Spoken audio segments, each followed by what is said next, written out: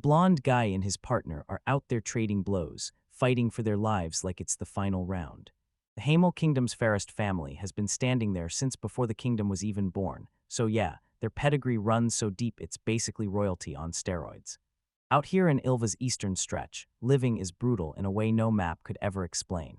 There's this old saying that the poor have a million kids, and guess what? Even the blue blood elites can't dodge it because while the Ferris family brags about history and tradition, they're really just a low-ranked nightly house-sitter, stuck at the very bottom of the noble ladder.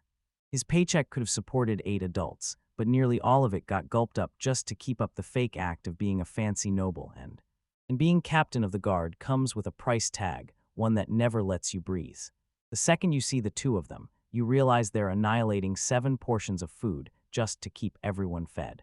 But the budget's already slammed to the limit, just from those 2 kids in the frame, so now you've gotta wonder, how many brothers and sisters are really packed into this family? And here's the twist, the truth is downright wild. The Ferris family has not 1 not 2, but *12 ** kids they've got to keep up with.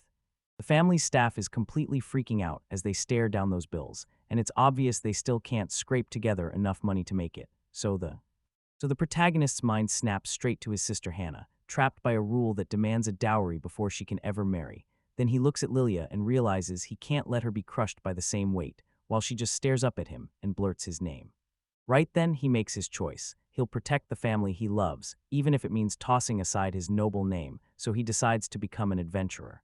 It's all for his siblings, and he knows if anyone's going to rescue this bankrupt home, it's him, the one who has to storm out and earn that cash, So he barrels straight toward the massive wooden guild building, right where the guild is waiting.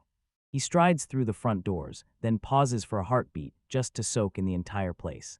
The guild is packed to the brim, adventurers hauling gear, straps clinking, everyone gearing up, and as he watches them, he clocks the eerie quiet in the room and can't shake the feeling that someone just dropped a silent spell over everything. A bright, cheerful receptionist beams at him with a huge smile, welcomes him into the guild, and asks what he's here for today. He tells her he's here to sign up as an adventurer, and she snatches the registration book on the spot, flipping it open to get things rolling. The receptionist shoves the paperwork across the desk and tells him it's all ready, so she tells him to fill it out, his name, plus every skill or bit of experience he's got, and he just freezes there for a beat, staring at the empty form. Then he freezes, staring at the sword at his side, and tries to figure out exactly what to write for his skills. Once he's done filling it out and slides the form back, that registration fee thumps his wallet and leaves him a little bummed. Then the receptionist grins and says, "We've accepted your application before." Before she even starts breaking down how the guild runs, she lays out how quest money is handled and what it'll cost you when you screw up a job. She rants about how guild cards work, then slams a warning into him: break the law or kill a fellow member, and she'll blacklist him from every guild in the country, and that's when she shoves a temporary tag into his hands and promises, "Finish your first training request, and you'll get the real card." He snatches the item from her, eyes locked on that basic beginner's tag they handed him. He squints at it, almost disappointed, just a chunk of wood with his name scratched into it. He fires one last look at it, then snaps the wooden tag onto his neck and makes it official. The protagonist strides to the massive request board, and a sign practically yanks him toward the rookie jobs tucked deeper inside. He freezes for a split second, then it clicks. Those rainbow colors on the board aren't random at all, they're the guild card ranks. Turns out the guild doesn't hand out those ranks for nothing. They judge your power and your track record, then slap material-powered titles on you, from stone-level rookies all the way up to legendary treasure-class heroes. Climbing to the top ranks like Mithril isn't just grind and luck. You need a green light from the big-shot executives first, and the lucky select get special materials to kickstart their mission. He imagines gear forged from that top-tier stuff, then immediately snaps out of it, because right now he's gotta hustle hard, make enough cash to snag lunch today. He scans the board like it's a lifeline, hunting for the exact beginner quests he can actually pull off, until he stumbles on a whole storm of manual labor, scrubbing out city ditches, hauling trash at the construction sites, and doing non-stop maintenance all over the capital. He yanks a flyer down like it's no big deal, because back when he was a kid he did this for pocket money, and rookies don't get punished if things blow up. After hearing that giant rats are munching the slimes that keep the sewers clean, his stomach drops. This is a disaster, so he decides, might as well grab one more job. He strides back to the counter, and the receptionist stamps it official. He's locked in on 2 quests: hunt slimes and gather herbs. The receptionist shoves the papers into his hands and makes it crystal clear that the stamp on the form is the only ticket to getting paid, so he'd better not lose it. With the capital's roar fading behind him, he strides toward the city gates, clinging to the signs as he goes. As as he finally closes in on the checkpoint, guards are swarming through everyone's customs forms, snapping the line long before it even has time to slow down. When he finally reaches the front, he pats the guard on the shoulder, thanks him for the grind, and asks if he's got the okay to march through the gate, and then the whole moment cuts off with a sharp and the G. And the guard smirks, waves him through like it's nothing, because in his eyes, this whole place is basically the Fairest family's backyard.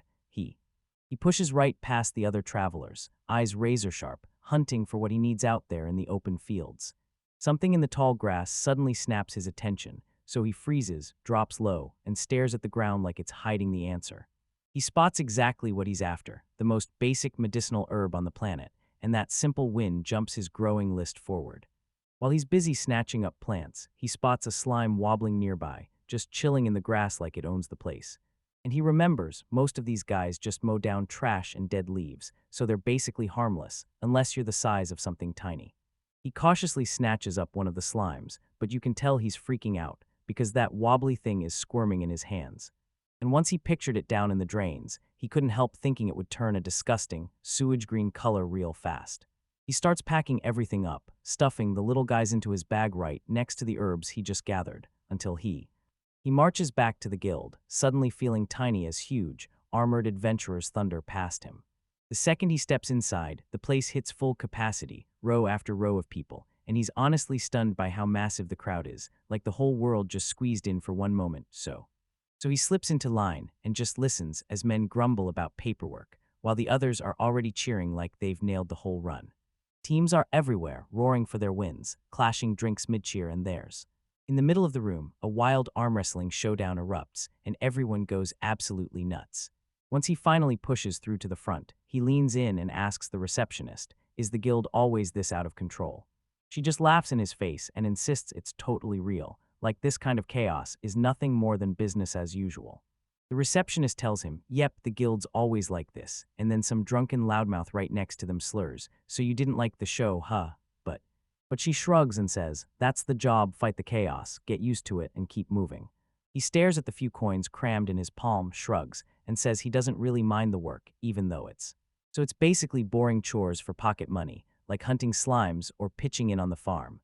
Still, every single day he mops those floors, and little by little that small stuff turns into real savings, so he figures if he squeezes his own food costs down to the bone, his younger siblings back home can grab more to eat, even if it's barely anything at all.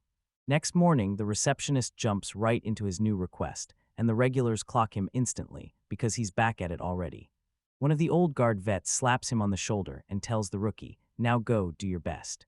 He spots that fresh tag hanging from his neck and blurts out, like he's proud as hell, that he finally got his official plate, and that's when it hits him. Sure, he can take real requests now, but he's still stuck at the starting line. He stands there staring into the chaos, realizing that when you fight monsters, you're not just battling fear, you're gambling with your life, and that hits like a truck, but he rockets straight into the chaos at the guild board, where everyone's elbowing and shoving just to snatch a job. People always swear that every adventurer, no matter the quest, has to square off with 3 monster-sized enemies. First, it's just a bunch of other guys brawling at dawn for shifts, and then it hits, you're talking about the real monsters they ride out to hunt. But the third enemy is always their own greed, because it's their money slipping out of their hands, and that's why most people never manage to get ahead. He shoves his way through the crowd, finally clutches a paper for himself, after a brutal, exhausting fight. As he stares it down, he finally realizes he signed up for a dungeon monster hunt, and yeah, it's not exactly normal because those dungeon monsters are a whole different breed. When they go down, their bodies don't leave a trace, they just vanish straight into the ground. They don't leave a corpse behind, they toss out a magic stone, a crystal packed with mana, and well peep. After everyone kept getting tangled up in how it worked, the Magic Institute finally cracked the secret wide open. People swear a dungeon isn't just a cave, it's a magic machine that breathes out monsters' shadows, a pocket of raw magical energy, a massive pool of mana where these dungeons grow, and by using the magic stone as the core, a monster's shadow gets born out of nowhere. This whole process is so strange it'll make your head spin. Where that shadow monster is just a copy of the real thing, and the protagonist suddenly remembers the one crucial detail they can't afford to forget. His oldest brother, Alburo, drilled it into him. These powers never change, no matter who you are, so they're always the same, always predictable. But the Ilva continent is packed with dungeons, and people whisper that a monstrous stash of treasure is buried deep inside, so that's why. At the Royal Magic Academy, the researchers went all in on one terrifying idea. These monsters and their magic stone cores could be manufactured, and once that secret hit the market, it blew up into a massive business because once magic stones start getting reshaped into real tools, glowing lamps, secure food storage, the works, every rich noble and major merchant swears they're absolutely essential for their mansions. But here's the twist: when the labyrinth's master, the guardian of the treasure at the bottom, is dragged out, the magic stones stop spawning, and that turns into a crisis. Until the nation's magic stone supply started collapsing every single time a dungeon was cleared, until the Mage Institute finally cracked the code, somehow forcing the labyrinth to breathe back to life artificially. Even with all that magic, they still couldn't figure out a way to wipe those monsters out of the labyrinths for good. Dungeon hunting is basically mining, only instead of ore, you wreck monsters, rip out their magic stones, and grind until your hands are sore, because the grind and the guild receptionist can't even process what she just heard when the protagonist says he wants to take on a labyrinth. She's staring, totally stunned. She eye-checks his plain, bare-bones outfit and snaps that his gear is way too light for something that dangerous. Then she begins laying it out. She starts flailing her hands in panic, begging him to slow down and save up for a full set of armor first. But the guy waves it off like it's nothing, says he'll be totally fine, while the receptionist doesn't even notice it's about to go bad. She warns him that chasing even a stone tablet can turn into a death trap the second things go wrong, and then she reminds him that told him he's still a rookie, and that if he wants to survive, he'd better bring at least some solid gear. He stares at her like he owns the moment, tells her, "Don't worry, I've got a real plan," and later. At the dungeon's pitch-black entrance, a goblin pops out and erupts into non-stop screaming, like it can't breathe, and then, just as the protagonist bursts in, he bolts forward and lands one sharp, clean strike that drops the monster instantly. The blonde protagonist barrels deeper into the dungeon, slams one crushing swing down, splitting another goblin clean in half, and he finally steals a breath, sighing hard as those monster magic stones skitter across the floor. He stares at the loot and his jaw drops, dozens of them. Somehow they actually shredded a whole army of enemies. So he starts shoving everything into place, dropping to his knees on the cold floor, stuffing his bag with stones as he sweeps the area clean. Then, out of nowhere, and just when it feels like he's safe, another goblin crashes down from the ceiling, shrieking as it lunges for a surprise jump to catch him off guard. But the dude is absurdly fast. He barrels in, traps the monster in place, and lands a brutal punch straight on its face before it even gets a shot.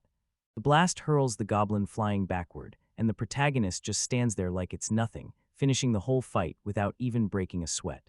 He slips his weapon back, tells himself it's finally time to move, and stares at the last few stones still glowing on the ground. Later, he strides into the purchasing office beside the labyrinth, where a guy is still slumped at the desk.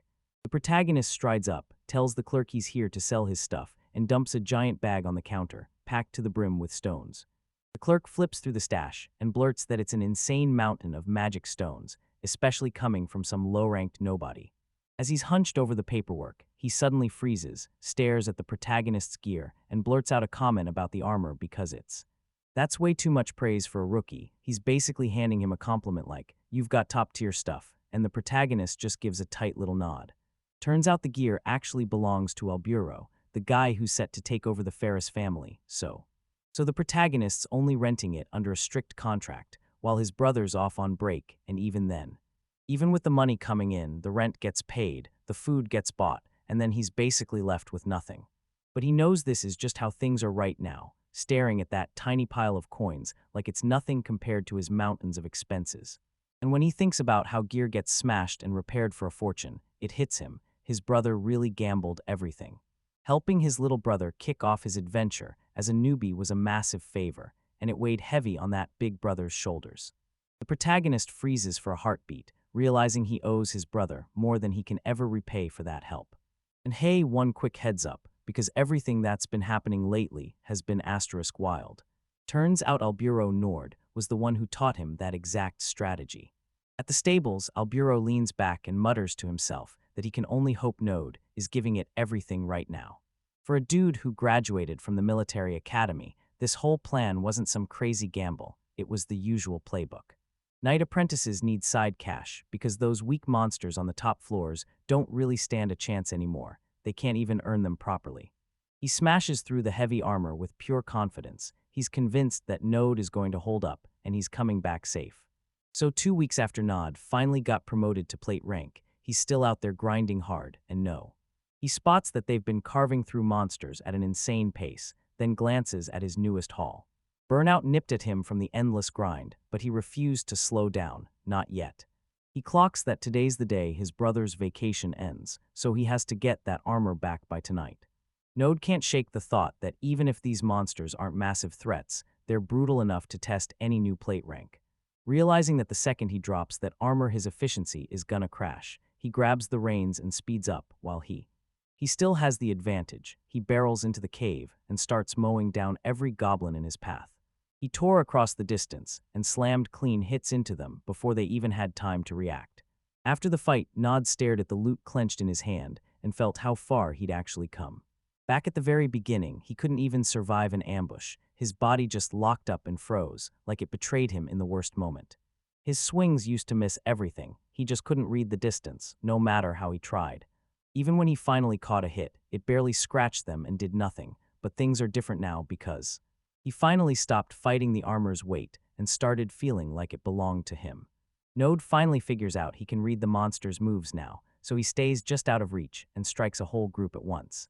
Nod sinks back in the middle of the cave, catching his breath, and his mind races as everything shifts, and he rockets right back into the fight, slamming in a massive blow that hits way harder than anything he did before. Nod feels it first, his body's suddenly weightless, his eyes slice through the dark with ease, and his strength spikes through the roof.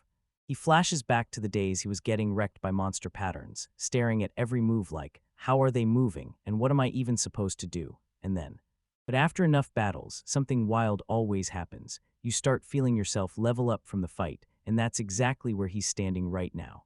Cash his way with that top-tier armor. Sure, that's the plan, but the real goal behind it all was simple. Get stronger no matter what.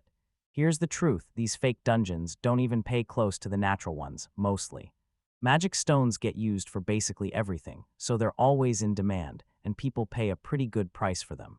But here's the sick twist. In these fake dungeons, the government scoops up the stones cheap just to crush all competition, and if you try selling them anywhere else, you're committing a massive crime. Even though the adventurers are out there busting their backs to find these stones, almost all that cash just funnels straight into the royal family's pockets. The truth is, the Adventurers Guild barely makes a dent off these artificial dungeon jobs. They're a hit because they're safe for basically anyone who can swing a sword, but they've got one big problem there. But here's the catch, these missions won't give you a single contribution point, so you can't climb a rank even a step. Most adventurers are laser-focused on climbing from newbie to the crystal tier, because the higher you rise, the fatter the paycheck gets, the perks go exclusive, and it's all there waiting for you. Hunting monsters out in the wild is usually the smartest play, raking in those completion bonuses and selling the loot for way more than you'd ever pull from some cramped labyrinth. Node knew the whole trap, so it makes no sense why he still picked that lousy dungeon job. Like, what on earth was he thinking? But it turns out he wasn't chasing those magic stones at all. His real goal was to learn real combat and somehow not get himself killed. And this wasn't the first time he'd grabbed a blade. Inside the Ferris family, every son gets hammered into swordsmanship from the moment they're little kids. Nod had a gift for it, plain and simple. Between his dad, his two older brothers, and the family guards, he got taught nonstop, and his skills skyrocketed fast. Even without ever stepping foot into a military academy, people swore he was already soldier level, maybe even stronger. But the veterans who'd lived through real bloodshed and war always had something sharp to say. They drilled caution into him, and Node still remembers that warning. Being sharp with a sword is one thing, but being good at war is a whole different beast, and training drills can only carry you so far, and that real skill only shows once you've survived a real fight. Node catches every warning, because the moment it says, if you, everything is about to go off the rails. If he ever forgets that, he'll take out one guy, then get taken down next. Strolling through the city, Node realizes his gamble paid off. He scored real combat experience, came out uninjured, even saved a bunch of cash, so yeah, with all that. He barrels straight for the Blacksmith's Guild, where a sign hangs right over the door. The second he steps inside, a hulking, bearded guy behind the counter blasts out a loud welcome and immediately grills him about what he's looking for. Nod shoves over a note and demands a full set of armor, plus a razor-fresh edge on his sword, and the smith's eyes widen like he's just been hit with the truth. The guy leans in and asks if Node's really an adventurer and what his rank is, then Node tells him, "Yeah, I've been the guy's plate for about 2 weeks." The smith snaps, "Hang tight, just a second," then storms off to grab something from the back.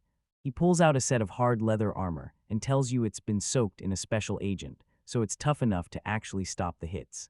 The blacksmith shrugs and says leather won't stop a metal blade, one clean strike and it cuts right through. Then he eyes Node and asks if he's just a trainee and why the heck he's not wearing chainmail. Node can't help but think, this guy listens to his customers like they're telling him exactly what they need. And he can't stop thinking about grabbing some chainmail for a second. He knows his dad and his brother are already hogging the family sets, and there's no way he can splash out for a new one right now, so he decides not to say anything, because if he does, So he tells the smith, "I've got none," and the smith just nods. Then he walks him through how the leather armor is built to snug a protective plate right inside the chest, adding that tucking a wooden plate in there makes it way tougher for any blade to punch straight through. The smith snaps that chainmail may cost a fortune, but if you want real protection, you'd better start with your head and chest. Then Node challenges him, asking if it can actually stop a hit strong enough for a real plate, and the smith just grins and reminds him it's still only wood. He tells them straight up, if the plate's too thick, it'll just crack and wreck his movement, so he layered the leather on purpose, sealing it to stop any nasty wood splinters from stabbing Node's body if it ever breaks. He argues that an iron plate would crush it for defense and soaking up hits, then flicks his hand and says the real problem isn't the protection, it's the price. Next, Node turns to the sword and says it's been taking more than 2 weeks of brutal use, and he's determined to get it polished properly. The smith asks what the grand total would be if they toss in one more item, and Node snaps back that adding the sharpening already drains his budget to the ceiling. So he drops the doubt, steels himself, and tells the guy, "Do it this way," because he knows this is no time to hesitate. The smith leans in and tells him straight up, for an adventurer, staying alive is the whole game, so if you've got to spend money to keep your life intact, then that's always the right call. No degrees, they've got a deal. And the smith tells him the leather armor will fit in no time, but the sword will take a few days, so he asks Node if he wants to grab both of them together. He pauses for a heartbeat, wondering if Node would rather just suit up right there in the shop the moment everything's ready. A few days slip by and then Nod storms in to grab his gear, sword in hand, armor finally ready to set off like right now. Staring at his fresh setup, he realizes his next huge goal isn't optional, it's getting real chainmail. It's carved from metal rings, and it costs a fortune because it takes a ton of hard work to make. Node insists his defense comes first, no matter what it costs, because even if he swaps out his other gear later, that shield will still stay in play. He flips through his notes and starts plotting where the quest meeting is about to go down. Node strides into the plaza right outside the castle gates and spots the exact meeting spot for the quest. He closes in on a girl in a hat who's studying a map she spins around and asks if he's another adventurer here to take the gathering job. So she shoves him in the right direction, points to the registration area, and orders him to flash his guild card to kick things off. That carriage ride out is pure nightmare fuel, packed so tight it's suffocating, and some dude snaps at Node to move because his gear keeps thudding into him, while another guy rages about the brutal shaking as Node just grips the edge and prays he won't puke. Node scans the area and spots the other adventurers rocking barely their armor, but he shuts that worry down fast, telling himself it's fine since this is mostly just a gathering quest. And the job is almost too simple. He swallowed the guild's request to head out and harvest medicinal herbs, but these aren't ordinary weeds at all. These are top-grade plants, and they're growing a solid half-day ride from the capital. And since these ingredients fuel powerful potions, and they're literally in season right now, the Alchemy Guild blasted out a huge request to get them fast. They get a base payout, then a juicy commission on top for whatever they pull in, and honestly, it's a great deal since monsters really do show up at the site, which means. So one trip won't be enough to shell out for that pricey chainmail, but give him a few days of grinding, and he'll still come home with solid profit in his pocket. Nod has to play by the rules, so he packed his own survival kit, some preserved food, pouches for the herbs, and the basics like a lantern, because out there, he's got to make it on his own since. The carriage rattles down the road in a long, bumpy chaos, but it keeps his mind locked on the mission ahead.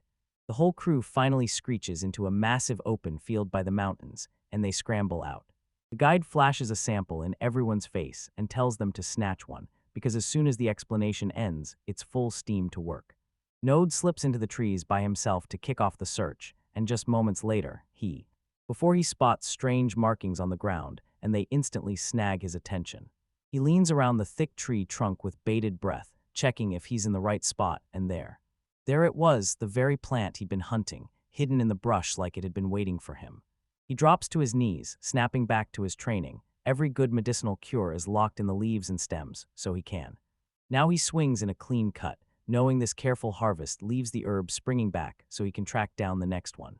Nod just stands there, stunned at how those herb runs near the capital actually paid off. Then he decides he'd better jot down every location, because who knows what kind of job lands him back around here, and then he powers back to work by the trees, locked in on the plants, until a tiny monster suddenly explodes out of the bushes and leaps straight at him. By the time the sun starts to sink, he's already knocked out the first day's deliveries. Done, finished, over. He tells himself it's smarter to slam a camp together before the dark rolls in, so he storms off into the nearby brush to haul back a huge pile of firewood. Out there, he spots wild mushrooms and prays he could tell which ones won't kill him, because survival knowledge like that can mean the difference between living and not. And he suddenly realizes, if he can hunt and gather his own meals, he'll slash his food costs big time. Then he vows to grab a scout adventurer a drink back in town to pick their brain for every tip they've got.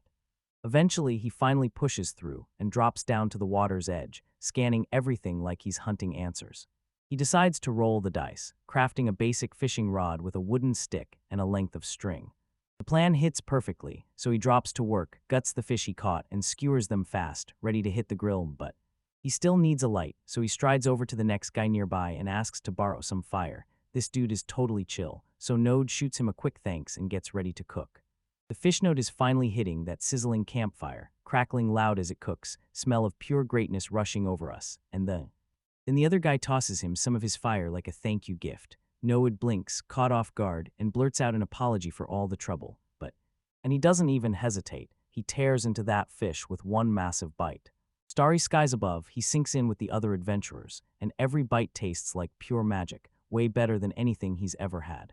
And just like that, the first night of the gathering mission officially comes to a close. The other guy shoves a steaming hot bowl into his hands to go with dinner. No warning, just heat. Nod shoots him a grateful look and dives into his food, and the guy tells him, yeah, it's warm out, but these nights still bite hard, so. But the forest shuts out the wind, so it's not that bad. He tells me his dad warned him the open plains would be way worse. Even with Noah lounging back, cozy and fully at ease, a grin creeps in as he realizes this job is honestly too good to be true. By day 3, Nod sprints up to the forest entrance and finds the herbs already stripped bare, but if he pushes deeper, there's still plenty waiting. Nod scans the whole place and realizes he doesn't even need to hunt for herbs. There are more than enough right there.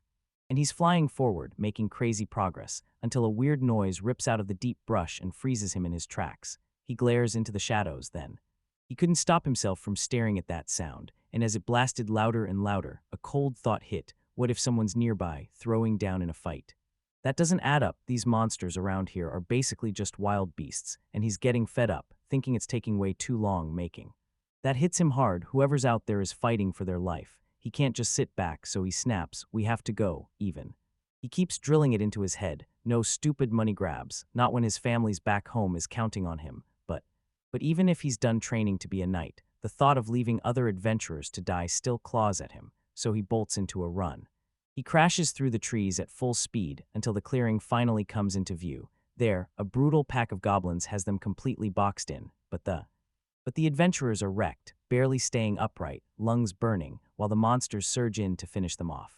Noah doesn't hesitate. He lunges straight into the chaos with his sword already in hand, stepping in front of the group to swallow the goblins all by himself. The black-haired guy stares in disbelief, then screams that reinforcements are here. There's no doubt now they're finally saved. The red-haired girl sizes him up and demands, "Are you for real?" while she fights tooth and nail to hold a goblin back with her dagger. Then another guy from the crew lunges in, shouting thanks, as he slams a monster with a crushing hit. Realizing this is their only shot, the whole crew snaps together, digs in, and slams back into a fighting stance. Nod locks in on the brawl, stunned because these goblins are far deadlier fighters than the ones he ran into in the labyrinth. Even so, it doesn't shake him, because deep down he knows the truth. No matter how skilled they get, a goblin is still a goblin. And it hits him his new gear is legit, because it shrugs off a wooden spear like nothing. The black-haired guy spots Node's kit instantly, then calls out how that armor looks like it'd be a nightmare to move in, way too little coverage. Node just lets out a vague hum. Meanwhile, the rest of those battered rookies crumple to the ground, gasping and fighting to catch their breath. He just stands there, eyes locked on them, until finally, someone yells his way and grabs his attention. The guy nodded, finally caught his breath, thanked him for the save, and then, full of confidence, introduced himself as a genius before asking Node for his name. Nod clocks that Genius is bleeding from his ear and lunges in, grabbing him and demanding if he's okay, because right now, he looks absolutely wrecked. Genius just shrugs it off, says that thanks to Node he only got a few minor cuts instead of something way worse, then immediately tells Node to go check something out.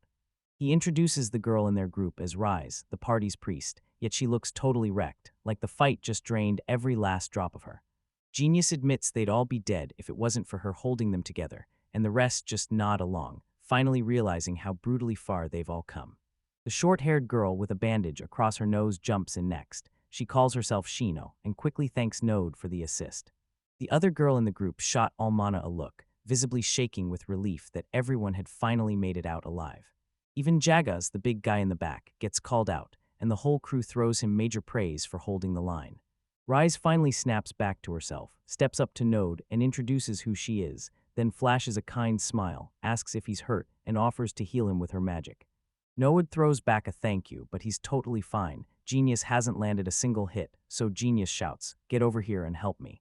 Rise looks like she's seconds from collapsing. Her face is totally flushed, drenched in sweat, and the weirdness is getting way too intense.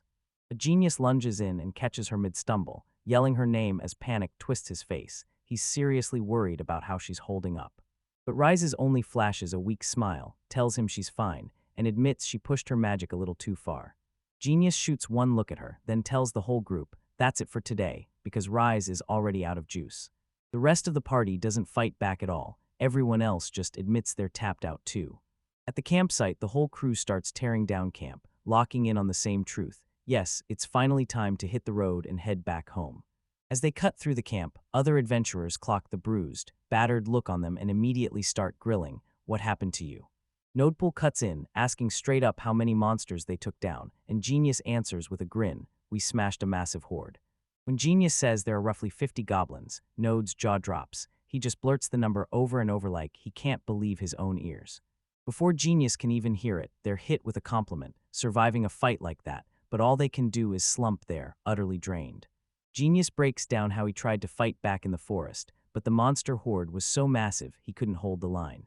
Shino admits that since they couldn't slip out, they got trapped battling in the plaza, and she's even unsure they would have survived if Node hadn't burst in. Right as the whole crew at the campsite spots them coming back, one guy cracks a joke speaking of the devil, exactly as they step in. Node tosses some food into the soup and tells Genius, "You've gotta eat, you're bleeding out, and you've probably lost a ton." Which makes Genius buy it as she flashes a confident thumbs up and swears everyone should step aside and let her handle the cooking. She drops the bombshell that her family actually owns an inn and promises to spoil everyone with an insanely delicious meal as a thank you. But before she tears into it, she checks with Genius to make sure they're cool with her going all out on their supplies, and he basically tells her, "Yeah, go for it." Genius leans into Node and tells him he's about to get a real treat, because Shino isn't just skilled, she's an absolute master in the kitchen. Shino jumps into the prep, slices through the meat like a pro, then fires up a huge pot of soup until everything's ready, leaving the rest of the plan hanging just like. They finally slipped away from the chaos, found a seat, and dug into that hot meal, then ate together like they'd just been recharged. Genius points out that with goblins swarming their nest, there's gotta be something big, and Almana's like, even if there's no grand treasure, they might still have loot stashed away somewhere. Shino finally blurts that she was so overwhelmed earlier she didn't even think about it, while Genius leans in and calls out to Node as he's locked in, scribbling furiously in his notebook. Genius blurts out, "Tomorrow's our last day here," and asks Node if he'll team up to hunt down the goblin nest with them. Nod starts to worry as today's chaos wrecks his schedule. He only managed to gather about 60% of the herbs he needs, and now he can't decide if he should even take a day off. He can't stop thinking about it. Goblin hunting isn't even in his paid contract, but the moment he imagines real coins tangled up in some goblin's nest, the idea turns irresistible. Everyone knows those creepy creatures hoard random treasure and stolen goods, stuffing it all into their dark little dens like it's their obsession. Node leaps to his feet and tells the whole crew he's made his choice. He admits to himself that a real adventure is worth more than anything. Then he strides up to the party and tells them he's coming. Finally, he gets to meet them the right way. Genius is amped out of his mind. He slaps an arm around Node and says he's just as excited for what's coming. They bolted out of there, pumping the whole group up for the morning. Almana flat out declaring Node is worth 100 men, and Jago nodding along. An adventurer's real job is to dive into the chaos and go on adventures. The plan is locked in for the morning. Genius insists they hit the road the second the sun pops up, and no one bothers with a safety speech because they figure, if things go sideways, they can just grab herbs and move. So the next morning, the whole crew charges into the woods, riding high and feeling like tonight's catch is theirs. As they walk, Nod can't stop tallying his herbs, calculating that every 10 of them buys a copper coin, while Shino keeps her eyes forward, fighting to stay locked in. Everything's cruising along, until Almanis shoots up a hand, barks stop, and freezes everyone right where they stand. She snaps her voice through the air, freezing the whole group where they stand, then orders them to wait a moment and stay dead silent. Genius leans over and asks if she's taking the first watch, then she cuts him off, already having spotted something lurking in the brush. She spots a goblin scout ahead, yanks her bowstring taut, and steadies her aim for a clean shot. As she releases the arrow, it streaks true and lands perfectly, dropping the creature dead in silence before it can even make a peep. With everything finally quiet, they creep toward the cave entrance, ducking low as they slip into the pitch-black tunnel. Node slams on the brakes near the entrance to inspect something, and Almana whips around, demanding to know if anything's wrong, or if he actually found what they were searching for. Node pops the container open to hunt for loot, but he leans toward Almana and swears it's mostly just food and supplies, so he just stares at the box like it crushed his hope, asking if that tiny haul is really the best they could dig up. He and Shino start freaking out, and Node bluntly warns them this whole trip could be a total bust, because the herb payoff won't be worth much either. Shino lifts up the scrap of fur she found, then grimaces and admits it's so ripped up and tangled that there's no way they'll be able to sell it. Noah just stares at her and basically tells her the other guys at the party won't even care about something that small. He shouts for everyone to lock in their focus, then they press deeper into the cave. They finally burst into a huge clearing, and there, in the pitch dark, an entire pack of goblins is crammed together, huddled like they're trying to disappear. Noah fixes his gaze straight ahead, face set in stone, and quietly tells the group, "We finally found them." The genius steps up, grabs control, and orders the group. The front line charges, and in the second almanac, the blazing girl fires her first shot. He tells Jay to rush in and strike while Rise stays back, ready to heal anyone who gets hit, and the whole squad falls into position for the attack. Node blasts the signal, and everyone lunges forward, while the goblins start cracking, screaming as the group surge past. Slams into their lines, Node charges first with a massive shout, and the goblins freeze, eyes wide with pure terror. One of them takes a brutal hit to the face as the genius rockets into the chaos, blazing in with crushing strikes, smashing goblins backward into the air and right. As Jay barrels through, crushing everything in his way with raw force, Almana and Rises stay locked on the front line, watching from a safe distance. The brawl wraps up fast, and suddenly the guys are standing over a mountain of crushed monsters, Almona's beaming like the danger finally vanished, and then she barrels over to Nod, asking if they struck gold or found treasure in the chest, only to hear Nod sound totally disappointed as he tells her they barely found anything at all. Shino blows up, demanding to know if there's even a single coin. Node only shrugs with maybe, while Genius shoves the whole idea over the edge so they finally, you get it. Shino's practically vibrating with excitement as everything pours out, and Genius yanks a sword to inspect the quality. But Node lanes in, digs through the heap, and realizes it's mostly just a mountain of copper coins. Almona swoops back to hunt for anything they might have missed tucked inside, while Jago just slumps there, dead tired, barely able to breathe, and not a single word slips out. Someone yells that they've spotted a silver coin, and they're absolutely buzzing about it because back at camp, somebody asks how the trip went, and the guys admit it. There wasn't much worth grabbing, which totally tracks since they were only fighting goblins, and honestly the real mission was to snatch those herbs before anything else. Risa says she's just relieved everyone's safe, and Genius nods along, then they dig into food, but Genius starts grumbling about the brutal wagon ride they've got waiting in the morning, and Jago just shrugs and tells him, that's life. Noad says nothing, just watches his new friends kick back and warm up by the fire after that brutal long day. He stares at his share of the loot, and once it's all split up, it's basically no better than just gathering herbs. Still, he shrugs it off, grin curling across his face, already thinking, even without some huge payday. Meeting this crew made every second worth it. Now they slam the last bite, sit up like a storm's coming, and far from the woods, the sun blazes over the towering buildings of the royal capital. Node hustles over to the guild notice board to scope out the newest jobs, only to find Genius already there, so they trade a quick chat before everything gets cut off. No. Node strides up to the front counter with his paperwork in hand. Then the lady behind the desk suddenly screams, "Huge congratulations." And then she drops the news. He finally racked up enough points to get his promotion, and he's officially cleared to climb to the second rank. So the receptionist leans in and asks if he's ready to take that special promotion quest right now, and Node pauses for a beat, thinking because cracking into gemstone class is huge. It means he's finally cleared to start landing escort jobs that pay way better than. It's not just hunting little targets. These missions are all about guarding caravans and protecting high-profile travelers with ironclad rules, and if a route is notorious for danger, clients will request top-tier fighters, people who have already survived those monsters. Even the guild won't gamble. Nobody below gemstone class gets anywhere near a bodyguard contract, not even if it looks like a cakewalk. By the end of the day, it all boils down to one thing: strength. And if you're an adventurer trying to climb that ladder, that's the only truth that matters. The guild drags them into a special test, then tells them, if you can crush a quest that's a whole rank higher than you, you earn that promotion. The guild's manual spells it out. Clients dump their problems on the desk, and the guild flips them into quests for adventurers. Sure, the pay for these social jobs can be pretty meh, but the contribution points come in waves, and that's why they're the go-to for rank-up tests. Nod slips up to the receptionist and asks what promotion jobs they've got open for him right now, and when he hits her with that insane energy, she blinks, then snaps to it and starts digging through the official logs to find the perfect match.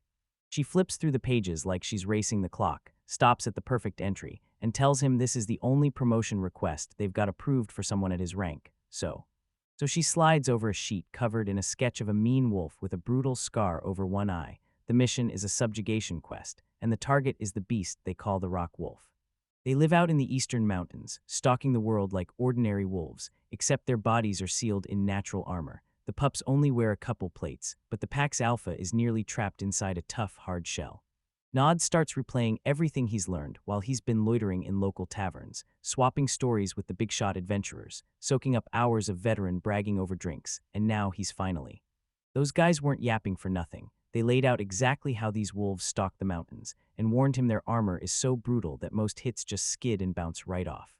Node's been stuffing his massive notebook with everything he's learned: monster weaknesses, detailed maps, handy herb tips, and even the weird little food recipes he's snagged along the way. Staring at the quest sheet with his own notes side by side, Nod finally clocks why the guild chose this monster for the test. This is not a cakewalk, not even close. But he knows exactly what he's stepping into. Goblins just swarm in a chaotic mess, but wolves hunt as a team, snapping in sync with coordinated strikes, and suddenly the fight turns into a whole different kind of nightmare. Nod finally feels their power for real when a rock wolf crashes into his shield. Then he fully realizes what he's up against. And it's honestly wild. His armor is actually stitched from fur, so as the days drag on, the tips of the hair start tangling up and slowly hardening like it's turning into a solid shell. And as the years pile up, that gray coat keeps thickening, until it turns into something that feels more like solid stone than fur. By the time that wolf hits full grown, its hide is practically bulletproof. Most ordinary swords can't even nick it so. So this hunt won't feel anything like his old ones. Back then, he could just toughen up his own gear and carve through goblins or boars with zero effort, but this time, it's gonna be nothing like that. This time, he's stepping up against an enemy who's finally on his level, and the whole fight changes when you're up against stone-hard armor instead of thin plates. Node snaps his eyes to his notes, reminding himself, this isn't just armor, it's a pack and they hunt in teams. He's almost certain he's got this, but he knows he can't afford to gamble. One single wrong move, and they'll shove him way past his breaking point, especially since he's been running the numbers on his skills and gear, and after how he handled those goblins, he's pretty sure he can take on 10 wolves at once. And that's the real trouble. PACS normally start at 10, but they can shoot all the way up to 100, and the newest reports say there's a huge pack of them roaming out there right now. Reports say a huge pack of rock wolves is huddled on the cliffs, and Node realizes that if there are 30 of them, getting boxed in means certain death, so the guild receptionist leans in and asks if there's anyone else around Node's level who could team up with him. Node just freezes, eyes locked on the paper, knowing. Things are rough as hell. She tells me a bunch of the local parties got bumped up to stone rank all at once, and that all the easy promotion requests are already wiped out. Node sighs, sees this deadly wolf hunt is the only move left on the board, and to make it worse, the genius who could back him up isn't even there. He can't stop thinking how their coordination has been getting better lately, but every other guy he knows is slammed too. This adventure Node says he's heading out on a long gather trip to score better armor, He walks off, leaving the receptionist hanging. Then he studies his notes one last time and she fires back, asking what he plans to do next. He can't help but wonder if he's really on the same level as the rest of the crew, so he steels himself, telling himself to wait for the others to come back, because together they can finally work as one end. And he decides to ditch the wolf quest for now, telling her to stop pushing it and just give him a job he can actually manage, alone. 3 days later, Nod slumps at the table with his hands over his head, utterly crushed by how things have spiraled. Nod slumps there with his head in his hands, looking totally wiped out, wondering if they really have to drop everything right now to go hunt those rock wolves. But a voice snaps from behind, asking if they're running low on money. Nod just stands there, facing away, and he demands to know what Alec means by that. Alec hunches over his desk, eyes flicking through the records, looking dead worried, and he starts breaking it down again, even though he knows Nod already gets it, and he bluntly tells him the Ferris family's money situation is in really rough shape, and points straight at the real disaster. They're pouring out way more money than they're bringing in. Alec points out that Nod's been getting younger siblings left and right, born one after another in just the last few years, and since they're still tiny, their food bills haven't hit hard yet. With 6 kids under 6, the daily chaos keeps stacking up until the bill turns massive, and Nod just scratches his chin like, yeah, Alec's probably right. Alec blurts that Lilia is already 13, so now they've got to start fretting over tuition for the Noble Academy, where their mom and sister once studied, because time isn't waiting and it's coming fast, which then it all clicks. Nod finally feels the pressure hit and everything makes sense. He stares at his own hand, then admits it. If he heads to the military academy, their household finances are about to collapse for good. Nod flashes Alec a gentle smile and says it's fine, but Alec just stares back, like the pressure of everything is crushing him. Right now, they're still barely staying alive, thanks to the wages rolling in from Alburo, and the extra money Johan keeps sending back after he ties himself into a whole new family. And to make it even crazier, Hannah's been sent to work as a maid in another house, just to keep the family afloat, which Alec points out is the only thing keeping them barely afloat, especially with everything Nod keeps throwing at the situation. But even so, a massive problem is still looming.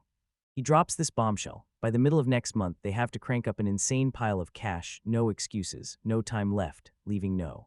He just stands there, head in his hands, realizing the second he does, boom, the debt deadline slams down. Alec stares at the empty coin pouch, hangs his head, and blames himself, because he squeezed every last thing he could out of the numbers and still couldn't make it work. Up to this point, the Ferris family has kept their heads above water by grabbing loans every time their cash ran dry. And yeah, noble families getting buried in debt is almost normal, but most of them still own real land, so once harvest comes in, they can just pay it off.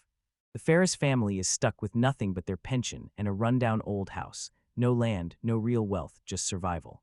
Besides a few relatives, the only person who ever handed them money without demanding it back was Albert's friend, and Nod stares at his own hands, and you can still feel that debt clinging over him like a curse. Everything's gone to the wall. They've already pawned every single thing in that house, again and again, so that lifeline is dead, and all that's left is nothing. All that was left in their home were the family swords and armor, nothing else.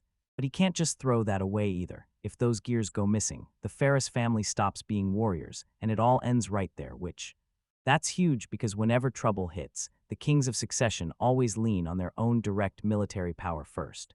In their world, your rank depends on how close you live to the capital, so the fact that the Ferris family is tucked into one of the best districts is a huge, top-tier honor.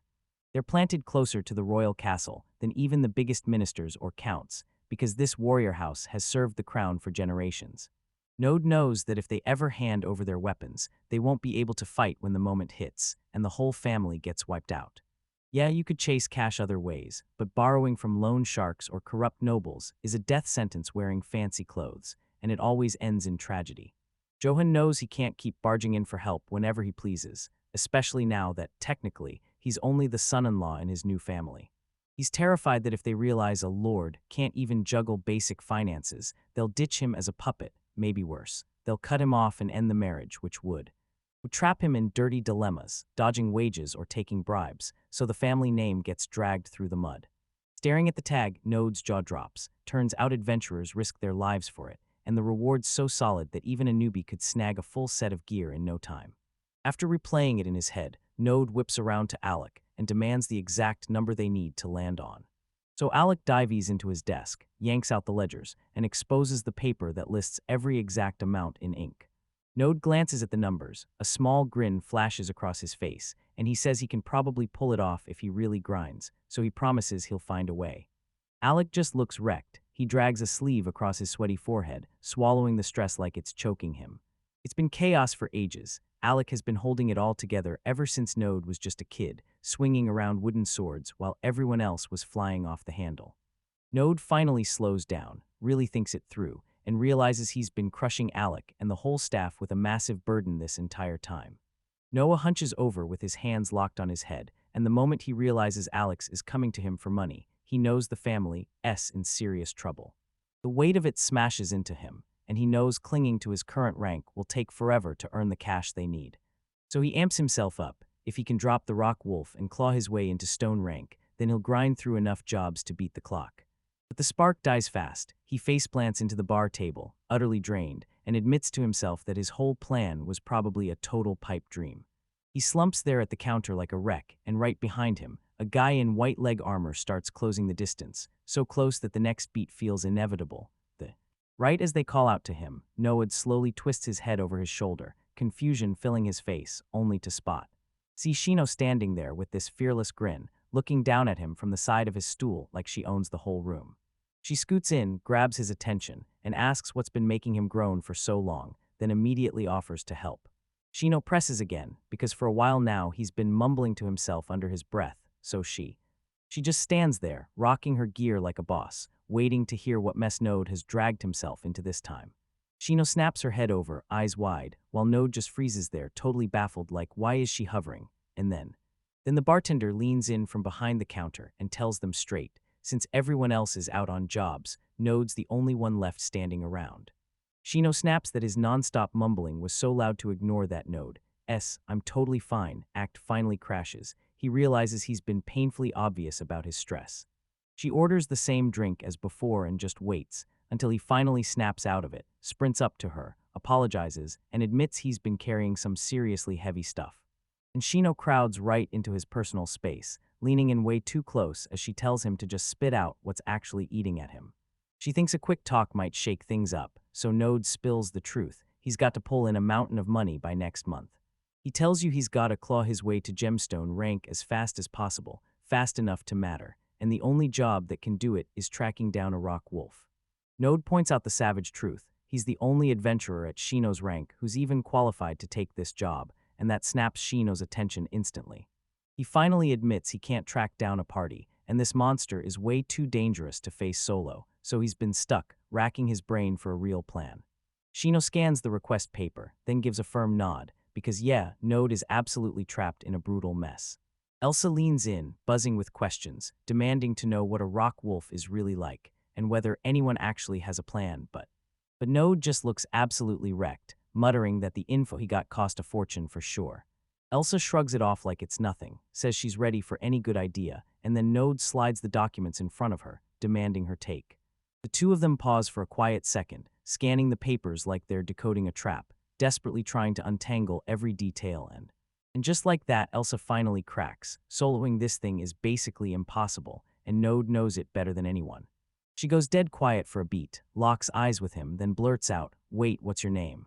Node's cheeks heat up. He realizes he's been blabbering the whole time and never once bothered to introduce himself.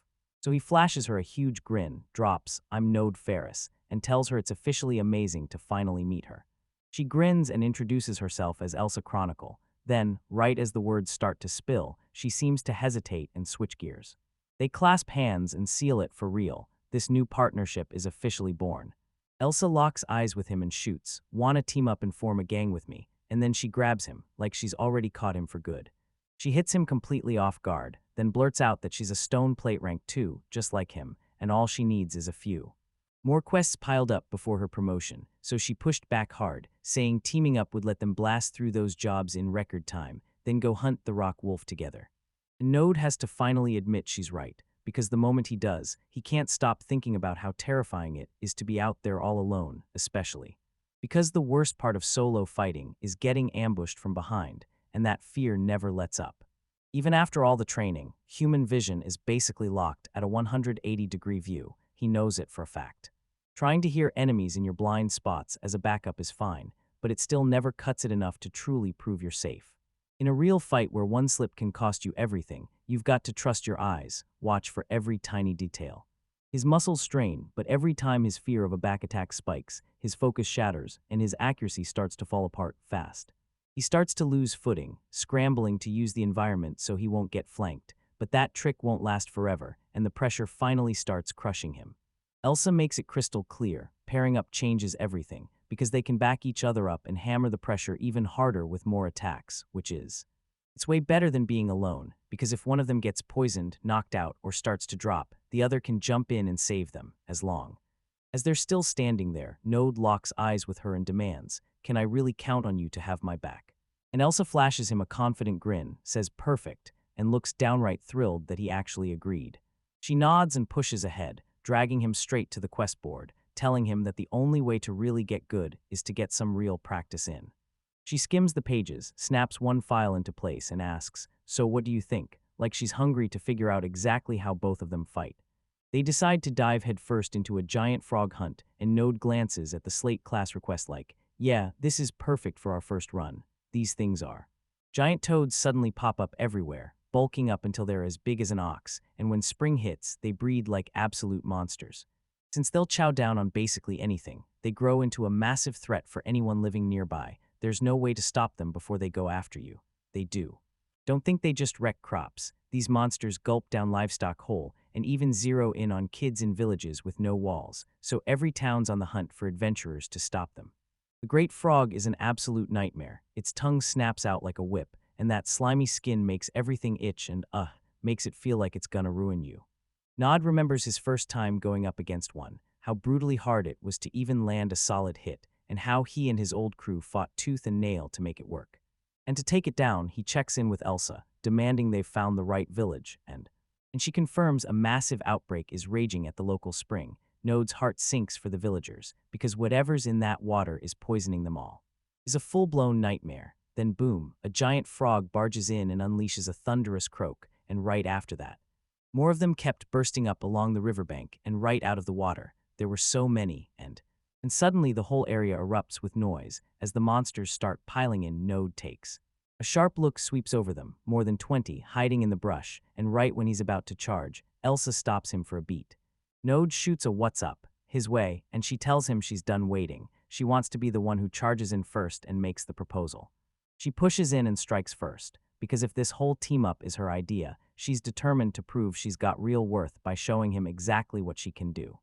Nod asks Elsa if she's ever actually fought a giant frog before, and she just shrugs it off, like it's no big deal, telling him she'll be totally fine because she's stronger than she looks. Then she steps up and then he just tears through them on sight, and Node is left completely stunned at how insanely good he is. Like, I can barely keep up with her as she rockets around, slicing every frog she sees to pieces with effortless ease. Wood stares at how she moves and realizes her aggressive style is the exact opposite of his whole defensive game, and she's like a walking. Elsa just charges in and stands over the last one, and before he can even reach to help, she slams the silence with an apology for.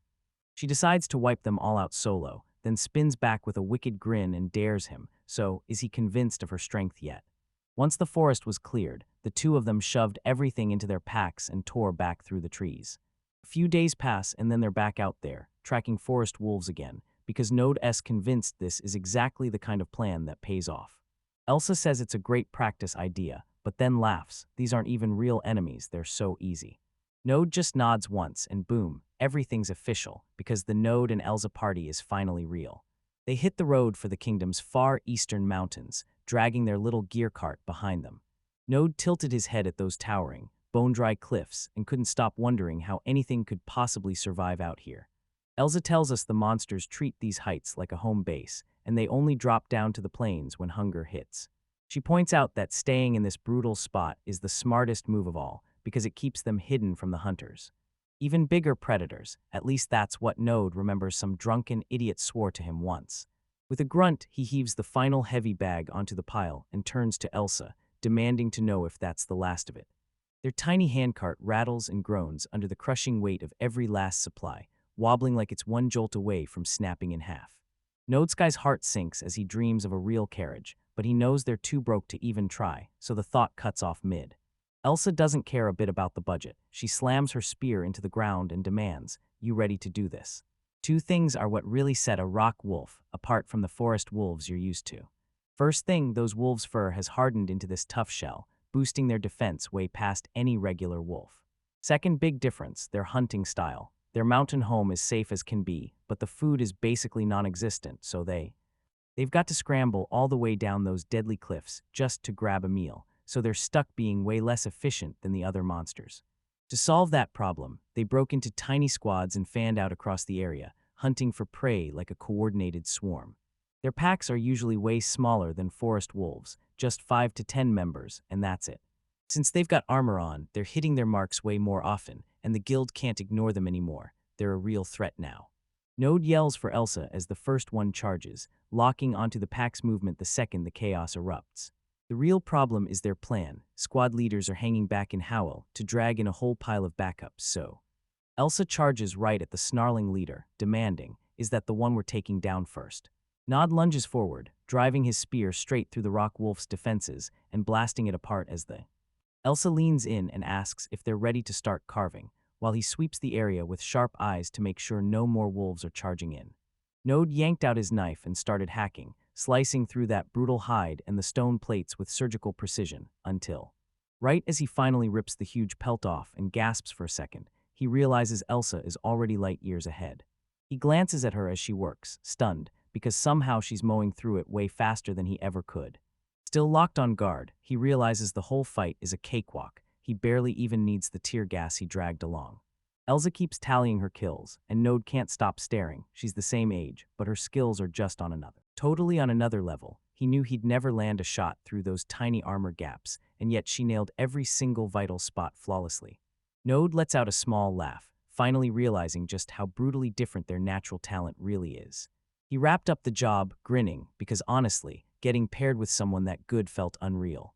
The very next morning hits, and Elsa's already feeling the trip pressing down on her. She blurts that if the hunt keeps going this effortlessly, they hauled way too much gear and Node just shrugs it off, then laughs and goes, "Yeah, you're probably right, we definitely packed way too much."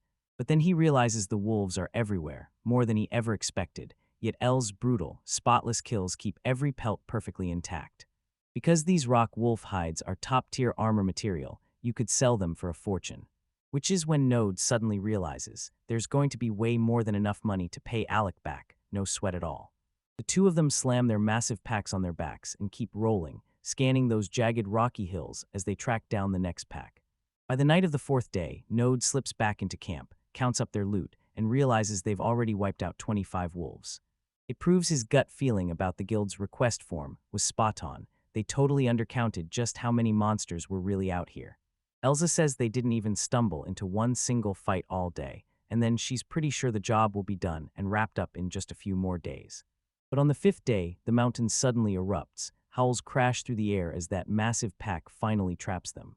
Nod grinds his teeth as everything spirals downhill, muttering curses under his breath while he fights to stay upright against the wolves are closing in like a tidal wave, and Elsa screams that this place is a total disaster because they're about to get completely surrounded, so Nod finally realizes he got played hard. He curses himself for dropping his guard just because the hunt felt way too easy, but when I look back on it, it's clear things always had the potential to spiral out of control just like this. This has happened plenty of times before, when the real monster count is way higher than what the guild reports, and then no. Joe totally should have remembered the warnings those veteran adventurers laid out for him at the guild. He snaps back to himself, locks in, and tells Elsa, "Time to use that one move we practiced." As he snatched his gear, he roared over the growling, asking if she was ready to sprint for it. Elsa's eyes sharpen. She tells him, "I'm ready," and just as the wolves burst in from every angle, she braces like the fight-s about to explode. Node drops the signal, and both of them explode forward like a shot, sprinting straight through the thick of the pack, hunting for the first real opening. Elsa shrieks for Node as the wolf rockets in and clamps down on him, and Node only grunts through the agony, apologizing for the slip-up while. With them locked back to back, the danger finally ratchets up. Things are starting to get even worse and fast. Elle's eyes snap wide with terror. She screams at Node to watch out, and he whips around, totally blindsided by what's about to hit. A massive shadow drops over them, and Elsa gasps that this is officially the absolute worst-case scenario, like the no more than this kind of dread.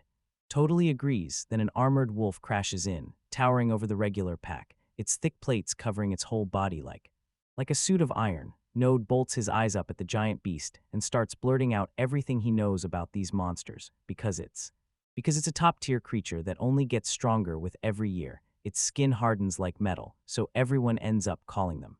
Node scribbled in his notes about armored wolves, how freakishly rare they were, and even joked that hunting one would be the perfect way. He just wanted to hang out with this gorgeous girl, but the books kept insisting that only the top-rank adventurers get that kind of life, and that old guy at the guild warned him too.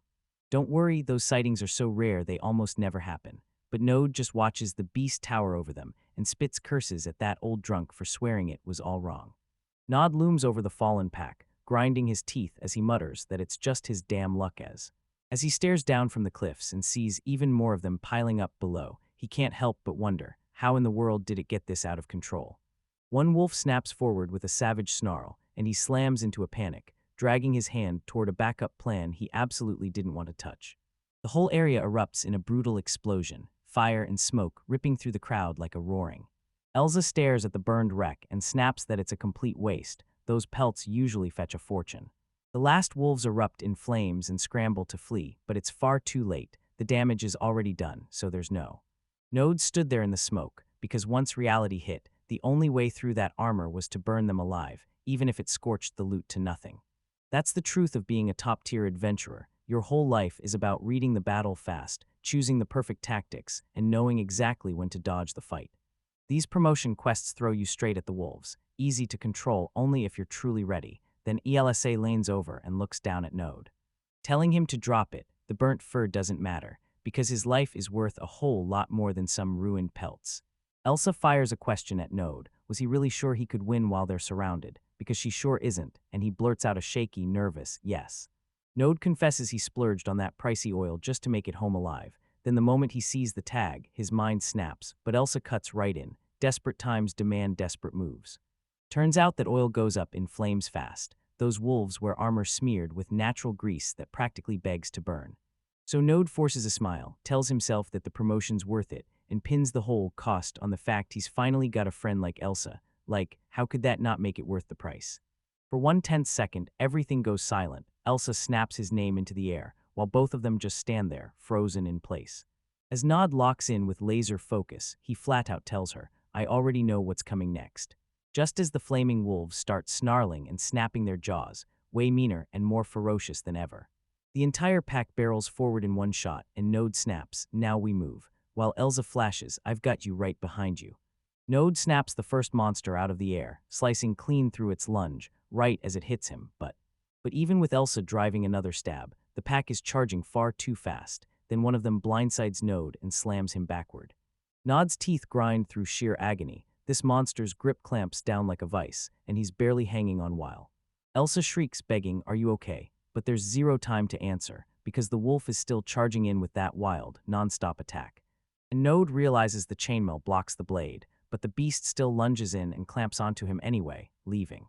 Frozen solid as that massive wolf unleashes a roar that rattles the entire forest, both of them just standing there, staring as the flaming monster rockets through the air straight for Node's head. He slams into the dirt and barely raises his shield in time, just to keep that beast from ripping his throat wide open. Node screams and lunges to shove the snarling face back. Its teeth are just inches from his eyes, and then bam, Elsa rockets in with a brutal swing, smacking the wolf dead in the side of its head, and as he sends it back, she snaps to attention, warning Node that this fight isn't over. Node finally catches his breath, and all he can say is, you seriously saved me. They both stare as the monster hauls itself back up, and Elsa blurts, we landed a deep hit, but that beast is just too brutal to stay down. Node stares at the battered beast and says, it's almost over, so let's finish this right now. He barrels in with his shield raised, screaming that he's not letting that thing yank the same trick on him again. The monster's legs tremble uncontrollably, and it can barely stay upright. Elsa doesn't even blink. She surges forward, weapon first, determined to end it for good before it can recover. The wolf finally collapses for good, and Nod and Elsa crumple to the ground, utterly wiped out. Soon Node starts digging into the dirt, swearing he'll bury the bodies so they don't rot. Elsa is completely stunned by the count, blurting that she can't believe Node actually knocked down 8 of those things, while Node's already locked onto the prize money, praying the guild hands them a bonus. She's still fuming, claiming the guild botched the count, and swears she'll march in to complain, but then she spots Node caught up in something else and asks what he's doing. Nod glances over his shoulder, clutching a hammer, and says he's mining for ore because they blew all that cash getting ready for this trip. He lifts a gleaming chunk of rock and declares, we've got to snatch every last thing we can to pay our costs, because that guild carriage is coming to haul us home. Node spots something buried in the dirt and explodes into a yell, snapping Elsa to the truth. He finally found exactly what he was after. She asks if it's a medicinal herb he found, but he shuts her down. No, it's just the size, and he's clearly fed up with the whole thing. But later, that carriage ride spirals into a full-on nightmare. Elsa gripes that the ride home is way too cramped, while Node just slumps there, utterly drained. Nod forces a grin and plays it cool with their loot, but Elsa is hanging on by a thread in the back of the wagon. 4 days later, Elsa barges into the Adventurers Guild, and pure fury practically crackles off her like lightning. The receptionist starts trembling as Elsa demands, through gritted teeth, to know why they were sent to slaughter way more monsters than that report ever promised. She keeps going, saying it's basically a death sentence to match their rank against a monster that's strong and that poor receptionist can only bow, stammer an apology, while Nod and his battered old crew keep their distance from the blast. But it all somehow works out. Elsa strides in, proudly waving a massive bag of gold she just managed to shake out of the guild as a sweet bonus. Nod tells Elsa that her blow-up at the guild is exactly what he counted on, then she fires back that it was actually him who was terrifying back there. Node cracks open the numbers, and when they tack on the rock wolf pelts, they're swimming in solid profit, traps paid for included so Elsa listens, cheeks burning, but Node isn't finished yet, because the story isn't done and he's about to keep going. They just got shoved into cobblestone rank as official adventurers, sitting there counting every last gold coin, staring at the promotion notice like it was destiny. While they stare at their shiny new rank tags, Elsa blurts out to snag his attention. Node glances over and asks what's really on her mind. She leans in and asks if he'll sell her his share of the armored wolf parts, reminding him, loud and clear, that the loot and the reward are split 50-50. She says the wolf materials are the last to come out clear, because most of the stuff in the fight went up in flames, and there's only enough left to forge 1 set of armor. Elsa won't stop pushing her argument. She insists that gear built from those exact parts will make their next jobs ridiculously easier, and she tells him straight up that Nod needs the cash, while she's chasing the gear. Then she leans in and asks if their goals don't match up perfectly. Node is all in for the deal and says it'll be his pleasure. Then the two of them clink their mugs together, celebrating their new partnership like it's destiny. Nod finally makes it back to the estate and shouts, Alec, because he's back at last from. As soon as his latest job wraps, Alec storms in and gives him a formal welcome home. Like the moment he returns, the world's already waiting. He shoves a heavy bag of gold into Alec's hands, says the exact agreed amount is inside, and then orders him to double-check it. Everything just to be safe. Alec swears he's got it, then slips right in behind them, ready to follow.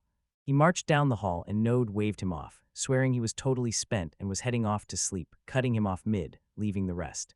Alec stood frozen, clutching the bag, staring down at the money. Then he breathed out Node's name like a confession, and the feeling hit him hard. He felt like the world was crushing down on his shoulders. 2 months had passed since that wild brawl with the rock wolf, and somehow life was finally sliding back into normal. Nod sags on the stool, wiped out from the hunt, and Elsa leans in like, was that really worth it, just for some leather armor and Noah doesn't even bother arguing. He just admits he'd already started sensing that his current gear simply wasn't cutting it. He stares her down and says she's dead on, like, no jokes now, because it's finally time for him to level up. Elsa takes a bite of her meal, while Node just gapes at her brand new setup, thinking that wearing armor wolf gear must feel pretty amazing. It's apparently as tough as metal, but somehow way lighter, so he finally admits it. He's been craving a set exactly like this. Elsa pops up in full glory to flex her brand new look with a proud pose, while No just stares, totally drained, like she's reached her limit. She slams her drink back on the table and leans in, demanding to know what his real plan is, hinting he'd better slam his gear in order fast if he wants to be ready to fire off his next promotion request. Nod slams his hands on the table and insists he has to save cash and steer clear of the shops, so Elsa tells him, then make the materials yourself. That's the smartest play. For an adventurer craving fresh gear, there are basically only two real ways to get it. You've either got to grab something off the shelf as is, or go all in and order the whole thing custom made from scratch. Custom stuff usually costs a fortune, but if you bring the materials yourself, they'll make it for free and you'll walk away saving a ton of money. Node leans in, stares at her armor, and fires off the question, so that's how you had it made with the materials we brought in together. Elsa checks the work's progress and presses for an update, and the blacksmith just smiles and tells her he's got everything under control, explaining that it was basically the same build as Rock Wolf armor, so they threw it together for surprisingly little extra cost. Later at the bar, Node blurts that he wants to forge scale armor, and Elsa just freezes, because she swears that kind is usually made of metal. She asks if he's planning to dig him up himself, and Node snaps back, no way, that's never happening. And what he's really after isn't just armor, it's a suit of scale mail literally forged from animal scales. He knows the moment people hear that name, they instantly start picturing flashy, ultra-expensive gear forged from legendary dragon scales. Even if wyvern or sub-dragon gear counts as scale armor on paper, this is worlds away from the armor set he's really plotting. But Elsa isn't buying the technical talk for a second. She cuts right through it and yells for another round of ale. She tosses an order of nuts onto the tab as the bartender promises it's on the way, then lets Node finish his thought. It's wild he's building that armor to be simple, but it's powered by parts stolen from way weaker monsters. Node tells them fish and reptile scales can be processed into gear strong enough to rival metal, plus it's a cheap trick that makes armor last way longer. The bartender slaps their drinks and a bowl of snacks down, but Node refuses to let the moment die and keeps the conversation rolling anyway. Elsa just keeps chugging her ale, and Node realizes she's not even listening as he talks about learning gear specs from the old blacksmith. She holds her hand out and demands to know his point, and Node just freezes, staring at her for a beat before. Right before she smirks, she lays it out. If he's got all this mapped, he should already know exactly what materials they're after. Node grins and says, yeah, of course, then yanks out a reference book and flips to the page so he can show her every detail. He flipped to a specific page and told her, we've got 5 key things to track down, no excuses. It lays out everything, waterfish scales, venomous snake skin, rare pieces of the great serpent, and even fish dragon scales. Elsa scans the requirements, and the moment she spots the easy fish and snakes, she grimaces, because rounding up everything else feels like it's about to be a nightmare. Nod clenches his arms and agrees, because deep down he knows the true nightmare is unmistakably the great serpent. Nod can't stop thinking about the great serpent, because even one of those monsters in the deep marsh is deadlier than an entire pack of rock wolves. They slither along the dirt so close to the ground that, even though they're gigantic, they're nearly impossible to spot. Elsa cuts in, says fighting in a swamp with zero visibility and mushy ground is basically a death sentence, and if they don't have a real pro scout, Node, just gonna get bogged down, stuck, and get eaten headfirst. But Node won't back down. He insists normal scales don't beat what he already has, so he's hunting those exact top-tier skills for his new plating. Elsa locks eyes with him and snaps, so you're trying to get away with cheap gear, then why not just buy real armor from the shop? Even if it's not flawless, it's still more than enough for the crystal rank gigs they're taking on. She says it's painfully obvious. Buying the gear is way faster than risking your life on a dangerous hunt, and even though No knows she's right, he just can't force himself to do it. And that's when it hits him. If he wants the real good stuff, he'd need a budget that's triple what they've got right now. Elsa tells him to tuck the option away in the back of his mind, while she finishes off her drink, leaving No. Caught between a crazy scheme to triple his money and the terrifying choice to risk his life fighting the great serpent, he's completely stuck. Note is just chilling when someone spots him and yells his name, and everything clicks into motion. It's Zinnius. He strides up with a huge smile, like he's genuinely thrilled to see him again, says it's been a minute, and asks if Noad has been gone on one of those long missions lately. Zinnius leans in and admits the truth. He's the one who vanished, finishing a long-haul hunt-and-gather job all the way out in the Western Kingdom. He scans the room and blurts, "Why is Node alone today? Because this is asterisk so not like him." Zinnius just laughs it off, smirks that his crew's on a 2-week break, and says they'll let everyone handle their own business and men. Lisa's at the capital's temple right now, grinding as a priestess because she's determined to level up her healing magic. Because her training was going to swallow an entire month, the rest of the party shrugged and declared, this is a vacation for now. Jago's using his time off the wild way. He's out in the wilderness, drilling with his spear while Lumina races back home, determined to be there for her brother's wedding. Nod leans in and asks if everyone in the group shares the same hometown, and Zinnius grins, saying he remembers perfectly because they've been friends since they were kids. Nod snaps where's Shino, and Zinnius answers he's off vacation, right now he's in the royal capital. Zinnius drops in and says he heard Node's been out here grinding every single day, then he straight up asks if the kid's actually getting enough sleep. Explaining that this job fries your brain, so most people end up taking way more time off than they ever expected. Node looks completely drained as he admits, through sheer exhaustion, that right now he can't afford to slow down even for a second. Then it clicks Elsa gave him that same worried look the other day, while Zinnius admits he's only bringing it up because he's scared for him. Deep down, Nod knows the truth. If the family actually had money to spare, he wouldn't be working himself to death like this. Node swears he's just barely scraping together enough sleep to stay alive, then swings the conversation around and demands to know what Zinnius does the moment he's off. Zinnius told us he was set to sharpen his sword skills until he got fed up with boring drills, demanded a real quest instead, and that's when he finally spots Nod, Nod cuts in and asks what he's planning to hunt, so Zinnius leans in and tells him there's something he's hunting out in the marshlands. He slams down his drink, openly admitting he's been secretly hunting for a way to team up with another party for the trip. Node leans in and tells Zinnius, since you're headed for the marsh, you've got work there too. Are you really just hunting for armor materials? With Shino on their team, he tells everyone they can breathe easy. No giant snakes are going to slither out and ambush them while they're out there. Node cuts straight to the heart and demands to know what Zinnius is really hunting for, and that question hits Zinnius like a punch, completely throwing him off guard. Zinnius suddenly gets super awkward, eyes locked on his drink as he scrambles to find the right words to explain himself. He finally blurts out that he's hunting for a crystal flower, an insanely rare pink one, while trying to hide how embarrassed he feels. The crystal flower is this insanely rare plant, like a rose carved from glass, just sitting in the brush like it's daring the world to touch it. Around the royal capital, these usually bloom in bright blue, and people call them clear because both their petals and their stems shine crystal transparent. Those marsh-grown versions are special for one reason. Most of the time they stay stubbornly unpink and only switch color at that one exact time of year. There's this wild, famous flower legend that began in a distant land and then somehow sprinted across the world until it finally reached Hamel. They say one adventurer once fell headfirst for a noblewoman, but their love was basically forbidden by every rule society threw at them. They say a humble adventurer's only true gift to a noble lady is a crystal flower, because it's all wrapped up with the message of simple, heartfelt affection. But the flower this guy found wasn't the usual blue. It lit up bright, glowing, vibrant pink like it had a secret. When she realized that color was basically impossible, she refused to give up on love, so she fought for it, and in the end, they got married. See, the blue one just says, I like you, but the pink one, that's I'm going to love you forever, and it turns everything into a massive, life-changing moment. Nod leans over Zinnius' shoulder with a huge grin and blurts, so you are really planning to confess your feelings to Lysis after all, and Zinnius.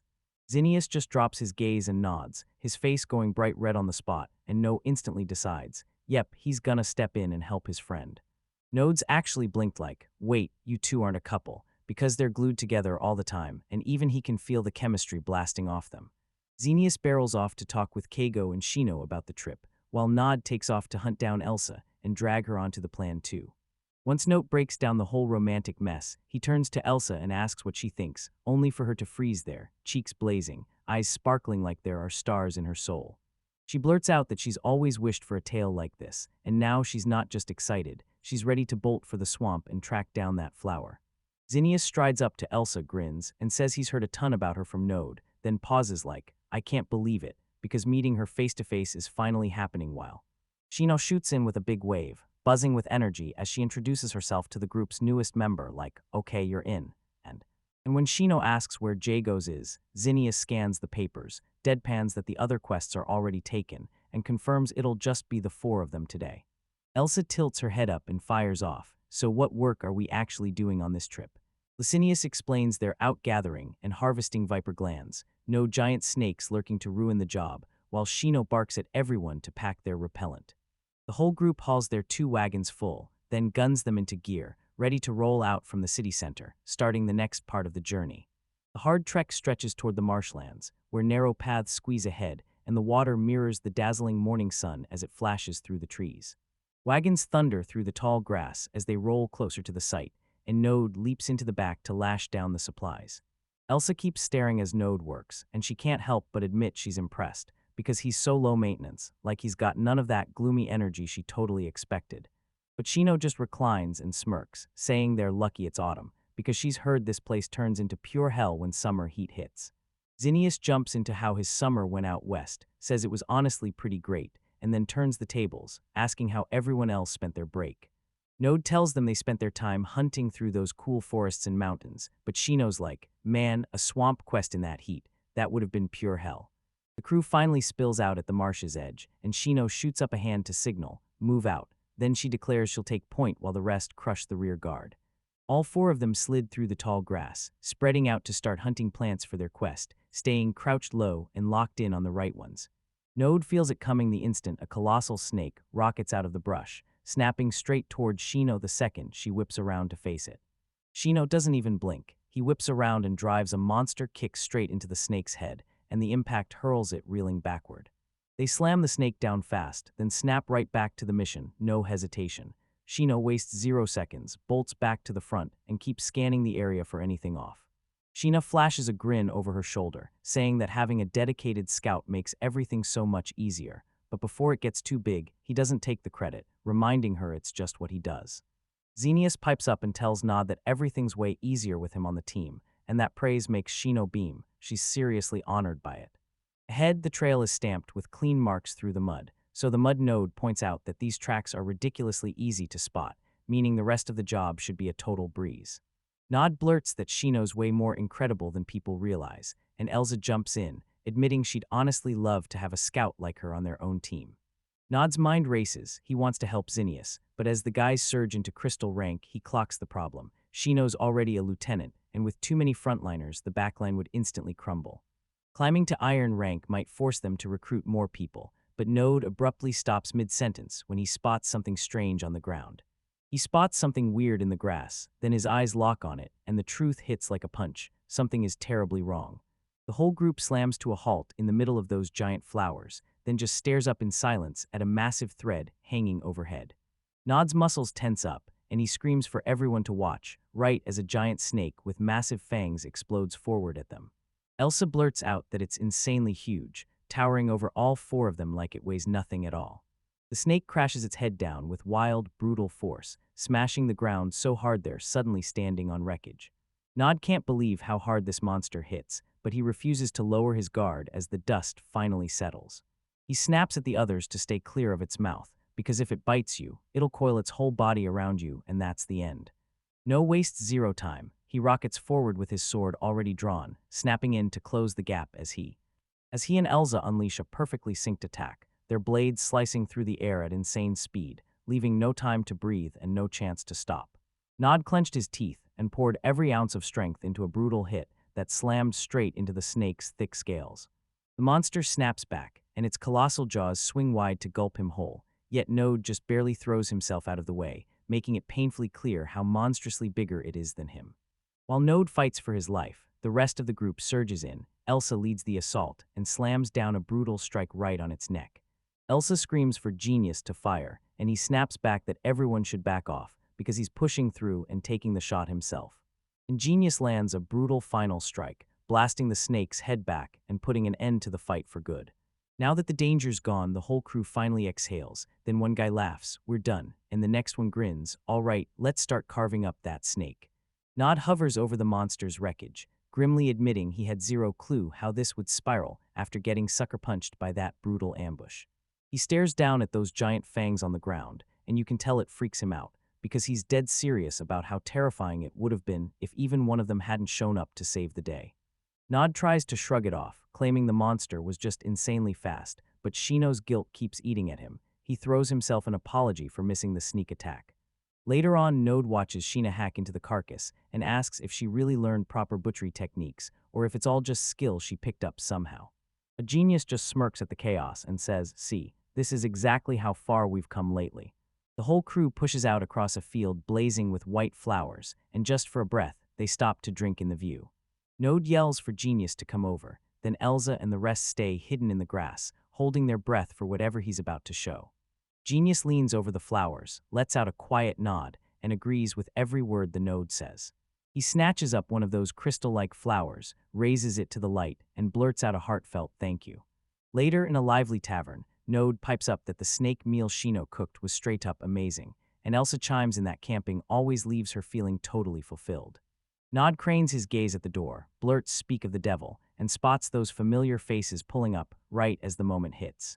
And just like that, the entire rookie crew rolls in as one, grinning, locked in, and somehow already in the best mood ever.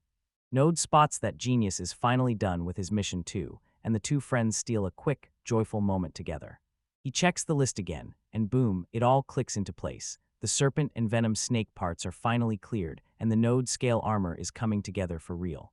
So the only clues left are water, fish, and sea drake scales. Nod scans his notes, and he keeps thinking about water fish, ocean monsters that are pure menace, and the second you see one going wild, your stomach drops and you're instantly freaked out.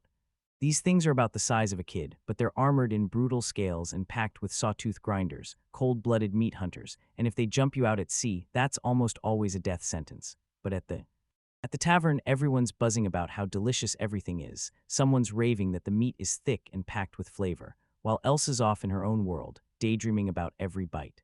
Node perks up and says, "We're in season, those southern fishing ports must be packed with jobs," so he pushes everyone to head that way, and the others immediately fire back. "Wait, are we going as guards?"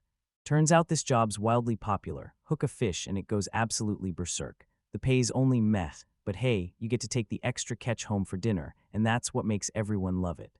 Node's convinced the whole plan is rock solid, and even Elsa looks like she's totally on board. She's a little lost about the catching part, but then she just laughs it off and tells her, "That's literally what we're doing." Nod gets all fired up and blurts that they can go water fish fishing too, then hypes it hard. These fish are ridiculously strong. They yank so ferociously that it's become a super popular hobby. Their massive bodies yank so hard it feels like the anglers are getting dragged straight into the sea, but Noad grins like getting bitten is all part of the thrill, until Elsa snaps and tells him to stop. She shoves him back and snaps that, yeah, she knows he's crazy about fishing, but the water fish isn't the real problem. She wants to hear his plan for the ichthyosaur. Node just steamrolls past her and claims the real technical stuff in fishing is only getting started, while Elsa keeps slamming him with a massive stop sign to shut him up. Turns out ichthyosaurs are officially fish, not sub-dragons, yet they're absolutely massive. These beasts are whale-sized and throw punches like real dragons, so because they can sink anything smaller than a big ship, the guild only lets copper ink adventurers go after them. Elsa blinks at them and snaps, "We're not strong enough to handle something like that, not yet." Then she shoots the question out fast, "Why don't we just use metal for the armor?" But before the idea can land. But Node's sure he can pull it off. He's confident that high-rank monster scales will supercharge the armor's defenses, way beyond anything else. Elsa blurts out, "How do you even plan to get the materials and the Node?" And he just smirks and says he'll fish it up, but that answer only cranks up her panic because she still can't figure out how he's supposed to actually kill it once it's hooked. Node's face is stone-cold serious as he tells her they're not messing around, they're fishing for octopus, and Elsa just stands there like, "I'm completely over this conversation." Elsa looks completely baffled and just blurts "octopus" over and over. Then Nate ignores the confusion on her face and asks if she's ever even heard of a box octopus before. It's this giant aquatic monster the size of a full-grown guy, but don't panic, it's way less dangerous than it sounds, and he swears even a J-Drank adventurer could drop one without breaking a sweat. Up close, the monster might look downright creepy, but the real headline is the meat. People can't decide if they love it or hate it because it's so insanely stretchy, so it mostly stays a local delicacy for true food obsessives. No matter how it tastes, anglers can't stop chasing them, quests, hobbies, whatever it takes. Node flips open the book and points things out, while Elsa leans closer, still looking like she's not fully convinced this plan will work. They call them that because of the box they lug around, because that same box is their home and their personal suit of armor. Turns out they're yanking all sorts of nasty junk off the seabed to forge those shells, and Node blurts it out loud. Does it all come down to simple stuff like pebbles or seashells they find just lying around? Or maybe they'll even dig up ancient fish bones on the ocean floor, but trust me, that's not the piece that really matters. Nod says these octopuses don't just scavenge, they straight up grab human treasures from sunken shipwrecks, like coins and silver candlesticks, and he even swears there are tales of them hauling around real gold bars. Elsa snaps completely and screams that the gold bars somehow look way more excited than she was just seconds ago. Node cackles and points at her like, "Oh, now you're suddenly all in," and then he grins and tells her there's one last, massive treasure waiting for them at the bottom of the sea. Nod's face hardens, he raises one finger, and tells Elsa the real prize is the ichthyosaur scales. She nearly leaps out of her skin and blurts out whether a box octopus could really be hauling something that valuable, while Node stays icy calm and keeps reading. He leans in and tells you the real angler secret. These fish dragons shed their scales, and the shed ones can tangle in nets and gear, though sometimes a lucky low-ranked hunter stumbles on them tucked away inside an octopus's den. Elsa's eyes flash with pure greed as she grins and calls the monster a walking treasure chest, straight up loaded with riches.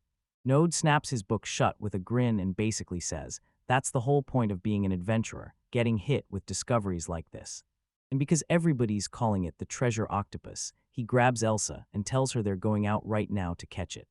They move on and hook up with a merchant who's thrilled to have them with him, and Node wastes no time confirming he's ready to take the escort job to Port Els, a harbor town down south. The merchant tells Node the carriage is already stuffed with cargo, so it'll probably be a tight squeeze, but Node just waves it off like, no big deal. Turns out tight was way too gentle. Everyone's crammed in shoulder to shoulder with two other guys and a whole avalanche of luggage. One of the guys asks if they're also adventurers hunting for a ride, and Elsa just stares at him like, wait, how did you know that? Node tells everyone the main roads are safe thanks to the constant patrols, and most folks just hire adventurers on the cheap to snag those open seats. The whole group huddles in the dark, cramped carriage as it jolts and bounces along the road. Nod glances over and spots Elsa absolutely wiped out, so he shoots, "Are you dying of boredom?" He tells her straight up that boredom is a meaner enemy than the ones who never even show their face, and Elsa has no choice but to swallow the truth and admit he's right. Finally, they reach Port Els. Nod leans over the edge, locks eyes with the waves, and declares, that's the ocean for real, while Els just stands there, silent, staring straight out at the water. They rush into the guild, and the Node spots the stonework built to fight off the sea breeze, while Elsa is already distracted, savoring the food like it's the only thing that matters. They lean over the board and spot job listings for ship escorts and beast hunts, and Node asks what she wants. Then she zeroes in on one specific post. He tells her the fishery guild is begging for help, join their boat crew, and haul in some water fish. The note makes it clear this gig is a double threat, fishing and fighting, so they're rushing to the harbor for the full details, and Elsa is already set to move. They push through a loud port town packed with hawkers, shouting up a storm about imported liquor, all of them desperate to land the next sale. They weave through the roaring market as a vendor barks about a legendary blade from the east. Another guy tries to hawk a hair ornament to Elsa, but Node just stares and blurts about how packed the street is. They finally clock the building they've been chasing and rush inside. Node can't believe the sheer electricity in the air right before. He probably just chalked it up to the sea air messing with everyone's heads as he checked in with the guild about the quest. The receptionist drops the bombshell, there'll be crew on a boat, then immediately warns them there's a ruthless quota they can't afford to miss. Node clocks that the payout rises and falls with the catch, and immediately presses, so, is there any way to snag those fish scales? She tells him they can claim everything above the quota, and even grab any other monsters they manage to catch too, so no. Nobody's blown away by her quick answer, but Node leans in and says adventurers pester her about it nonstop. Before they even realize it, both of them are already tearing out onto the open sea, ready to dive in and get the job done. Node steps in to check on Elsa, because she looks like she's barely keeping it together. Something got her nerves on edge. She finally cracks, never once has she fished a day in her life, and now she's spiraling, panicking because she can't even get the bait on the hook. Node just stands there, lets her scramble, and reassures her she's doing great, so one. One of the crew steps in, fires off the rules. Every single catch has to land in its own special tank, while Elsa shivers like crazy, begging everyone to notice how brutal the cold is out on the water, because yeah, the water is freezing. He tells her, don't worry, we've got magic tools that keep everything fresh. Then he shouts, we're almost there, and And that giant wooden ship slices straight through the waves under a blazing clear sky, finally crashing into the fishing grounds. Before long, one of the sailors blurts out, points wildly, and absolutely loses his mind at what he's seeing. Elsa's out here hauling in a massive water fish like it's nothing, and Noah's staring in disbelief, because she literally just called herself a total beginner. The rest of the crew is just as stunned, because they can't believe it. Both of them are pure naturals, and the realization hits them like. As Node stays cool and locked in, Elsa yanks monster after monster straight out of the ocean. And once those sailors see the mountain of fish piled up in front of them, they can't help but joke, "Are you sure you're not full-time fishermen?" Node just snaps his gaze away, throws out an apology, and admits he caused the whole mess. One of the sailors has totally snapped, screaming that the fish tank is overflowing to the brim and demanding to know what he's even supposed to do next. He's completely stunned because he's never, ever seen anything like this happen before. He starts roaring across the deck, screaming at the captain to get down here and fix this chaos. The captain doesn't even glance back. He just barks at the crew to pack it up and hunt for a new fishing spot. The sailors panic scramble to finish, staring in disbelief as the first tank fills in a flash, then immediately fearing the next one will overflow just as fast. All right, Node drops his guard, finally done playing around, and decides it's time to go straight for his real target. He dives into his gear, snatches out the wild boar fat he packed just for moments like this, and then Then he tosses the line deep into the water, right as a giant tentacle shoots up and clamps down on the bait like a trap. Nod feels the sudden, heavy yank on his rod, and in the next heartbeat he knows the monster he'd been waiting for is finally here.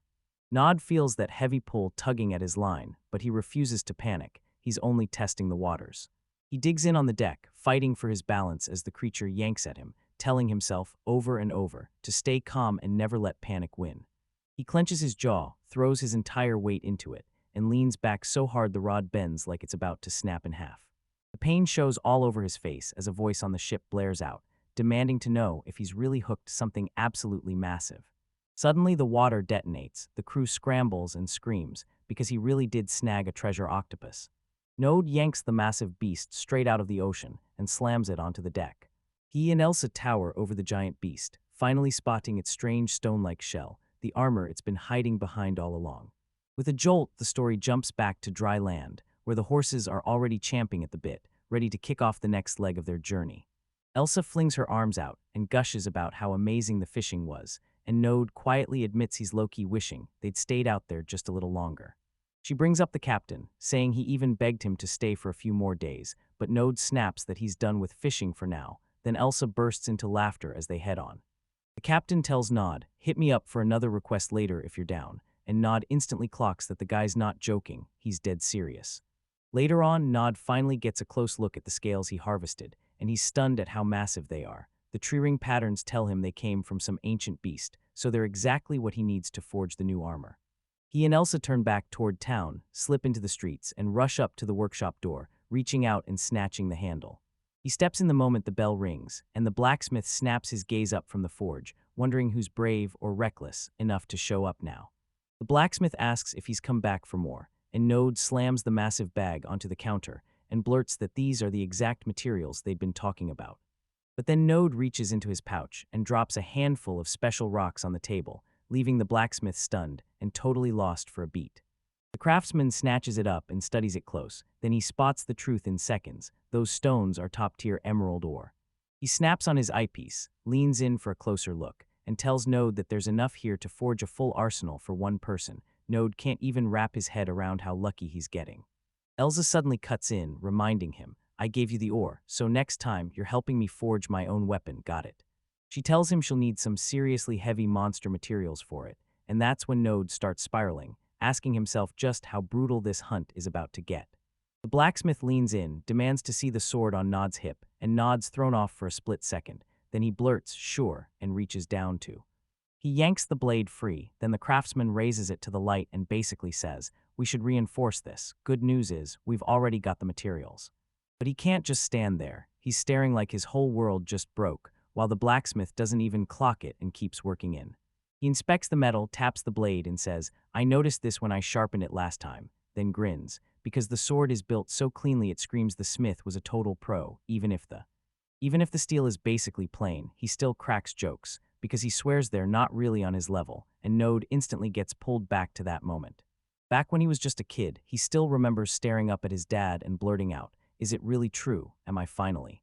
His father told him it was high time he got his own sword, so he finally got the gear he'd been waiting for, leaving the kid. Clutching his little bag of coins, he felt his dad's hand land on his shoulder. Then his dad told him to choose his own weapon, because sizing up your gear is a huge part of the job. Nod straight up gave him a serious nod, but the moment he looked down at the 3 tiny coins in his hand, he realized picking the right sword was going to be a real test. With that budget, that plan was basically impossible. He stormed off feeling slightly crushed, realizing his family is even poorer than he ever guessed. Staring at the coin's node, he finally realizes, at this pace, he's probably stuck with that for good. Even if it's some trash blade or a shaky practice sword an apprentice churned out, he still strides into the shop and loudly demands, "I'm here for a sword that catches the..." Node catches the blacksmith by surprise, thrusts out his hand, and flat out admits his little stack of coins is all he's got for a budget, until the lie hangs there. Leaves the blacksmith staring in pure shock. He gets shrugged off. The guy sneers that it's basically pocket change for a kid, then turns back. He shot back to work and ditched Node to roam solo, then immediately spotted a giant wooden barrel piled high with rotten, old blades, like the place had been hiding them for years, and decides to start rummaging through the pile. Then his hand snaps to a hilt as he yanks out a sword, ready to check whether it's real or not. If any of them are even worth touching, he grabs one that's way too heavy to lift, then spends ages scrutinizing every single blade he can find, until he fucks up. Then finally, he yanks out a straight sword that feels totally different, stares at the steel, and knows in an instant this is the one, so he charges in and smashes the blade down on the counter. Then he tells the blacksmith, "I'm taking this one," and the rest cuts off right there. That almost makes the guy jump out of his skin. The smith snaps that the kid is seriously still here, and No just drops his 3 coins, tells him to take the payment, and hurries him up. Nod stares at the sword in his hands, and the memory hits hard. He feels his father's blade again, towering and immense like a giant greatsword. The blacksmith stares at the weapon sitting on his counter and demands to know what you're really after, an upgrade or a full-on replacement. Noah doesn't even hesitate. He grins and blurts out, "Of course it's an upgrade," practically buzzing with excitement. As he steps out, Node can't help but think, it's been ages since he last strolled through the royal capital like this. The blacksmith thrusts the temp blade into Node's hands, crafted by his apprentice, and says he's lending it so Node's hip won't feel lonely while the main sword is getting forged, but Node instantly gets the point. This temporary blade is about as sharp as a butter knife. Node decides to hunt down some materials so he can rake in extra cash for food until he spots something that instantly snags his attention. That super pretty comb's glowing in the shop window, and he can't stop picturing how insanely good it'd look on his sister, Lilia. He dives straight into the numbers, cashing in a fat bonus from that fishing job. Then he tallies up his brand new gear and the family bills, and suddenly there's nothing left in the tank. He pictures his sisters lighting up with joy, but he forces himself forward, walking away from that expensive gift sitting in the window. Nod lets out a gut-wrenching sigh, then tells himself, one day for sure, he'll finally grab real souvenirs for every one of his siblings. Node clocks that the family's cash situation is still a total disaster, and Alec keeps showing up again and again, begging for advice on how to bring in more money. And honestly, that's a mountain to climb, because most adventurers his age are out there partying hard, burning their gold on food, laughs, and girls. For the last 6 straight months, all he's done is grind, barely spending a dime on himself, buying only the bare essentials for his gear so he can shovel every last ounce of gold back into the household budget. Genius, and the others call him ridiculously cheap, but he thinks they finally have some real breathing room. If he can just reach crystal rank, the family debt finally starts to drop for real. Then he's already gearing up for what comes next. Finally paying Alec and the other servants what they truly deserved, because not once did they think about ditching Ferris' house, and they even kept it on minimum wage just to stay. He's itching to get Lilia some fresh, grown-up clothes, and he's determined to track down brand new outfits for Ellen and Iris. Plus, he just wants his little siblings to finally dig into good food without holding back, so he tightens his tag in his hands, knowing he's about to push himself even harder than before. The thought of his loyal staff powering him up keeps him moving, because he knows that if he keeps these earnings rolling, he'll finally be able to do right by Alec and everyone else. As he stared at his sisters, he pictured them finally slipping into those new clothes and digging into the great meals they'd been missing, turning all that hard work into something worth it. Node clenches his gear in a death grip, jaw set, promising himself he'll shove even harder until everything finally starts working. He lets out a deep, drawn-out groan, cracks his back open to shake the tension loose, and he scans the park, watches the kids laugh and play, and finally decides it's time to turn back home. But he abruptly slams on the brakes when something near the trees catches his eye, and he can't stop wondering what it is he's seeing. Nod snaps to it. There's his sister Hannah, right in front of him, rocking a stunning maid outfit and grinning like she's about to blow his mind. So he slips behind a fence with the kids to stay hidden, then snaps to it. Her job is right nearby, and he strains to catch who she's talking to. His mind jumps straight to the worst case, because if some guy is messing with her, he's going to make him pay. But then he spots her casually strolling away with that person, and his protective instincts instantly crash to nothing. He rubs the back of his head, feeling dumb for blowing it up, because it was probably just some person she actually knows. Node heads home next, already plotting how he'll scrub his gear before dinner. Then he remembers he promised Ellen he'd play with her later. The entire Ferris family crowds into the gigantic dining hall for dinner, and that huge long table is packed with kids while the maids and staff hustle nonstop, sliding plate after plate straight to the feast. One of the older sisters grabs Milia's attention and tells her to sit right in her chair, cracking down on chaos to keep the whole meal from falling apart. Another sister slides over and asks Albero if he wants more, and he just grins and says he'll grab seconds later. Little Helena gets yanked over just as she's fighting to hold up a huge bowl of soup with both hands, and she can't seem to keep it steady, not for a second, because of no. Mode hesitates for a beat, then rushes in to help one of the tiniest kids, teaching her how to grip her spoon and urging her to lift it all the way up to her mouth. He slips her hand into the motion, then urges her to try it on her own. She shoots him a huge "yes, brother," and dives into her food, and Node can't stop smiling, because it instantly drags him back to how Hannah used to take care of him just like this, when he was a chaotic little brat. Suddenly, Noed's father snaps in from the far end of the table, telling Albero the army is hunting for more dragon knights, and this is a huge shot at getting promoted. Albero doesn't joke around. He looks his father in the eye and vows he'll bust his butt as hard as he can to make sure he's the one chosen for the spot. The little kids look totally lost. One even grabs Node and asks, "So what is * a dragon knight? Is it different from those regular royal knights?" Nod crouches down to the little ones and starts teaching them, lifting his hand like a warning sign. There aren't just a knight order in the kingdom, there are 4 different ones. First up, the regional knight order. This is one giant squad packed with soldiers from every lord across the north, south, east, and west. Then you've got the royal knight order, the very crew their dad and Alburo are serving with right now. This order is the biggest of the bunch, stacked with warrior family kids, wealthy landowning nobles, and the absolute top graduates from the best military schools. The third group is the Imperial Guard. Every last one of them is built to guard the king, so they only take the absolute best nobles from the royal knights. Finally, you've got the Iron Dragon Knight Order, elite riders who charge into battle riding fearsome flying dragons, and with the kingdom bringing in more dragons every day, they're desperate for riders, so this becomes the perfect shot for someone to climb those ranks fast. One of the little girls suddenly rockets up from her seat and blurts, "Why can't we just become the king's personal guards?" Nod tells her to sit back down and lays it out. Those seats are all about personal trust, and their great-grandfather only got in because he was best friends with the king. After that, Node drops the bomb. He tells everyone he really saw their older sister, Hannah, out in town while he was just walking around. Nod brings up their older sister and asks how she's doing, and the second Lilia hears her name, her whole face lights up. She's totally hyped as she asks if Hannah's doing okay, and the little ones just stare back, utterly lost, so small they can't even really. Nod points out that since Hannah has always been working for another noble family, the little ones barely have any memories of her. Lilia shrugs and says she only manages to get back home a few times a year anyway, then leans in toward Node and asks if their sister had anything specific she wanted to say. But Node had to admit, "I only caught sight of her from far away," and when he saw she looked like she was right in the middle of something, he decided not to barge in and risk interrupting her, and he never even got the chance to talk to her. He just assumes Lilia knows way more than he does by now, because he's been out adventuring nonstop, and that leaves Lilia feeling crushed. The whole family keeps crowding around that giant table under the chandelier, and for once the house is fully packed, everyone's finally together, just for a little while.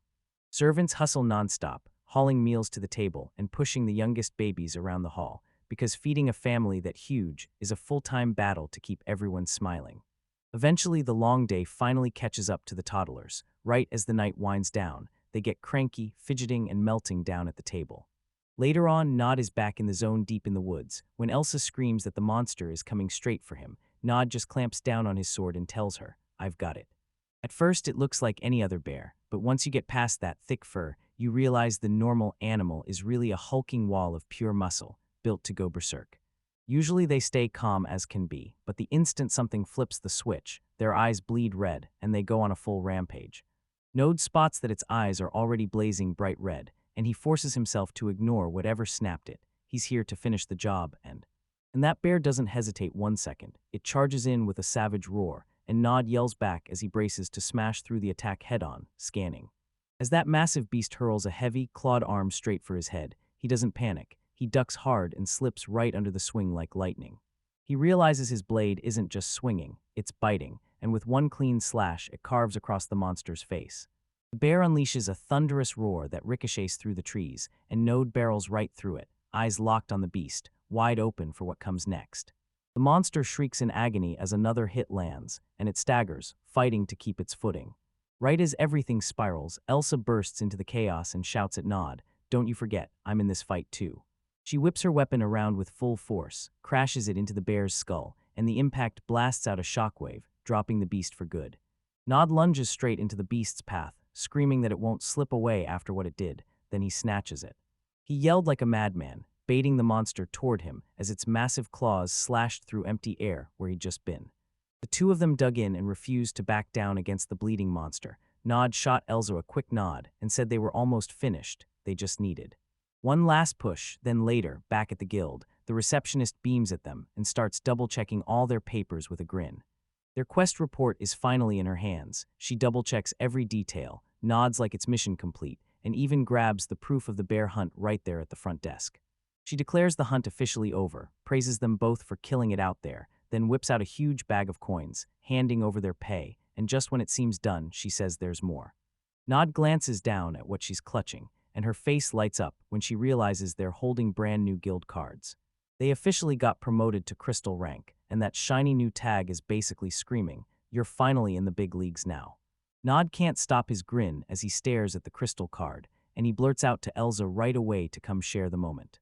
Nod gets totally blindsided when a massive adventurer swings an arm around him, laughing his guts out while he's pressing the question, did the kid and his partner really lock in crystal rank already? And the answer rips through the tavern fast, loud, everywhere, so the whole place can feel it as the rumors keep flying. Instantly drawing a crowd of veterans who can't believe their eyes as they blast upward. Then one old-timer steps in. He starts spilling stories from his rookie days, then someone screams, "That's enough, it's time to," and cuts him off. They decide it's time to celebrate, order drinks for the whole room, and raise their glasses in a toast to the two newest crystal ranks as the veterans swarm in, congratulating them left and right. Node gets his head ruffled and rubbed by the big guys while Elsa just keeps her eyes on her drink, the party spirals out of control, and before they know it, they both end up completely collapsed at the table, and later on, Node finally jolts awake, only to realize his body's stuck in the size, just like it always was. They didn't even get to celebrate as a duo. Elsa just stares at her new card and blurts out that she did. She didn't care about the chaos at all. Everyone was so real, so genuine, so she just grinned, thrilled they finally pushed this far. Node lets out a soft sigh, lost in thought about the journey ahead, because the adventurer's ranking system has actually. It's got 10 wild stages, and even though Crystal Rank is sitting in third place from the bottom, that still counts as a massive deal, because it means that these aren't just ordinary pebbles anymore. Now that they're officially full-fledged adventurers, they're about to get trusted with dangerous escort missions and in delivering something truly valuable. Elsa flashes a smile and asks Noah if he knows it's already been 6 months since she first found him broke. In struggling, Noah smiles back, telling her, "Thanks to you, my family's finally safe, and we even." They somehow hauled together all those rare materials. While most people grind for years just to reach crystal, they pulled it off in a blink, and then having a partner you can trust changes everything, and Elsa agrees, saying that since they teamed up, they've both gotten way stronger than before. On their very first day together, they finally teamed up. Then Nod went quiet for a heartbeat and gently called out Elsa's name across the. She lifts her eyes from her drink, and with a curious little edge in her voice, she asks him straight up what's been on his mind. Nod just stares at her and blurts out a heartfelt thanks for everything they've survived together, and she gives a tiny nod back, fully agreeing with him. Node slides into the tavern opposite Elsa, tells her their partnership ends for good right now, and the words hang there like a blade. They finally slam into crystal rank, and Elsa can't stop a small, bittersweet smile as she thinks, right after this, we're breaking apart. After they finally make it this far, she admits she's about to feel painfully lonely, then shoots him a question, so he's really going back to his hometown, right? Damn it. For his family, Noad meets her eyes and tells her to look after herself, and Elsa answers back, stay safe, and don't you dare get hurt. They hoist their drinks sky high, hitting crystal ranked with them together, and they roar and cheers as their mugs clink, no doubt about it. He downs his drink in one gulp, and Elsa bursts into laughter, praising his awesome drinking style, then they clink their glasses. They clink their mugs one last time, toasting brand new beginnings and whatever chaos came next. Later, the tavern is all ready. Dead silent, mugs lined up on the table, and when Nod snatches his bag to leave, someone yells his name, right as he cuts out his name, then he whips around and there's his mother, arms crossed, staring him down like she's already mad, telling him that even though he just got home, he needed to talk to her in her room, and Node didn't hesitate. He agreed on the spot, promising he'd show up the moment he tore himself out of his armor. Nod barges down the hallway toward his mother's room, soaked in sweat because he has zero clue what he did wrong, his mind spinning, begging to find the exact reason he's about to get scolded. He stops at the door, throws out, I'm here, and his mother just cuts in with a simple, come inside. The second Node steps into the room, she tries to crack the tension by firing off a question. What does she really want to talk about? His mother stands by the window, staring out over the grounds, then whirls around and tells him, there's a marriage proposal coming in for their sister Hannah, and it's real.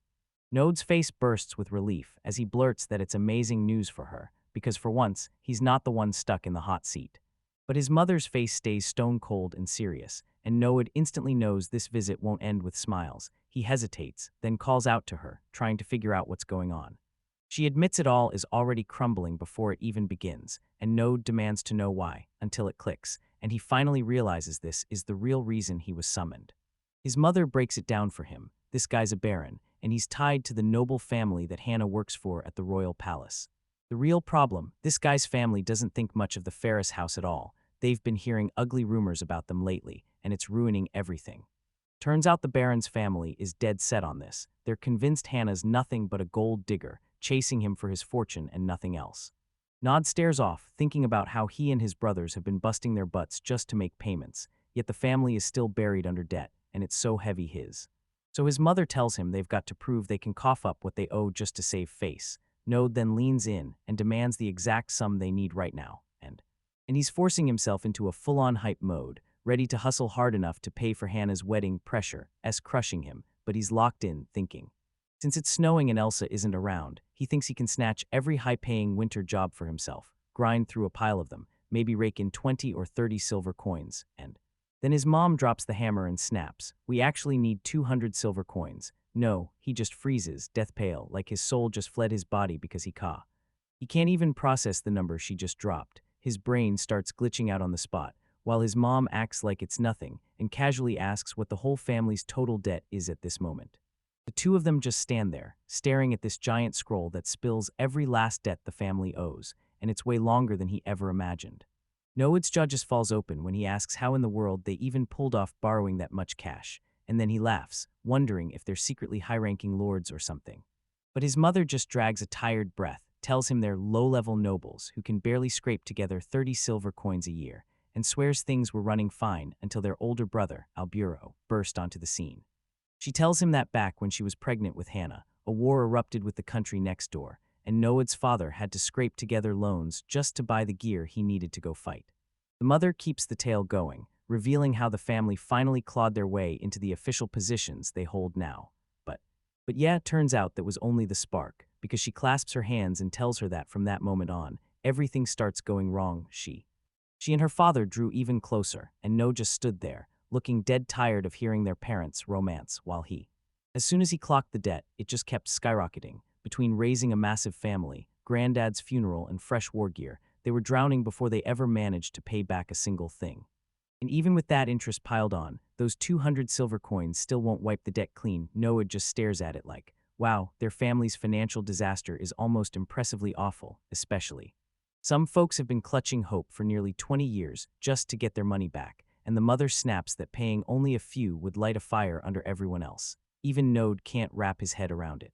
People really waited 2 decades, and now they're stuck footing the bill for Hannah's wedding, and the neighbors won't shut up, whispering that if the family really has cash for a huge party, they should dump it into their loans instead. So the mom decides to shut the loudest complainers up in one blow, trying to stop the family name from getting dragged through the mud any further, because she knows that Hannah's future in-laws are already freaking out over those rumors, and Node just has to pull off a miracle to grab the 200 silver coins. Then the wedding won't fall apart, leading straight to Node's whole face lights up. He clenches his fist, tells her he's on it, and promises he'll do whatever it takes to get the cash. Node stares at the tiny thing in his palm, and panic tightens in his chest as he thinks, there's no way I can ever tell my mom how I feel, so he dives into the numbers, counting up every one of those 200 silver coins, because that pile of cash is basically what a whole tiny territory rakes in over an entire year. And when he stacks that against a regular adventurer's life, the difference is straight up insane, because even a high-ranked crystal-level adventurer only pulls in about. Nod slumps on the ground with his head in his hands, completely rattled, thinking about those roughly 40 silver coins a year, and how on earth he's supposed to make it work. But he doesn't stay down for long. He wrestles himself into heavy winter gear and charges into the freezing mountain range, trudging through knee-deep snow until something snaps his attention. He spots 2 glowing gems half swallowed by the dirt, and his heart finally knows, this is it, the thing he's been hunting. These are ice spirit stones, super rare magic treasures you can only find when winter's biting hard and it's freezing outside, and yeah, that's just the start of it. And Node cracks into the loading, staring at that massive pack like it's a jackpot machine, wondering what the payout will be, even though he knows he's still nowhere close to that 200 silver goal. That bag was so heavy he nearly face-planted, grumbling that it was a close call, because the weight had him one step away from sinking into the snow. So he halts, tightens his straps, and gets his gear locked in place. Then he gives himself a quick nod. He's ready to go, eyes blazing, determined to keep grinding through the cold. Node plods through knee-deep snow with his gear on, muttering that this winter cold is way worse than any monster out there. Then he exhales, thankful he ignored that shopkeeper and kept his old leather armor, because that's the only thing standing between him and freezing right now. Even with the gear upgrades costing a little too much, he knows it paid off, because out here, if he can't move through the environment, survival isn't happening, so he keeps his eyes locked on the mountain ridge, soaking in that eerie, dead-quiet silence, until, out in the distance, a strange shimmering light suddenly catches his attention and he goes, wait, is that? He can't look away. Those sparkles over the frozen plains hit him like a spark, and he just stares, wondering if he's actually seeing ice spirits come alive. Nod remembers those spirits are total prank masters, because even the tiniest, harmless joke from them can still demolish a regular person in an instant, so he makes a snap choice. He vanishes before they even clock him, because he's not about to get turned into minced meat just because some spirit thinks terror is a prank. He keeps his head down and pushes forward, telling himself he'll hit the foothills any second now, still. Then boom, an earth-shaking sound tears through the valley out of nowhere, and Node just freezes as the sudden pressure slams into his body, warning him that something massive is right there. He plunges his face into the snow, gripping stillness like a lifeline, and swears he won't move a single muscle. Then a monstrous shadow glides across the ground, right over his head, and he cranes his neck just a little, and spots a colossal winged beast shredding through the storm overhead. He freezes to the dirt, eyes locked as the monster vanishes into the clouds, and he fights to keep every ounce of himself hidden. Nod stays buried in the deep snow, jerking his head back to stare at the sky, wondering if that monster finally slipped away, and as the dust finally settles, he cranes his neck and confirms it. No doubt that was a wyvern. He's alive for the moment, but getting back is brutal, so the worst is about. Node slumped over the tavern table, utterly crushed, while the waitress leaned in and asked for his order. Only a pathetic groan crawled out of him. He slams his hands over his head, realizing he's officially broke, and the waitress clocks that he's completely checked out, while another regular bursts out laughing at the kid's latest stunt. Nod doesn't even budge from the table, looking like a total disaster, so a nearby guy clocks that Elsa's missing, and he can't believe it's this rare to see Nod alone, so he leans in close and asks his buddy, "You hear the news yet?" Because the word flying around the bar is that Node's party finally fell apart for good. The guys burst into laughter, tossing around. Did Elsa ditch him, or was it the other way around? Everyone's got a different version, and the gossip kicks into overdrive fast. Node catches every word, smirks to himself like, these drunks are just talking nonstop, face still hidden, then one of the guys shoves a drink toward him, telling him to cheer up, but Node goes silent, just staring at the mug like it's got answers, and So he shrugs and lets them spit their trash, gulping down a massive mouthful of ale like, hey, I still got my free drink out of this deal. The bar crowd is still yapping nonstop about Node, and one drunk swears the party's definitely done for, then his buddy hits him with, wait, was Node the one who got dumped? But the answer comes fast. Now it was the girl who got the boot. Node just sits there, taking their trash like it's background noise, thinking these idiots have no clue, and then someone pats his head and tells him to cheer up, and it's which finally snaps something in him. He throws back the rest of his drink in one massive gulp, then explodes that it's time to change the pace. He's done sitting around, so he barrels straight to the guild's request board, because those good jobs vanish the instant they hit in the morning. A Node just stands there alone, and someone nearby asks if he's finally feeling better. He only mutters a half-hearted reply before he starts to falter, and he scans the scraps left on the board, those awful jobs nobody wants just rot there for days, until the guild either yanks them off or sweetens the reward with extra cash to make the grind finally worth it. The Node's hand snaps toward a stack of papers, his mind buzzing about how headaches like hunting ice spirits always come with bonuses, and yeah, he knows it's just a couple more silver coins waiting at the end. Still, he can't stop staring, because 4 silver coins would normally keep a guy alive for a whole year, and yet, what he needs right now is straight up unreal. He bets his mom doesn't even expect him to cough up the full 200 coins she demanded, then glances at the job's bonus card in his hand and calls the guild stingy for only bumping his pay a measly amount. Yet he knows he has to act because he gets it. His parents aren't pushing him for no reason. They're just panicking about Hannah's marriage since she's already over 20, so he decides, if I can earn at least 50 coins, I can chip away at the debt. Still, he can't shake the worry. What if the groom's family doesn't take them seriously? As he glares at the board, a nasty doubt crawls in, and suddenly he can't help wondering, will a crazy plan like this actually pay off in the end? Node wraps up a handful of jobs over the past 2 weeks, tracking even the travel time, then counts his bonus, and it lands him at about 5 silver coins, which it sounds huge, sure, but he knows it still won't cut it. Even with the paycheck finally landing, he's nowhere close to what he needs for Hannah's wedding by spring, and that deadline feels like a cruel pipe dream. And when he sees the numbers, the guy just freezes, staring off into nothing, because he knows it's basically impossible to pull this off alone. He catches himself imagining how much easier it'd be if Elsa were still here. Then he freezes, thinking, would her help even change anything, since the Ferris family's debt is a whole different monster. He strides through the quiet streets, knowing even top-tier crystal or bronze adventurers would choke trying to pay it off.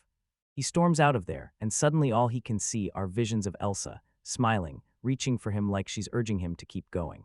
Snaps him out of the funk, he grips the thought tight. He can't quit because his sister's happiness is on him, and there's no way he's walking away right now, so he starts aiming even higher. If crystal rank pay won't fill his pockets, he goes straight for iron rank quests, because those jobs dump dozens of silver coins on the spot.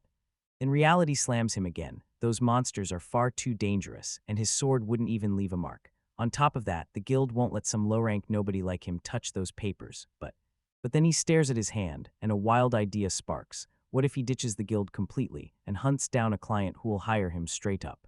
Nod stretched his hand toward the board, face tight with the truth. If he went rogue now, his life would be on his own shoulders, because that guild would never back a stunt like this. But he's totally stuck, because he doesn't even know where to find the high-level monsters he'd need to hunt, and it smashes into him that, when a job's 2 ranks above his, he can't even figure out where to begin. Standing in that eerie quiet hall, he lifts his gaze and realizes he's staring straight at the silver rank bulletin board.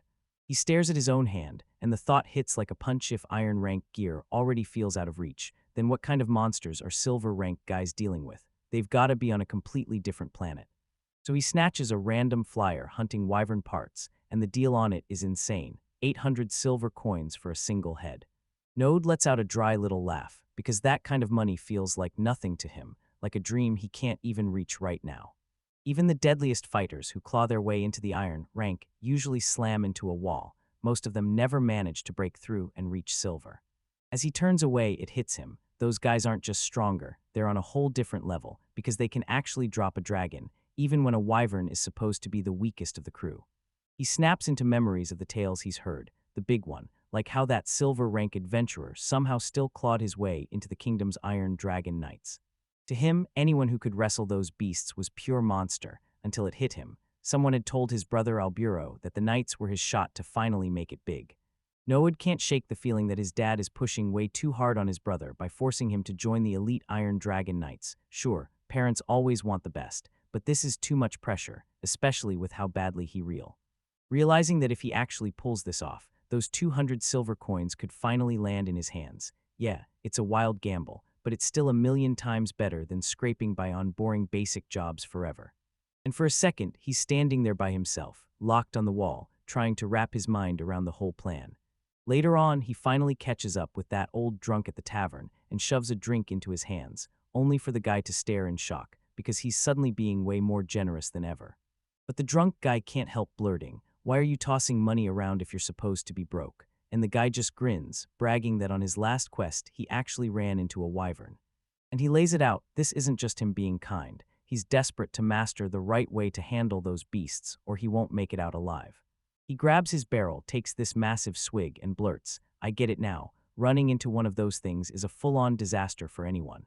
He snaps at Node to lean in, warning him those monsters aren't the kind of thing you play around with, so. Node plops down with his notebook and fires a question at Elsa. Will she spill some of her battle stories? She grumbles like it's a chore, but the moment she starts, you can tell she's secretly thrilled to brag, right up until. Node presses the old man for the lowdown on what's waiting on the snowy mountain, and the veteran warns him to stay sharp. Snow golems start crawling in around this time of year. The old drunk leans in and demands how Node really got out alive when that wyvern struck, but Node only stares at his drink and shrugs, saying it was pure luck, so he tears into his notebook, flipping fast through every note he's made about monster habits and their weak spots, because he's desperate to stay alive and outsmart them, and then, because he knows one thing, figure out how these creatures move, or you're dead in the water. The only path ahead is to steal the lessons and experience the others left behind. As he snaps the book shut, he grips the truth. Right information is the sharpest weapon he's ever going to hold. While the tavern roars with laughter and demands for more drinks, Noad stays hidden in a corner, alone and silent. He finally slips off to a quiet corner, locks in to clear his head, and rereads his notes one last time, so close to the end it makes your heart race. He's confident his plan won't miss, then he snaps into the stone-serious stare and tells him, right now, it's finally time to get to work. Then he barrels into the freezing mountains and starts climbing a colossal ice wall, hammering his pickaxe into the cliff with brutal swings. But this climb is way nastier than it looks. He nearly slips, snatches a breath, and admits to himself that he almost didn't make it. And then bam, his hand juts out of a massive snowdrift after the blizzard buried him alive. Nod finally spots a place to stop, crashes against his gear, and pants through the pain, because once the cold creeps in, he's totally wrecked and he realizes that even with all his winter gear, the air out here is pure brutality, so he decides he needs to boil water just to stay warm. So he slaps together a tiny stove, feeding it magic stones for fuel because there isn't a single scrap of wood anywhere. And yeah, he knows it's kind of a waste, but it's his only shot to melt the snow and cook up something warm, so he yanks out his rations as the wind howls around his hood, and then he shoves a hunk of hard, dry bread into the pot and plunges it down until it soaks up the heat. The moment he bites in, he realizes the jam is startlingly sweet, so sweet it hits him like a wave, and finally that missing warmth starts coming back. After he drains his drink, he whips his gaze across the snowy ridge, and there, far out in the frost, he spots a monster just huddled and barely moving. He admits he'd stay here all day just to keep watching, but he knows he can't, so he shoves his cup back and he keeps climbing that gigantic, frozen cliff as the snow pounds down around him. He slams stakes into the ice, hanging there by a thin lifeline above a monstrous drop. Node plants himself on the ridge's edge, stares down the giant mountain range ahead, and points right at that distant cliff. That's my next stop, and he starts the brutal grind, hammering stakes into the frozen rock. Inch by inch he hauls himself up, dead set on reaching the top before the wind suddenly claws harder, whipping snow into a frenzy around his cloak, and he lunges forward just to keep his balance on that razor-thin ledge, and he darts around giant boulders like they're towering mountains, so small he's basically a tiny speck in the middle of them. He clenches his gear so tight his knuckles ache, eyes blazing with pure resolve, because deep down he's saying, I'm finally ready, and he's going to hunt that wyvern egg. And right there we spot the monster perched on a jagged peak. Wyverns always build nests in spots this lethal, because they know exactly what they're doing. Smaller predators can't sniff out their young here. Node knows other nests exist, but they're either miles away or tucked away in lands. Those monsters are on a whole different level, trying to hit the right spots without knowing the area would have been straight-up suicide, so He clings to this cliff because he's hunted these winter quests before, knows every twist of the terrain, and then he launches up the sheer ice wall. Until he finally bursts through a massive opening carved into the side of the mountain. He dives into the icy cave, eyes sharp, teeth clenched, wind screaming behind him like it's hunting his footsteps. Nod finally storms into the colossal cavern, where a frozen maze of ice and rock traps him in silence. He ducks behind a massive pillar of ice, eyes locked on the scene with razor focus. So far, it's all going exactly as planned, and then it hits him, every scrap of intel he collected. The monster's leaving its nest once a day to hunt right then, so that's why his timing. Perfect, he just watches as the wyvern growls low and launches into the sky. And with snow this deep, it's going to be out there hunting for food for a long while, so. Noah doesn't waste a second. He sprints into the back of the cave, because he has to grab that egg and vanish before the coast turns dangerous. But when he rips into the nesting material, there's nothing, just emptiness. He checks spot after spot, yet the egg is nowhere it should be, and he's frantically ripping through the pile, panicking harder by the second, trying to figure out where the hell the monster could have stashed it, just as he forces himself to pick up the pace and nearly drowns in despair, a strange, shimmering glow flickers in the corner of the nest and grabs his attention. He leans in and his whole world flips, because it's not an egg at all, it's a sword jammed in the debris. He's stunned, left scratching his head, wondering why the hell a weapon would be up here. He steps closer for a clearer look, then his foot slams down on something with a brutal, sharp crack that echoes loud. Node flinches the second, his fingers brush something sticky in the dark, then yanks his hand back like it burned. He stares at the vile mess on his gloves, and pure horror hits. Turns out he's not just near it, he's standing in a pile of wyvern poop. When he stares at the sword again, it finally clicks. This blade probably belonged to some unlucky adventurer who got turned into the monster's next meal. Then it hits him, this whole cave back wall is basically one giant bathroom, and he has to snatch that egg and vanish fast before things spiral out of control. After clawing through the grime, he finally catches sight of a hidden corner stuffed with big, slick shapes, and he reaches out and snatches one of the eggs, and in that moment he's like, this is it, this is the key to everything I've been chasing. A thunderous crash slams through the cavern, rattling the ground under his feet. He wonders if an avalanche is starting outside, then he hears something else, and his heart drops when he realizes that wyvern is back in the nest way sooner than it was ever meant to be. Ice starts raining from the ceiling the second the monster hits the floor, and Nod is instantly panicking, staring at his trapped situation like, how am I supposed to get out of this? The catch, there's only one exit from the cave, and a wyvern is blocking it, right dead center. Nod scans his options, torn between holding his ground and fighting that beast, because he knows full well that choice is basically a death sentence, so. The thought of quitting right now, and just dying on the spot slams into his head. He can practically see his skull landing in that pile of bones, but he yanks himself back to reality and shuts down those dark thoughts. He knows the moment he hesitates, it's game over, so he spies a crack in the rocks and bolts through it. Right as the massive wyvern slips fully into the cave, it drags its crushing weight behind it, claws screeching as they scrape the stone floor, then it keeps moving. It lets out a deep, rumbling growl, then drops right over its eggs like a shield, so close that Node suddenly realizes this isn't a simple nest at all. He's trapped, so he clamps down on his breath, praying this hiding spot can actually shield him from those razor-sharp eyes. And he realizes the monster would never think to check its own bathroom for him, so the awful stench is secretly doing the dirty work of hiding his scent too. He tells himself this is pure luck, then decides to stay put until that creature lifts off again, so he can snatch an egg and bolt, but the wyvern doesn't care. It curls up, drops like a stone, and falls asleep hard, leaving Node stuck in the filth, barely hanging on while the minutes crawl by. He's been stuck waiting for ages, eyes locked on the eggs, and the monster hasn't budged a single inch. Now he's panicking over how much longer this endless watch is going to last.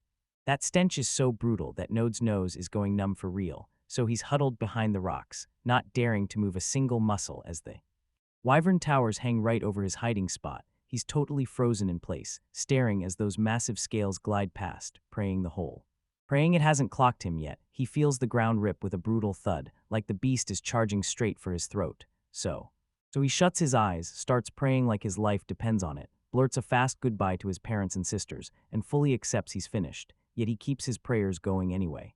He can't process it. His life is ending right here, in a place like this, while the monster prowls and shifts, staying on top of him, and then a weird sound claws at his nerves, and he snaps his eyes wide open. He peeks out, baffled and like, what the hell is happening? And And he can't even find the words, he just freezes, staring at the scene in stunned silence. Fear just drains out of him, and he's frozen in a daze, staring at that massive creature, realizing that turns out the monster, just using that cave like its personal bathroom, pure grossness, but for now, he's safe. And before he even realizes it, hours vanish. He's been hiding there so long that he's starting to wonder if a whole day has already swallowed up everything. Node crouches and peeks through the rock cracks as the massive beast finally shifts, then it launches off in a roar, heading straight for the hunt. This is it, the moment he's been clawing for. Watching how those things tear through the air, he figures he's got under an hour to act, so he locks in. This is his only shot. He snatches one of the eggs, but it's insanely heavy. So heavy he starts to wonder if it's not just an egg at all, but solid iron, because he's like, wait, what?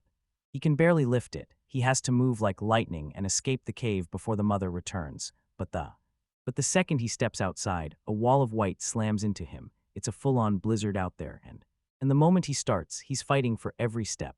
The wind rams him like it wants to knock him down as he drags that massive egg through the deep snow. His feet keep sinking and his legs start to buckle, and he's dying to know if he can stop to breathe. But he has zero clue how ferociously that wyvern will hunt once it realizes its egg is gone. He remembers grilling Elsa about it at the tavern. She just downed another ale, shrugged, and said she had no clue because she always wipes out the monsters before she heads home. Turns out that advice from those top-tier adventurers hits hard, and Node realizes he's nowhere near their league yet. He's still way too close to that nest, and he knows one wrong move. If he doesn't back off fast, he's finished. Node's hands are trembling out of control as he clamps onto that heavy egg, because if he hesitates for even a second, he's already a dead man. He lunges to move, but his coat has turned into solid ice, like wood, so his legs won't budge, and then it smashes him. He still remembers his dad and brother trading stories about how folks up north strap themselves to boards and rocket down mountains at breakneck speeds. So he dumps the coat into scorching water, melts that frozen mess, reshapes it on the spot, and turns the stiff fabric into makeshift skis. He lines himself up, launches down the slope, and when the wind surges and the slide finally catches, he's left. He gets tossed down the mountainside, right as the wyvern swoops back to its nest and realizes its prize is gone. Later, Nod cranes his neck back at those peaks and realizes he'd never made it if he'd tried to walk down like a normal person. He finally slips into the back of a carriage, huddling up as he catches his breath after that razor-thin escape, so he snatches the egg into his reach and tells it, straight up, that it really put him through the ringer. Then it hits him every month of planning finally paid off, because the money he makes is going to crush his debt and let his sister, Hannah, walk down the aisle at last. Nod slumps in the back of the carriage, staring at the egg, and dread crawls in as he realizes, after all this, the family debt still won't be paid and the interest keeps piling up. He's glued to the shell when something off catches his eye and a quiet little sound slips out of him, because a giant crack races across the surface, and he loses it, full panic mode, instant freakout. He starts spiraling into panic. Where did he even knock it? Because if that egg cracks or turns bad, the price will plummet, and this thing was his family's final real shot at hope. Nod slams his face into his hands, crushed to the core, because he's got one brutal truth in his head: there's no way he'll ever reach that nest again to grab another one. But he forces himself to stay steady, gripping his resolve. He has to harden that shell right now, because the royal capital is right around the corner. Right when he lunges for it, the shell snaps apart and shatters to pieces, and he blurts out a scream of pure, total disbelief. In the wreckage of shattered shell, a tiny eye snaps wide. Something inside is alive and moving. Instead of finding a ruined egg, Nod stumbles into the impossible, cradling a tiny baby dragon that chirps and snuggles straight into his chest as he freezes on the spot, stunned and reeling, still clinging to that bright future he promised his sister Hannah. Nod watches his family laugh as one, and it hits him hard. Hannah finally looks radiant when she's genuinely happy, but then the story cuts off mid. But right as the moment peaks, panic slams him. He can barely spit out a word because the little creature in his arms lets out a soft chirp, still rocking its shell like a tiny hat. It blasts out another deafening cry and immediately burrows its head straight into his chest, nuzzling there like it knows he's the only safe place, while Mode just stands there in dead silence, staring down at the baby dragon like, okay, what do I do now? That little thing doesn't care at all. It just keeps rubbing its face against him like it's claiming him as its own. Right then, Nod's father bursts outside, shouting with pure relief that he's overjoyed his son is safe, so Nod just blurted, "I'm back," trying to get the words in. His father cuts himself off mid-sentence when he spots something moving under the cloak, then snaps, "What are you hiding in there?" Leaving Noah drenched in sweat as he stammers through an explanation, only for the baby to pop its head out, making his father and Alec both freeze in pure shock. That tiny wyvern just tilts its head, lets out a sharp little chirp, and pokes at them from deep inside the folds of the cloth.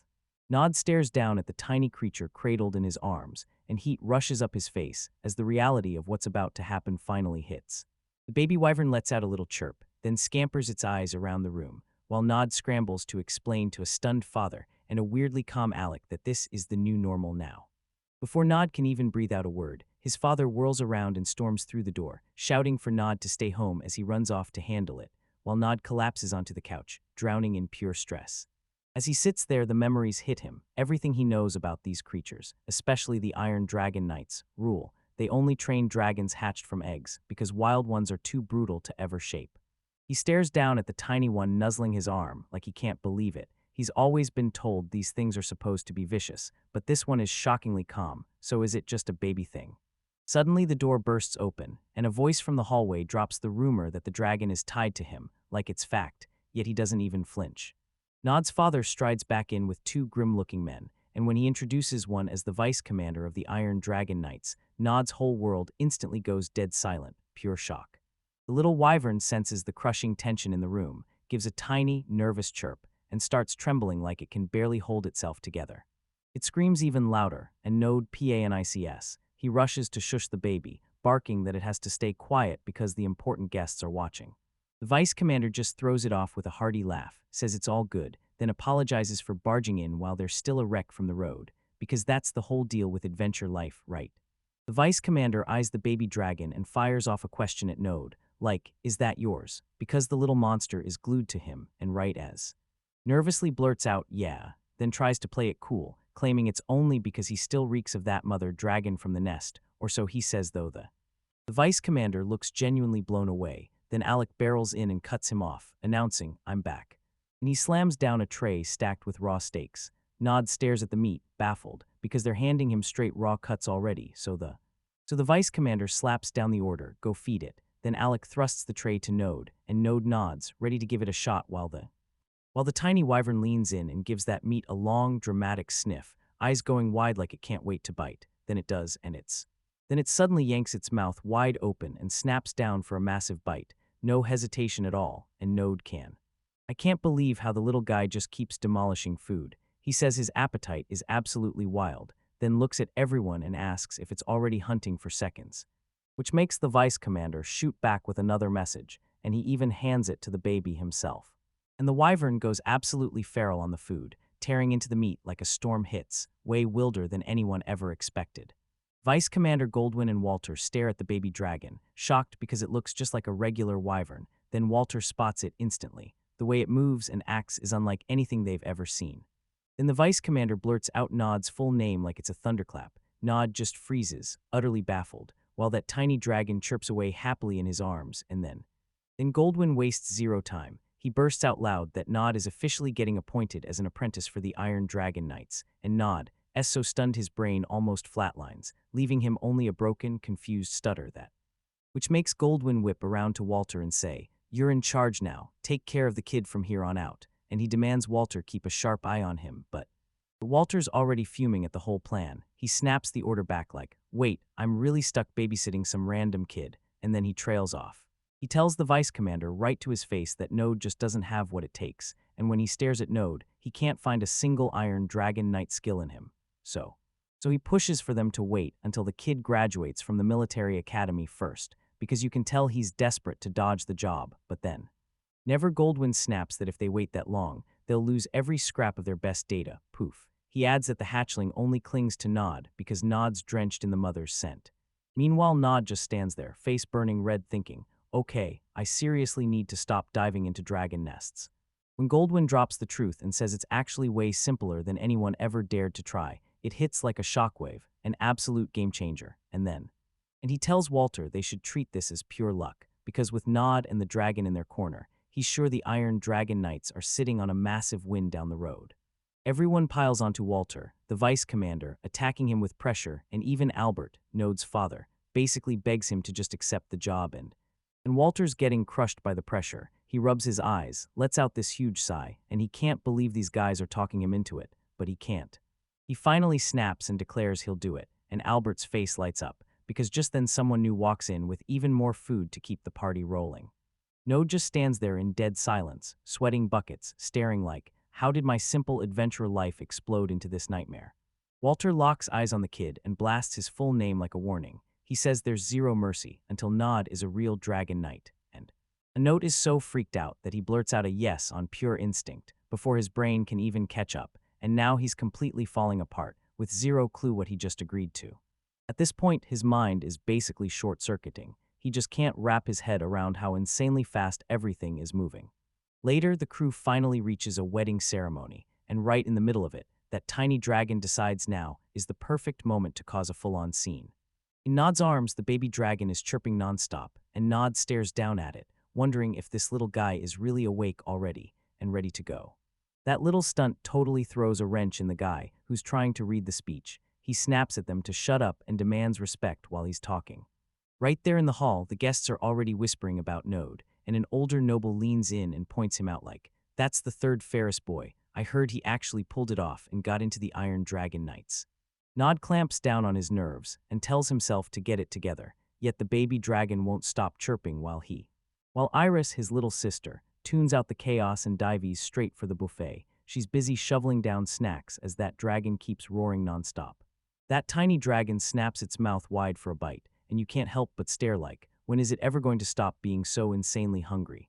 The ceremony is honestly amazing. Right there at the altar, the bride and groom stand side by side, grinning like their happiest day could never end.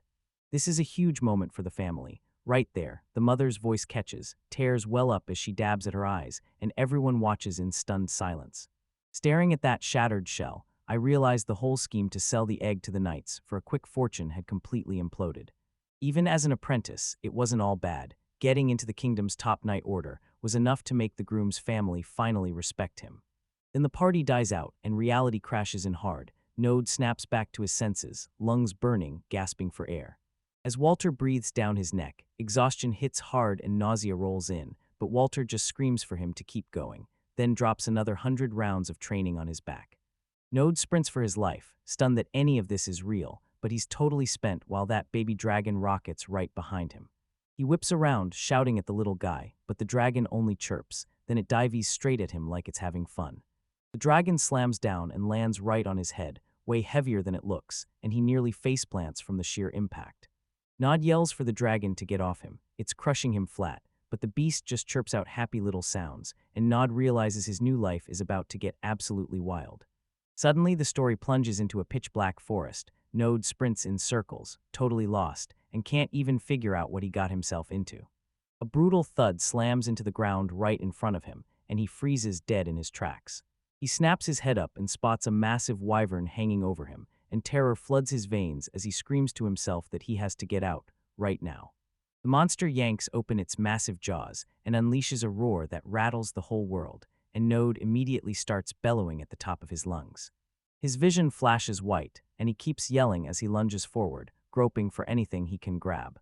He bolts upright in his own bed, choking on air, totally dazed. Then he feels it, something heavy planted on his chest under the blankets. That baby dragon sprawls out cold, snoring loud and drooling right over Node's head.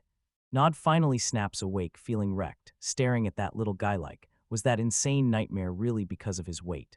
He jolts upright and screams Newt's name at the top of his lungs, but the dragon doesn't care one bit. It just chirps back with this massive, joyful grin, and that's it. Node just slumps in bed, dead tired and furious, while Newt shrugs it off like nothing's wrong, leaving the He bolted from the little dragon, then his whole mood flipped. He stared up at him with those huge, heartbreaking eyes and gave a tiny, trembling whimper. Nod can't even hold on to the rage, so he tells the dragon, "You're something else," and Newt just keeps firing off another long, happy chirp. Next, the tail rockets straight to the Iron Dragon Knight's secret home base, hidden deep in the mountains. It's a brutal, miserable patch of land that screams, "Wyvern Nest," so loudly that even the other knight groups won't dare claim it. And that's the genius of it, because it makes it ridiculously easy to spot any spies trying to creep toward the capital. Newt strides along and erupts, yelling at his cloak because Newt is squirming inside, jabbing at the opening like he's trying to poke his head out. He shoots a warning at the little dragon: stay hidden, stay silent, because if anyone spots him, it'll turn into a disaster. Then the girl nearby just stares at them, utterly baffled, until they finally reach the camp. Then the tale rockets to the training grounds, a massive slice carved into the mountainside, where they raise full-grown wyverns, and the kingdom's top knights train every single day to get stronger and Node is right there with them, face first in the dirt, gasping like it's the end of the world, while a voice booms from above asking if he's done already, because he can't even lift himself up.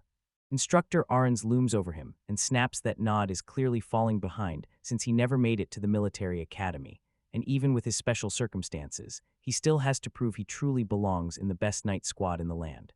Nod doesn't let go. He shoves himself back onto his feet and tells the instructor he's still not done. He's got more fight left in him.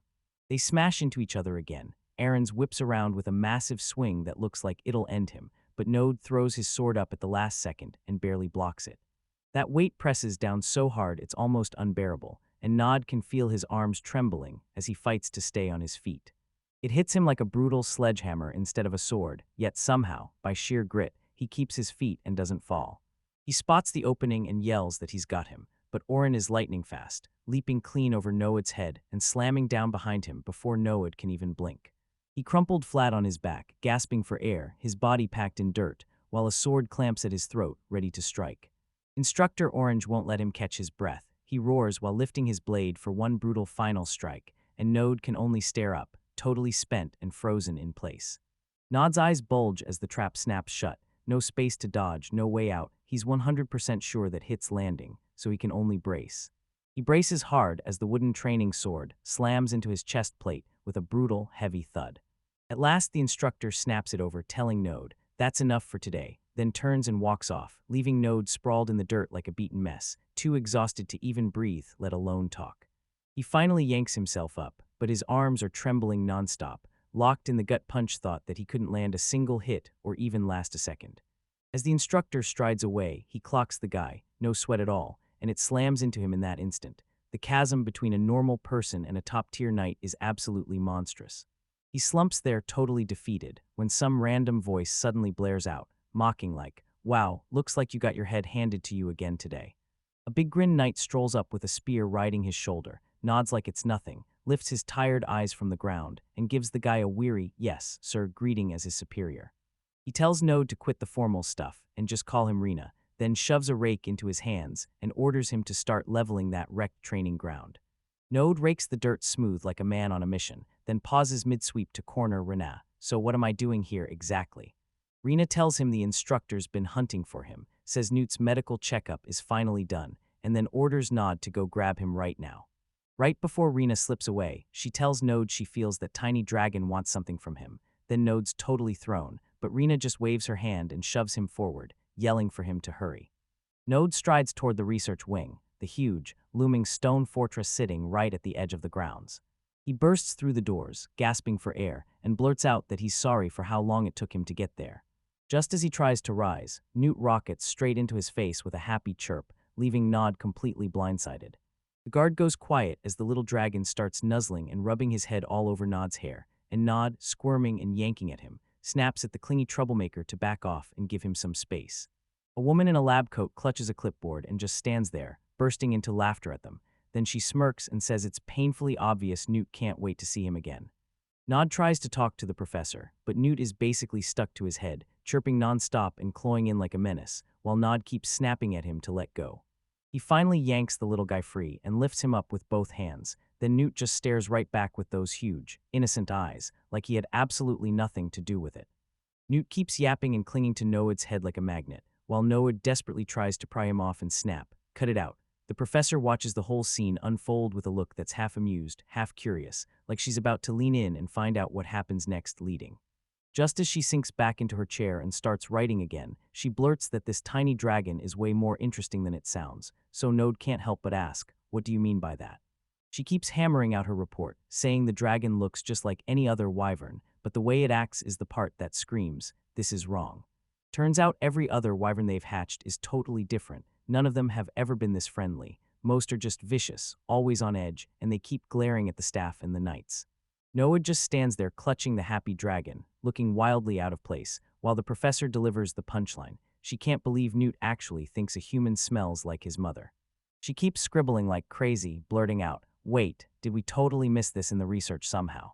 She reasons that wyverns may be simple creatures, but once they trust you, they cling hard, so Node finally bursts into the conversation and asks what she needs him to do. The professor whips around with a huge, thrilled grin and blurts out that she wants to introduce Newt to every other wyvern right now. She barrels toward the door and yells for him to keep up, and as Node trails behind, pretty shaky, he asks if he really has to show up for this. As they stride through the gigantic stone hallway, she can't wait to see how the rest of the dragons react to a human, especially after one of their own fully accepted them. At last, they crash up against the heavy iron gates of the restricted area, and metal clanging rattles through the air as the sound keeps. Node realizes a dragon's lurking nearby, and the professor struts straight up to the gate like she built it, telling the guards she's only passing through, until the stressed-out guys shut her down and say she can't just wander in. One guard is basically losing it because of her chill attitude, but the professor just smirks and asks what the big deal is, like they're only here to meet a dragon, and that's when the panic really starts.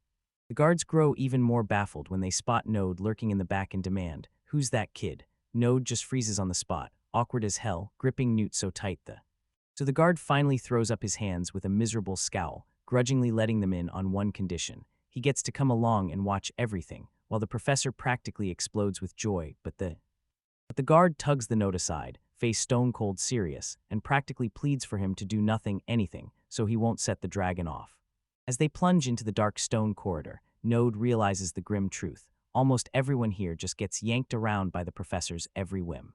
As he scans the massive, chilly hallway, he can't shake the feeling that this place is basically the real wyvern nest, just like the one where he first uncovered Newt's egg. The professor slams the brakes and declares they've hit the spot, shocking the guards, because none of them thought they'd arrive this fast But he snaps to it in an instant. This isn't a cave at all. It's a gigantic indoor stable for the beast, and the second he registers that, a deafening roar tears through the entire chamber. That massive roar slams straight into Noed's chest, and there he stands, frozen in the dark, staring up as it all happens and looking up. He freezes, staring straight down the dragon's colossal mouth, like his life is about to get swallowed on the spot. But then out of nowhere, a guy snaps, yells at the beast to shut up, and drives a bone-crunching punch straight across the dragon's nose, making the massive creature reared back, but the guy just casually vaults onto its back, leaving Nodes frozen, stunned, and totally baffled by what he just witnessed. He keeps grumbling that the dragon's too damn loud, until he suddenly stops, turns, and spots the professor and the guard standing right there. And he spots her instantly and fires off, asking if she's here for work, then demands to know why Node is tagging along with her. The professor flashes a bright, cheerful grin, then dives straight into her plan, telling him that she decided it was the perfect move to introduce Newt to a few of the older dragons and watch how they truly clicked, or clashed. He's like, "That sounds epic, can I hang around and watch?" And the professor lights up, thrilled to let him join in. The professor wipes his hands and starts working on Zephyr, giving the dragon a proper rubdown while praising how insanely healthy those scales look today. Rena keeps bragging about how cool the dragon's scales are, and when Nod finally sees them, he can't believe that this massive beast is so damn calm, like it's totally enjoying being petted, especially. Once Walter bursts in with a torch and snaps, asking if Rena's been slacking in the stables again, Node and Newt practically jump out of their skin, because they weren't expecting him at all, and Node can't stop thinking how insane it is to slack off in a dragon's nest. Turns out this dude's real full name is Reinald Harlow. But he just tells Node to call him Rena, flashing this fake cheery act, and Walter immediately explains, "Yeah, the dude plays clown most of the time, but deep down he's one of the Night Order's top-tier fighters, And that hits Node like a thunderclap. Staring up at that gigantic dragon, he finally gets it. He's got a mountain of things to learn if he wants any chance of keeping up. But Rena just flashes a grin and tells him, "I swear, I'm learning something new every single day too." Nod stared down at his fresh uniform, clutching the fabric tight, like every stitch screamed that he was still too green to be rocking the Iron Dragon Knight's robe. But Newt couldn't care less. He just snuggled Node close and happily licked his face like it was the best thing in the world. The tiny dragon just glares up at him with those huge, glittering eyes, acting like Node is the only person left on the whole planet. And Node just smirks to himself, telling his heart it's fine. He's still a rookie, he's got miles to go, just like the tiny creature curled up in his arms. Nod flashes Newt a small smile like, "Yeah, I'll get stronger my way," and he tells himself he can't rush this. He's got to take it one step at a time and And he shoots the little guy a quick thank you. Newt chirps right back, curiosity sparking as he looks up at him while Renat is across the training grounds, waving like crazy and yelling at Nod to come over for introductions. Nod yells back that he's on his way, then sprints over fast, right as Renat drags him right up to the massive beast towering in front of them, and then he reveals the dragon's real name is Zephyros, though everyone else just calls him Zephyr. Turns out, when Rena first joined the Knights, she took over the dragon from a retiring senior, so he's got a point when he says Zephyr's a seasoned veteran, already 15 years old. Then Renat leans in, tells him to hold his ground, and warns him, don't show a shred of fear, because these dragons are ridiculously smart, and the moment they sense panic, they'll come for him. Nod can feel that giant creature's eyes locked on every move, and sweat starts pouring as he blurts out what he's supposed to do to keep the peace. So Rena tells him this is all about guts, and then he gestures toward Newt, who's staring down that massive dragon like it's nothing, zero fear showing on his face. Rena points out that the baby wouldn't stand a chance in a fight, but somehow he's not scared of Zephyr at all, and he tells Noad to study that fearless mindset, pushing. He forces himself to take a deep breath and stay calm, then asks Rena if he can reach out and touch the dragon, sparking a rush of excitement in her over his new student's nerve. Node stood planted face to face with the gigantic dragon, while Renat and the professor leaned in from the side, watching. But as he closes the distance, the cold hits him hard. He blurts that even though Newt's freezing, Zephyr is something else entirely, like a full-on block of ice. Turns out dragons are built like tanks, so tough they can live from icy mountains to roaring volcanoes and barely break a sweat. Rena beams and proudly declares that Zephyr is a rare snow dragon variant, and he can't stop staring because it looks insanely cool, though the professor quietly says it's kind of a shame. Because these variants are way stronger than regular dragons, Nod can't stop thinking, what if Renat is actually tougher than a gold rank adventurer? But Rena tells him to stop spiraling and just present the two dragons, no diplomas, no doubts. Then she lifts the baby and urges him on, hoping. The giant beast looms over the little guy, and for a second everything feels smooth, until Node blurts out, is this really the right way to do things? Right as Zephyr dips his massive head low to catch the baby's scent. Nod spots the dragon basically sniffing out Newt's scent, and Rena can't help but stare at that wild reaction, right up until the big dragon snaps its attention onto Node in an instant. Node panics hard, blurting out if he's next on the chopping block, sniffs and all. Nod stands right behind the massive dragon, eyes locked on it as he finally senses it isn't attacking. Still, he can't quite wrap his head around what's going on as the big guy actually rolls with it and lets Newt stay, and Newt starts purring as he rubs all over his fur. Renat just stands there watching, humming thoughtfully.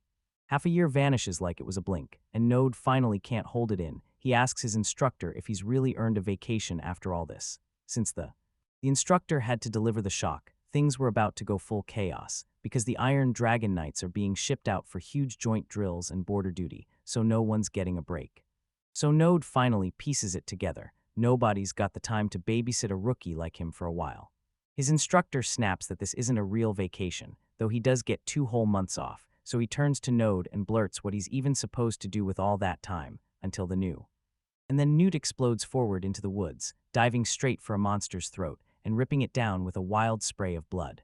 Nod strides over and tells Newt, nice work, then smirks and admits those monsters don't even stand a chance anymore. Newt just chirps back, especially since they just dropped a spear deer, an absolute nightmare monster meant for way higher-ranked adventurers, because these beasts are so territorial their horns can tear right through armor, and no one expected them to survive this. Node just flips through his paperwork, stamps it all official, and that's how the quest to stop those monsters from wrecking the local fields finally gets wrapped up.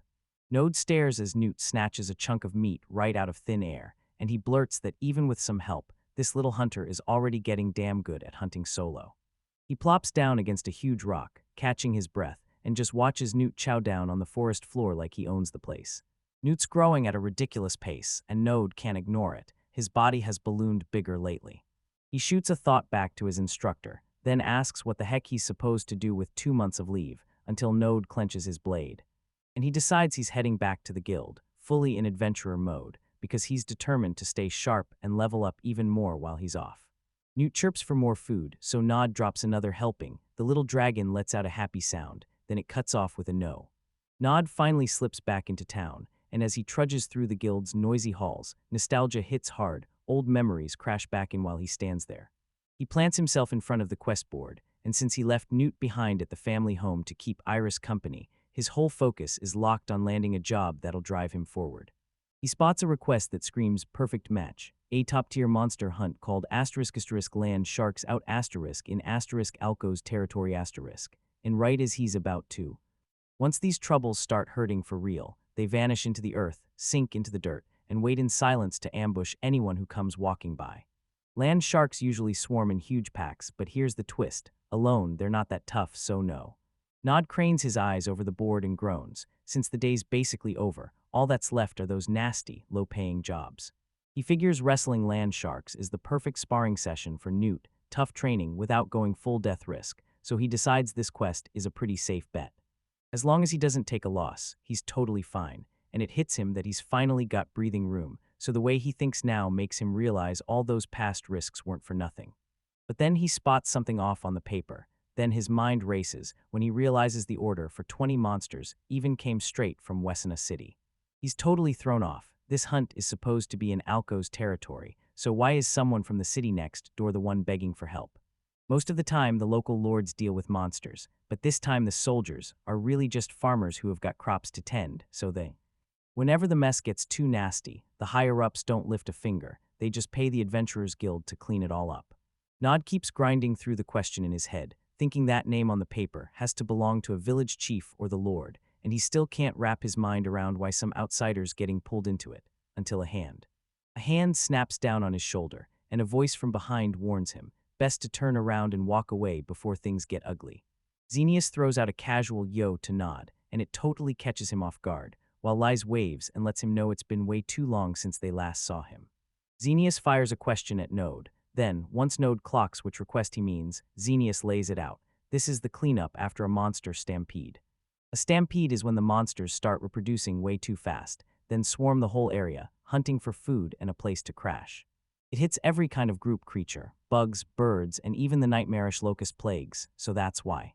So why do the monsters start hauling themselves across huge distances, and then devour everything in sight, leaving the whole region in total ruin? Xenius' face hardens as he admits the truth. His party was actually one of the squads they sent in to stop the disaster.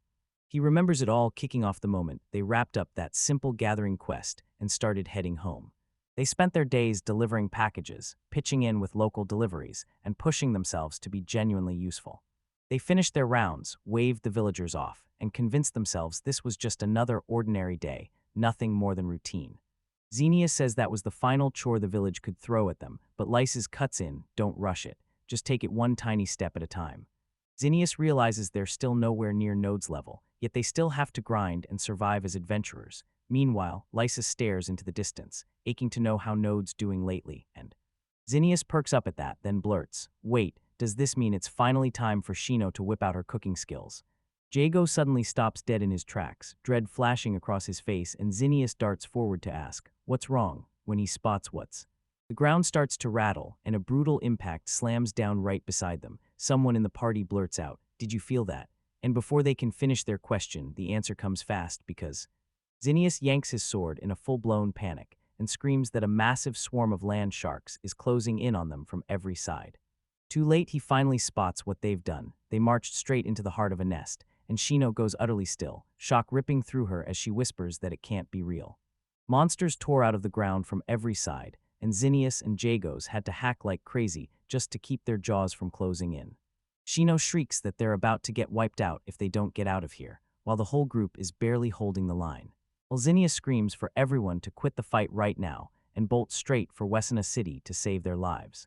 Later on, Xenius sits there, gripping his head in total defeat, because in all that chaos, they didn't just fall behind, they lost every last piece of the cargo they were meant to deliver. Wesena City's streets are usually a buzzing trade hub, but right now the whole place is spiraling. Everyone's snapping, yelling, what are the local lord and the guild even doing to help? Casualties are piling up everywhere. Adventurers are shrieking in agony, while everyone around them is yelling for healers, begging them to rush in and get treatment ready right now. At the guild, the whole place is packed tight around the notice board, and nobody can stop staring, because an emergency quest just dropped, and it's straight up for a full-blown land shark disaster. Xenius says that with the whole city in total panic, his crew basically had no choice. They threw themselves into the emergency hunt to stop the swarm, but it spiraled into a nightmare. Every shark they hacked down only for more to swarm in, until the healers finally collapsed, too drained to keep the line standing. Amid the chaos, a shark rockets straight toward Almana. She shrieks her name as the monster barrels in while she's pinned to the ground.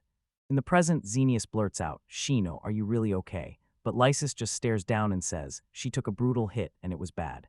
Xenius jabs a finger at his own hip to show her exactly where she got wounded, and it's awkward as hell. Slice's face flares bright red, and she looks absolutely mortified, snapping, "Are you seriously talking about my butt in front of everyone?"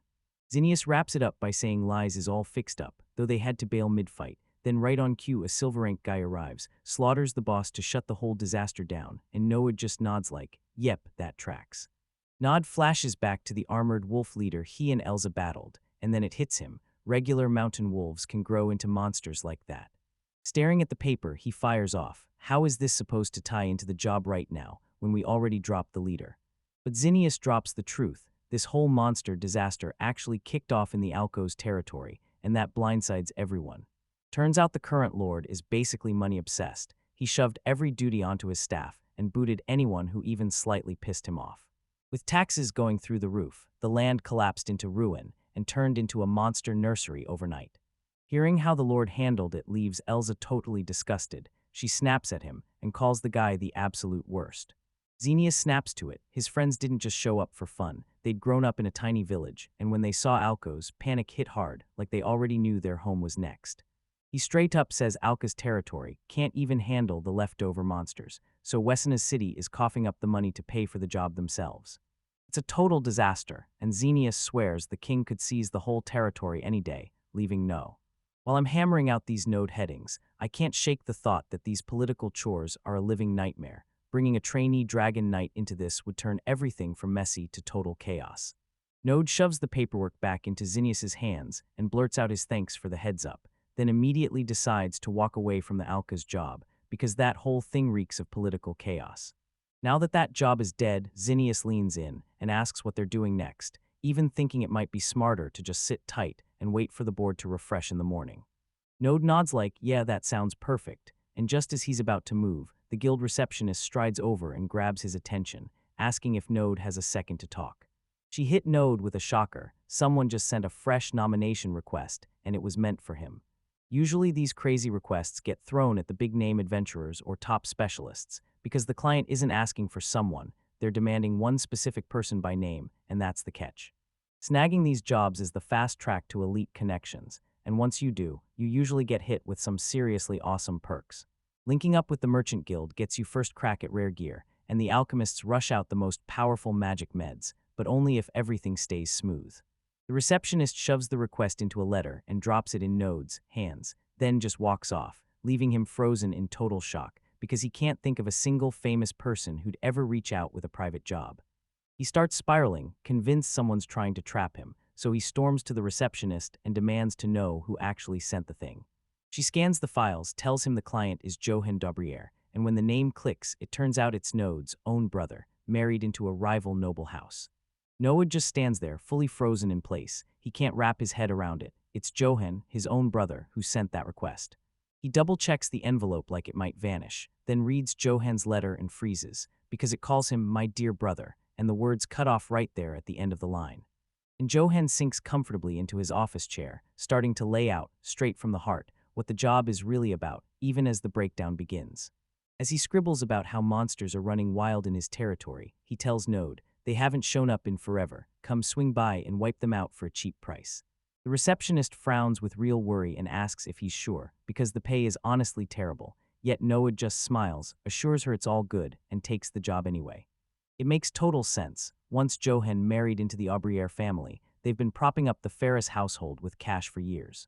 Nod tells Xenius and Lysis, there's no way I could say no to my brother, even if the reward's basically pocket change. He kept going, but one worry gnawed at him hard. How in the world he'd survive a week-long carriage ride with Newt sitting right there beside him. Lucky for him, the Iron Dragon Knights hand over one of their own carriages, and Node gratefully thanks them for making everything so much easier. Newt curled up as the horses snored around him, while the little dragon just refused to stop playing. Newt slumps in the driver's seat of the carriage, looking utterly drained. This brutal long ride is breaking him, and as the horses keep hammering forward at a steady pace, his eyes slowly start to droop into sleep. Suddenly, Newt thrusts his head out and unleashes a brutal screech right behind him, making Node jump out of his skin, scream at the top of his lungs, and desperately clutch the reins.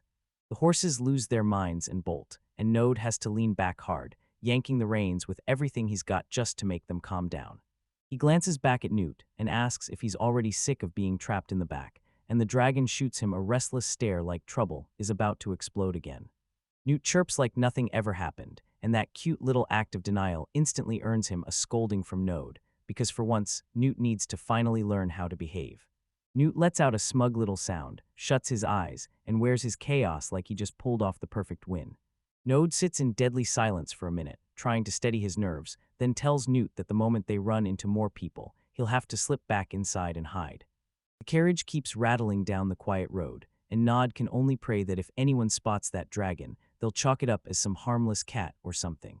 A few days pass and Node's right back to lounging in his seat, until he tilts his head up and catches Newt finally snapping, blasting off into the sky.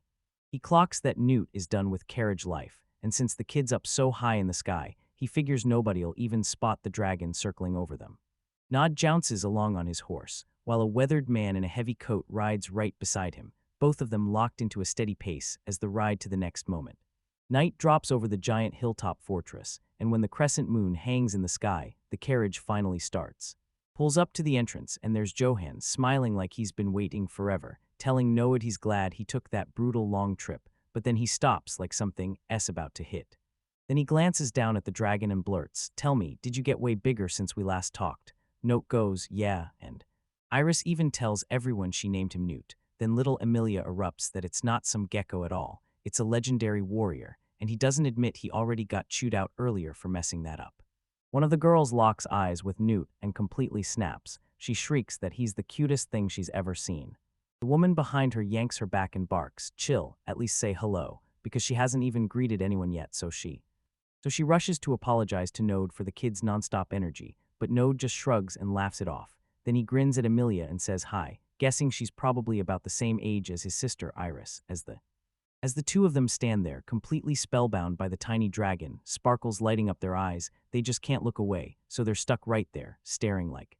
So Nod gives Newt a quick nudge and whispers, "Say hi," and the dragon just chirps happily like it's greeting the whole room. Amelia steps forward, introduces herself, and begs for friendship. Then just as everyone finally settles in, the moment gets cut off mid-sentence. Johan blurts out that they've both got a mountain to catch up on, so why not kick things off with a proper welcome meal, So the staff rush in with the food, apologizing that it's just a simple spread, but Node shoots back fast, saying it's totally fine, everything looks amazing, and then While the dinner gets underway, for nobles, that table is where the power moves get made, big meetings, sharp politics, and sometimes even a perfect place for secret schemes. Since Noad is family, one of the older relatives can't help bringing up marriage, pushing him like, "So, are you finally thinking about that yet?" As the conversation cuts off with it. Node tears off a chunk of bread and snaps back that marriage feels way down the road, because he's still just a trainee. The old guy freezes, stunned, and asks if he's really training with the Iron Dragon Knights. So Noad, all humble, says he's still right at the bottom of the ladder, but the man snaps back that his father's probably showing him off to everyone. Noad keeps his head down and insists he's still got a ton to learn. The older noble bursts into laughter and says, "You know, it's not every day I get to talk with someone who's got ties to the knights, and hearing the real stories from the inside. That's the best part of it all." For these get-togethers, he's basically saying that if you're stuck out in the provinces, the only time you ever truly get to see the knights do their thing is during joint drills, that's when it hits. Someone at the table reminds everyone the Eastern Knights are gearing up for a massive drill soon, and suddenly they're all staring at each other like, "Wait, when was the last time we saw an exercise this huge?" Johan leans in and asks, "So it all went down back when Nod was still a tiny kid. Was it really that huge?" An older noble at the table straight up tells him, "While everyone was busy partying over our war win, the kingdom's territory exploded in size so fast it turned into a disaster because it's tough for younger guys to really wrap their heads around the scale." He explains the border used to run right along the eastern mountains, meaning this whole region hung on a knife edge, one wrong move away from getting pulled straight into the middle of the fighting, and sure, they're no longer stuck in a full-on war zone, but life still hasn't got easy. Joining the Royal Knights forces them to churn out far more soldiers than ever, draining the local workforce dry and leaving the farms completely stalled, like nothing can move an inch. Johan drops his gaze and thinks, maybe this is finally the perfect moment to bring it up *, and Noad clocks his expression, turns to him, and asks what he's really thinking about as Johan finally spills the truth, he admits the real reason he begged Node to come isn't some random favor. It's because those military drills are about to kick off. Node stares, totally thrown, and pushes back like, I thought you hired me just to hunt a monster. But Johan leans in, dead serious for a second, and tells him it's technically true, like he's cutting straight to the truth. He tells us that some woodcutters stumbled onto freaky monster tracks in the forest, and once the guild sent adventurers to investigate, they uncovered a huge spider nest lurking deep in the woods. The guild begged those adventurers to step up, but they chickened out hard, saying the job was too risky for them. Only thing is, the high rankers who could actually handle it are out on an expedition east, and they won't be back for a while so. The timing couldn't be worse. Those massive drills already wiped out the men, so with everyone gone, the local militia is barely there, and they can't lift a finger to help, leaving. The villages were packed with nothing but women, kids, and the elderly, people who can't possibly fend off monsters by themselves. Johan slams his fork down and admits he's terrified too. If bandits spot just how defenseless they are, they'll swarm in and turn this nightmare into something even worse. Johan breaks down how some people actually made a fortune selling food, while everything fell apart, and he's quick to call his brother-in-law a total mastermind for pulling it off. He says these massive military expeditions are basically giant money grabs since tons of people pour in, but then he drops the real worry. The summer wheat harvest is falling apart. He lays it out every real adventurer bolts east for the cash, so the folks left here are just rookies, and hiring some guild from out of town would crush him with fees, so he decides to skip the middleman and send the request straight to the Node. Node looked totally wrecked by the news, then snapped at Johan, asking what his plan was supposed to be if he hadn't decided to ditch the schedule, take a vacation, and show up right now. Johan just shrugs like it's nothing, and says he would have introduced some other adventurer he knows, and since he assumes his brothers would at least consider the job, the girls in the back start looking uneasy. He pauses for a beat, then drops the real reason. This isn't just fate in motion, it's for a new family member who's about to step into their lives. Nod's eyes look worn out as Johan tells him to forget the reward because his house is covering it. Then his wife cuts in fast and says, "That's not what I meant." With a huge grin, Johan finally blurts the shocker. He and his wife are expecting a baby, and she beams right back, saying the little one should arrive sometime this winter. Node is caught completely off guard by the news, then blurts out his congratulations to the both of them right away. But then Johan snaps the vibe back to business. He steers the talk right to the mission, firing off the one question, which monster are they hunting in the forest? The truth finally snaps into focus. Your target is a colossal nightmare creature called a night spider, which is lurking deep inside Alba's forest, so the guide snaps at Nod to follow him, blazing the trail as Node slams open his monster book to grab every detail on tonight's spider threat. Newt rockets overhead as the guide lays it out. These giant spiders are ruthless carnivore monsters. Then they fire out sticky silk, whip up massive webs, and they've got this brutal, rock-hard shell that turns them into a nightmare to take down solo. Now, moving on. He points out it's been a few weeks since the Lord outlawed anyone from stepping into those woods, and now the local hunters are getting furious about it. He tells them they've never truly had monsters like that burst in here before. So Node leans in and asks what kind of treasures or targets they usually track down around here. The guide swears it's mostly goblins, giant bats, and spear deer, but they haven't run into a single forest wolf lately. Node can't help but wonder if the deep forest is packed with only weak monsters too, but the guy shuts him down, saying they don't venture that far in. The guide warns that herb bears sometimes drift right to the tree line, and while they wander, Newt keeps his head up, nose to the wind, and no way that night spider's really from around here. Node's betting it got kicked out of its old territory, and that means the guide slams on the brakes, then tells Node, "This is it, I'm not going a step farther." Node shoots the guy a quick thank you as they split up, then, at last, blazing into the deep forest solo, he let Newt scout from above as the thick woods closed in around them. Nod tells the little dragon to lock in and stay sharp right now, and Newt chirps back like he fully gets it. Then Davies burst out of the sky with a brutal cry, slamming into a wild boar monster and wiping it clean off its guard. Nod scratches him, praising his work, and Newt leans in close like, "Yeah, I totally crushed it."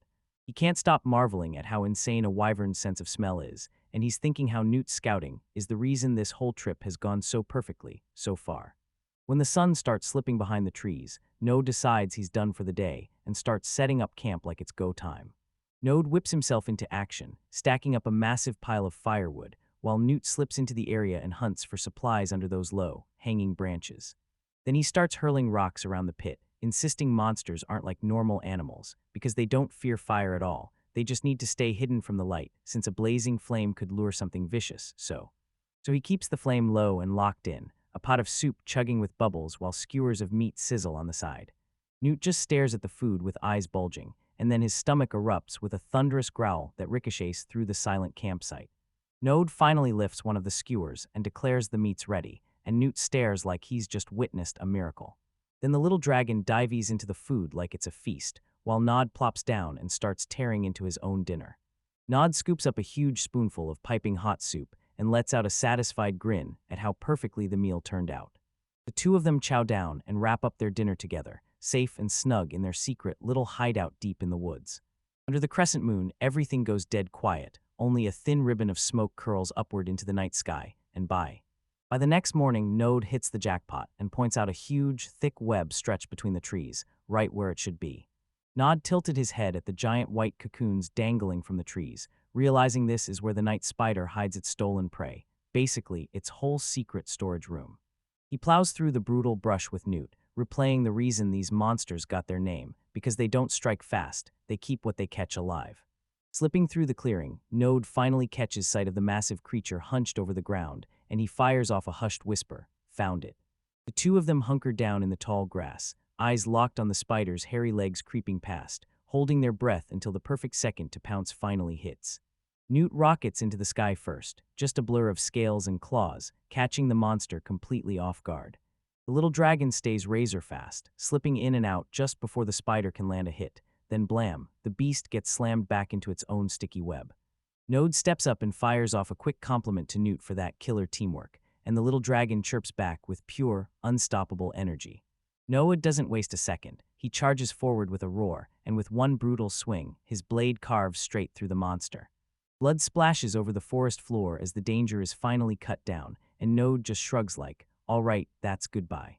He snaps his sword back into its sheath and admits it was way easier than he expected, while Newt lets out a long, happy chirp, celebrating the victory like it's the best day ever.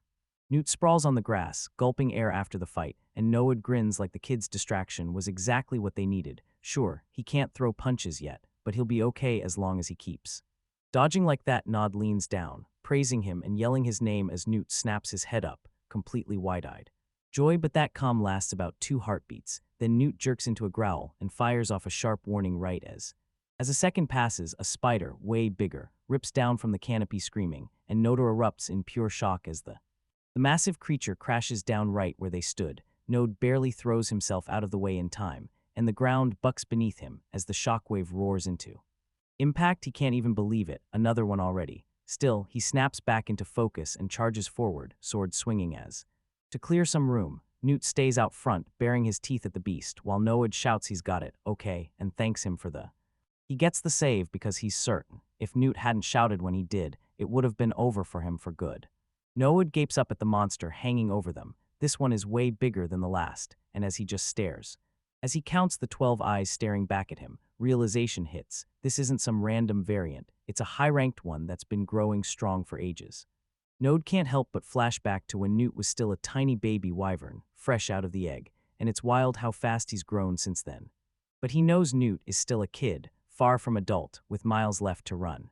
He finally gets it. Monsters aren't different, they're just like everything else. The ones that last the longest and rack up the most experience level up into their own nightmare class, so powerful they feel like a brand new species, with terrifying names to match.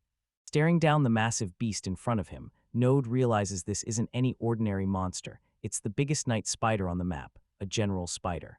The monster stomps its leg down like a wrecking ball. Node throws himself back at the last second, barely dodging the crushing impact from. The strike lands. He tries to smash back with a sword swing, but the blade skitters off that brutal hard shell like it's nothing, and he instantly knows it barely grazed enough to hurt. That spider is sprinting way past what Big should even handle, darting through the clearing and making Node scramble nonstop. To stay alive, it hangs over the forest like a nightmare, tracking every move with 12 glowing eyes, watching him breathe. Then bam, thick strands of webbing blast out and smack right onto Node mid-swing, yanking his arms down and locking him in place, and the instant he feels it, he knows, this is way more than a simple escape. His stance is shattered, he can't even get his footing, he's wide open. Then the monster surges forward to end it for good. The General Spider slams a leg down, but Node's focus is razor sharp. He clocks every move in slow motion, stays low, and rockets forward, dodging each brutal strike before springing into the air. He launches sky-high, sailing over the spider's massive strike, just barely, right as the spider swings again. The monster hurls a glob of nasty slime. Then, with no fear, he yells that it's time to go all in and lunges forward even though. That beast looks like a full-blown nightmare, massive as can be, and he refuses to back down. Nod barrels straight into the monster's face, roaring at the top of his lungs, pouring every last shred of strength he has left into a single. With one massive swing, his blade slashes straight through the spider's head. The battle finally ends. Nod slumps hard on his sword, gasping like he just got punched by thunder, every inch of him screaming in pain. Then Newt swoops in immediately, chirping his head off nonstop. Frantically weaving around him, Newt's clearly losing it. He just laughs, yanks the little guy in, and smothers him in one giant hug. He starts patching himself up, insisting the wounds are just bruises and a few small cuts, then he tightens bandages around his side. Nod yanks the last knot tight around his waist, and even with that spider chewing up his side, he just knows he'll heal up. He can't help but believe it. He tightens his fist, feeling a rush of confidence hit him like lightning. He knows after a fight like that he's getting stronger, so if a few days slam by and at last it's time, he's ready to head out. He links up with Johan and his wife one last time in the field. Johan wants to show them the massive haul he scored, but his wife's jaw drops. Those monster parts are huge, and when Node says it's actually 2 full spiders, she's utterly stunned. Johan leans in and tells Node he looks wiped out, urging him to just stay the night instead of rushing off. Then Node opens his mouth to protest, but eventually he caves in and tells them he'd truly appreciate a place to stay, and Johan's wife lights up with relief. Then a knife flashes into the scene. Before Nod even finishes his last bite, he crumples into bed, completely drained, and Newt is already out cold, sprawled on his stomach. Next morning, Nod stands beside his carriage, gearing up to leave. Right then, Johan's wife can't help but ask if he really has to go so soon, and Nod tells her the truth. As long as he's still just an apprentice, he's got to rush back to his duties. The moment the carriage lurches forward, she waves hard and reminds him about the winter festival, then tells him he can come back anytime he wants. He nods and waves right back, with Newt flying beside him as they head toward the. He barrels toward the royal capital. Then the second he steps into the city, he slams his busted armor onto a workshop counter and asks the smith if he can even fix it. The blacksmith squints at the wrecked gear and says it can be fixed, sure, but the damage is so brutal it's going to drain your wallet, and then he starts cutting off the rest. He replays that set in his head, grinning at how much he loved it. Then he realizes his growth is sprinting past his gear, and he finally decides it's time to switch things up for something new. The smith snaps, asking what on earth could have mangled his gear this badly, and the guy only casually drops that he fought a general spider, so the smith's about. Yell that Node's lucky to be alive, then demand he prove it by showing off the materials he hauled back. Staring at the estimate, Nod realizes Johan's reward won't even cover the bill, but he knows he can't put a price tag on his own life, so the blacksmith tells him it'll take a little time, then swears he'll drop everything the moment his rush orders are done and make it his top priority. Nod spots the whole workshop in total chaos, workers yelling for materials left and right, while the smith snaps and loses his temper. Turns out the real reason is wild. Military drills have nobles from everywhere storming the capital with orders, and Nod just tells him, "Don't worry, you're good with the weight." He swings by the Adventurers Guild to wrap up his deal, and the receptionist shoves the paperwork for the material buyout into his hands. Nope. Nod stared at the total, then snapped that something had to be wrong, because he'd piled so many parts into his own gear that he figured the payout would be tiny. The receptionist nods and says the price checks out, then snaps that material costs are exploding because the military drills are rolling in, leaving no time for anyone to breathe. Node stared at that massive payout and thought, yeah, the drills wrecked his armor, but this extra cash is the bright silver lining. Everything flips when Alec bursts in, panicking and clutching the ledger, and Node snaps, yelling what the hell is going on with the family budget. He snaps, demanding to know why they're struggling again after they finally started making progress on the debt, only for Alec to cut in and it hits Node hard. Those same drills didn't just sharpen soldiers, they slammed food prices through the roof, proving the military exercises are wrecking his life from every angle. Next up in training, Walter suddenly explodes forward with a savage strike, and he catches Node completely off guard with how insanely fast he moves. Walter rockets through the air, piling on the pressure, then barely swings his sword up in time to slam the blade against that brutal strike. They clash blades for a beat, then Node yanks him off with a shove, slides back in a flash, and resets his stance, but the instructor snaps the session shut on the spot, and both of them instantly recoil, dropping their weapons at once. Nod blurts out a shaky thanks, gasping for air as he slumps against his sword, while Walter just stands there like he's got unlimited energy. Walter grins after the session, still shocked. Node actually landed a solid hit, and it's got him thinking the kid really is just like his father, Albert. As Walter storms off, Note's still crouched in the back, wheezing and asking, "Did you say something?" And Walter just shrugs, dead certain that these last 2 months of training weren't a single wasted second. Then Walter finally drops the big bombshell. It's time to kick off the real Dragon Knight training, and Node's face lights up as he shouts a massive, heartfelt thank you. That night, Node rides through town in a carriage, grumbling to himself because the hours got so late, just when his brand new armor is finally ready. He sits there thinking about Elsa, and how she's actually a decent person, no matter what people say. Then suddenly he hears something off outside, and his breath catches as the fear starts to creep in. You spot a shady guy in a hood, just lurking in the shadows of that nearby alley, and the whole vibe around you feels totally wrong. Node's first instinct is to shrug and let the city guards handle the mess, until he hears a voice shriek for help, and his attention snaps instantly. He can't just brush it off. He slams the carriage to a halt, snaps at them to wait, then bolts into the dark to find out what's really going on. A battered thug steps in front of Node, sneers through his grin, and cackles that they're using this spot, then dares him to keep walking if he knows what's smart. Node doesn't even blink. He freezes the guy with a brutal stare and flat out warns him, "I'm only saying this once." The man is in his way, and he's done waiting. Move right now. No wastes zero time. He lunges forward and smashes the lead thug in the face, dropping him hard with a brutal hit, leaving the... He's reeling on his feet, yelling like a maniac about what a bastard note even means, while his tough guy act is already cracking and collapsing. The thug screams for help, but the guy just stands there calmly, like he knows it's finally time to end this. In a blink, it's done. Nod stands over a heap of knocked out guys, while the girl he saved lies watching from the ground, eyes wide as she breathes. And she finally finds her voice, speaking up to tell him just how much she means to him for stepping in like that. She fires off her name, Elisha, and even though she sounds painfully formal, she still keeps thanking him again and again for pulling her out of that group. He doesn't even check if she's hurt. He just snaps questions about those guys, but she shoots a glance away and she blurts out that she's actually at the Magic Academy, and she's dead certain someone paid those thugs just to come after her. Noad figures he could probably pry the truth out of them, but Elisha snaps that it's a waste. Those guys are nothing but low-level hired muscle. He thinks fine, at least tie them up, and even offers to hunt for rope, but Elisha shuts him down and orders him to wait. Nod turns back toward Elisha, blurting out, "What's wrong?" the moment he spots her freezing in her tracks.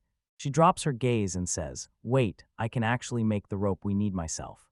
Before Nod can even react, Elisha whips up a burst of magic, and the street beneath her starts to split and crack open.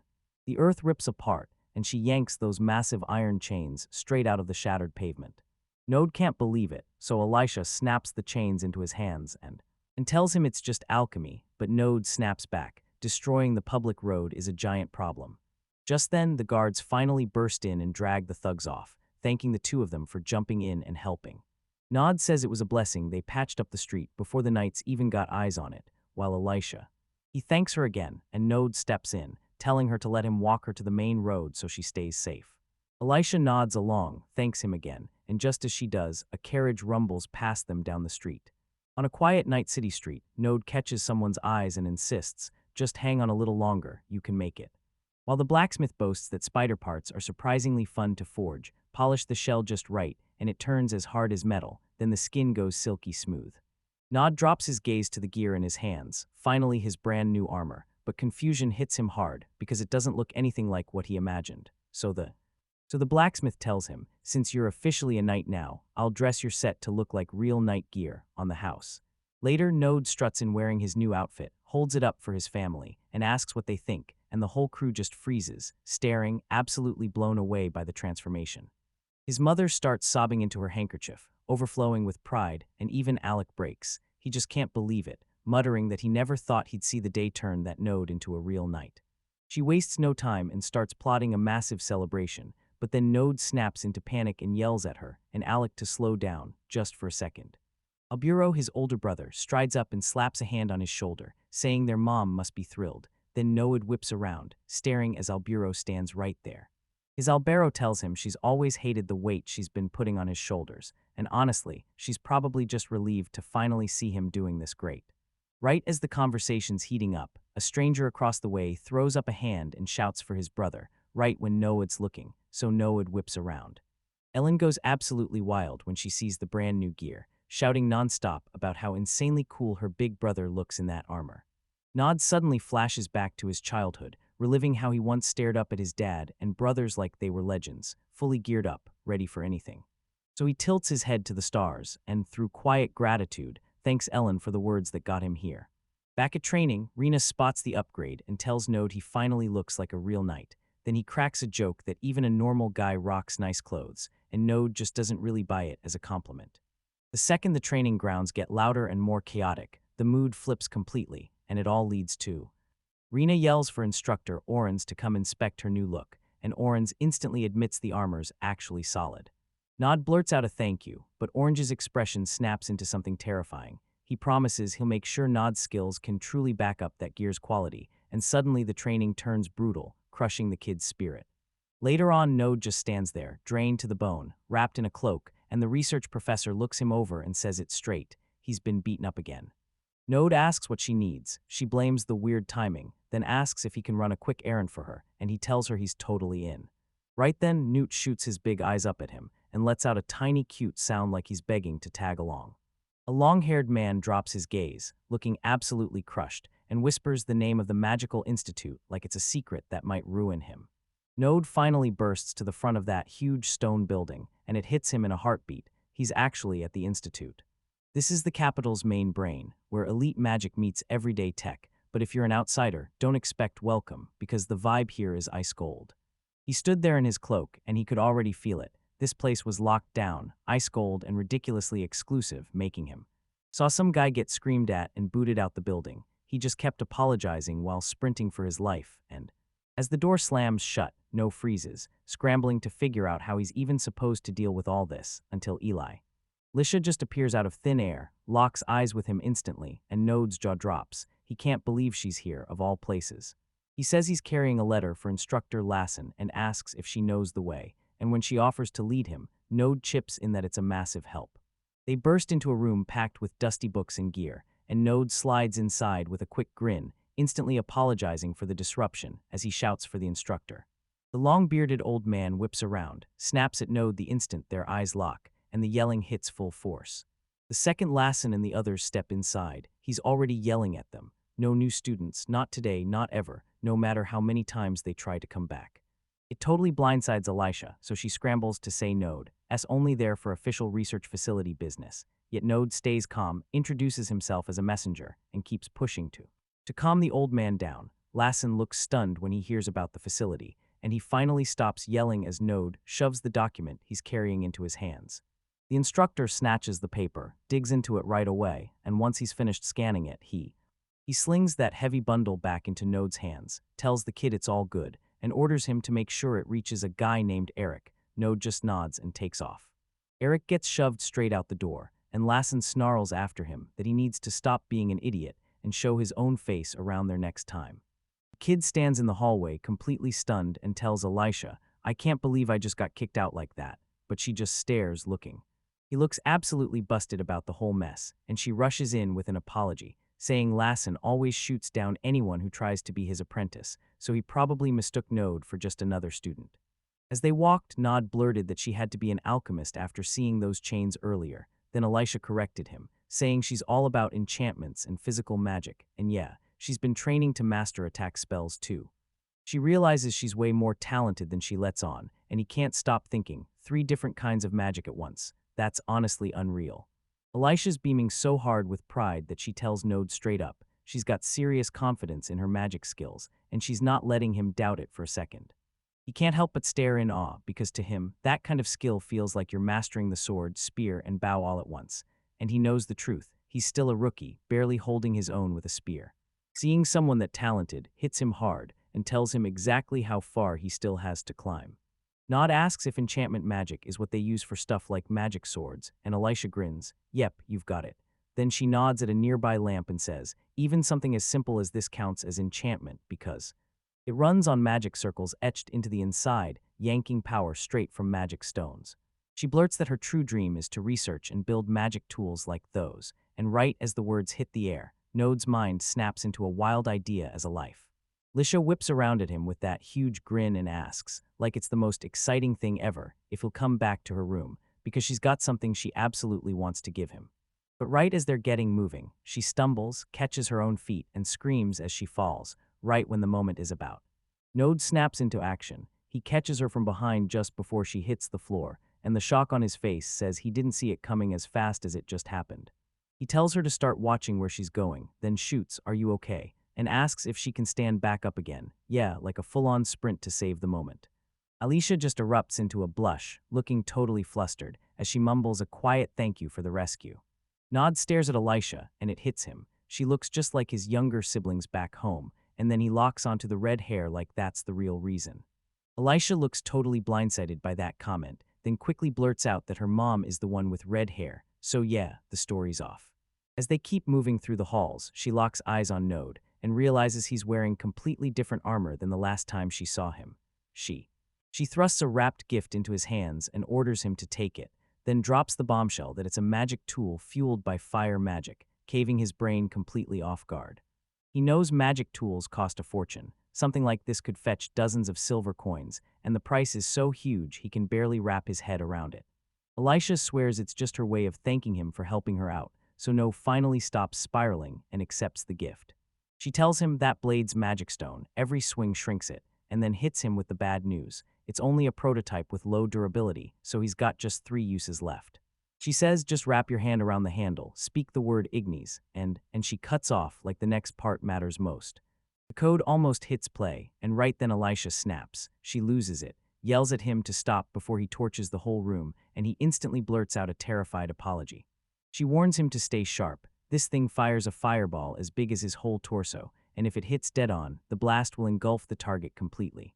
As they stride off, Node can't stop thinking, with a weapon like this, I could probably drop a crystal rank monster in one clean shot. Nod stares at the magical tool and tells Elisha it's way too big for a thank you gift, but then he grins and makes her promise. If trouble ever comes knocking, he's got her back. Elisha lowers his gaze, blushes a little, and confesses that once he brought it up, she can't ignore it anymore. Something's been eating at her, and it's been on her mind.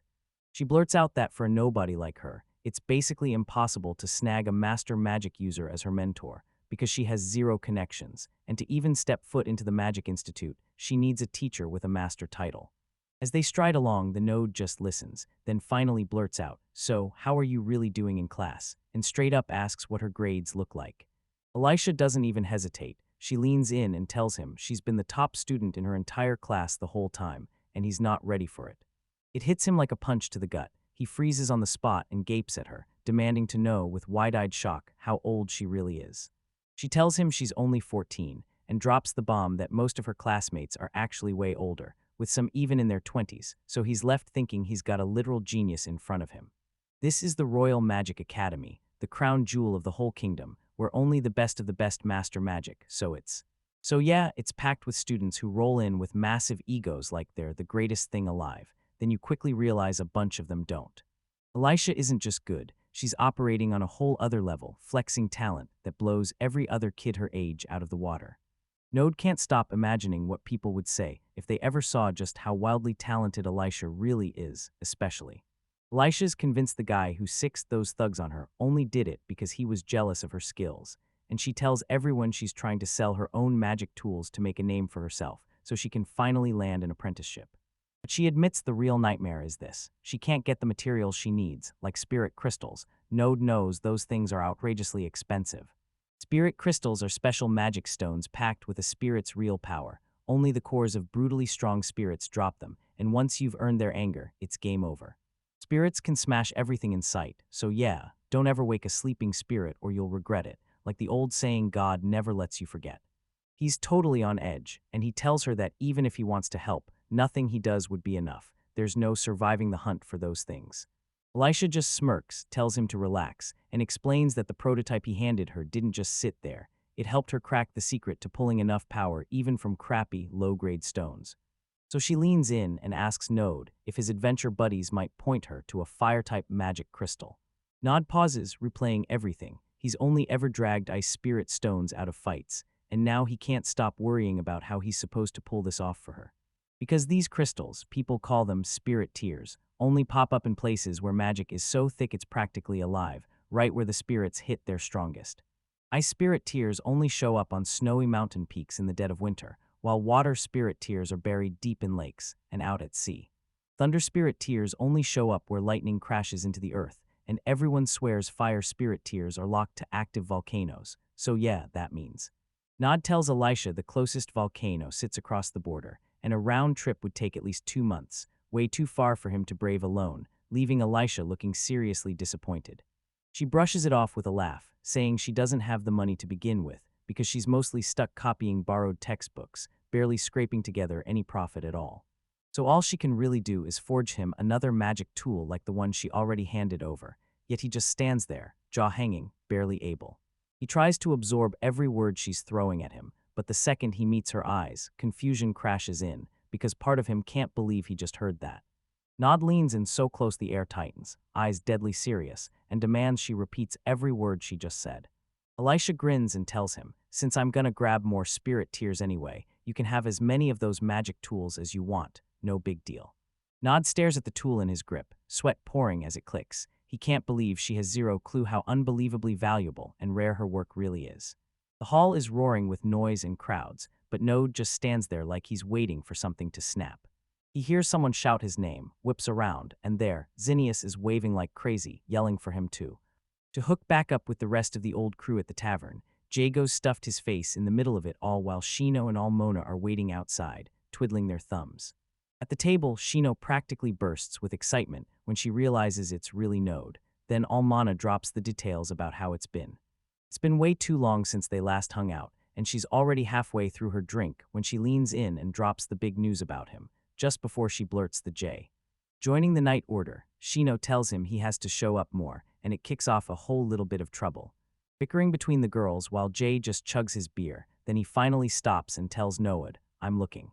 Zinnius steps in, flashes a "this is serious," calm, and puts a hand on Node's shoulder, telling everyone he's about to borrow their friend for a minute. Jago snaps at them to hurry, because the whole point of today is throwing a huge celebration for landing a promotion to Red Copper rank, and when Node stares at the new adventure tags, it hits him. This new journey is about to begin, and he realizes that. Even after all that brutal training, his friends are still skyrocketing through the ranks while he's stuck falling behind. As the group starts to split, a voice from the back calls out to Node, asking if he's really okay, and Zinnius' face turns grim as he tells Jagos to hold down the rest of the party for a bit before the scene snaps to a silent night sky, stars blazing overhead, and the whole world suddenly feels unbearably calm. Much more private, Node yanks out a weapon and orders Zinnius to check out the magic sword, and Zinnius freezes, sweating like he's just seen a ghost as. He grabs the blade in his hand and shoots back, so this is really a top-tier magic weapon for battle, because stuff like this doesn't just fall into regular people's laps, right as he stops. But Nod refuses to crack a smile, then he fires straight at Zinnius, asking what he'd do if he could actually land him a meeting with the mage who forged the thing, and Zinnius completely snaps. He rips into Nod, screaming, "Are you serious? What's the catch?" Then he practically pleads for an intro, desperate to find out what kind of mage could. Even she can't pull it off, at least that's what the note screams. She's a genius who can wield 3 kinds of magic, but Zinnius had better watch out, because she's trouble. She had zero clue how priceless her work really was. Then, in a flashback, Elisha stared in confusion, while Node remembered how she managed to live, still not realizing what her work was worth. Her skills were a straight-up gold mine. Node even told her that if she ever offered magic tools as a reward for a job, adventurers would swarm in and help her for free, and just like that, the memory cuts off with Elisha practically buzzing. She says she's posting the request right away, and Node is left there realizing, way too late, how easy she is. Zinnius admits he had to step in and stop her before everything spiraled out of control, because it's not just her size, that girl's total lack of common sense is downright terrifying, and Zinnius then lays it out. Most mages don't let money boss their craft around, and because magic is their pride, they won't even spare a word unless they truly respect you so. He figures, just from her vibe, she's definitely not registered with the guild. Then Node backs him up, and that's when a massive problem explodes. The guild is the only shield adventurers have. Rules, protection, all of it. Cut that back up, and you're basically alone in the dark. Nothing stands in the way of the wrong people hunting them next. Zinnias snaps that once word spreads about Elisha, she won't just face nosy researchers. Someone dangerous could snatch her off the streets or throw her in a cell. And made her churn out magic tools like a machine just to line some creep's pockets. Node still remembers how she scared her by laying out those exact facts. And Xenius fires back asking if he really spilled everything for her like that, nodding as he admits she understood the danger. But yeah, he may have gone a little too far with those threats. Rifling through her past, she had nothing. Her parents were farmers who vanished while she was still little, and she didn't even start school until she was 12, so she never got the chance to learn how the world works. Node realizes. Since they can't slip a secret request through the guild, Zinnius, Party is the only crew he can truly bet everything on, and Zinnius finally clicks with the whole picture. He fixes Node with a hard, no-joke stare, then demands the real scoop, exactly what this job's going to throw at him. Zinnius maps out the mission, head to the volcano zone to scoop tears from the fire spirits, and he tells them, later, the client will fill you in on the details, but the real sweet deal is this. Whatever extra magic tools get forged from those crystals, they get to keep them. Node can't help but take what he can get. Zinnius has already warned him not to expect a single real coin from this run, so he just gapes at the crystals and blurts out if he has to follow any other rules. And Zinnius is deadly serious about one thing. Nod must never, ever spill where the tools came from or who the mage really was. He knows adventurers can't resist gossip, and Nod realizes the second people get that info, it's going to turn into one massive headache for everyone, so Node finally signs off on the deal, then hits pause for 1 second, because he's got one last question he has to get answered. He's like, why is Zinnius burning all this effort on a mage when he's not even pocketing a profit as the middleman?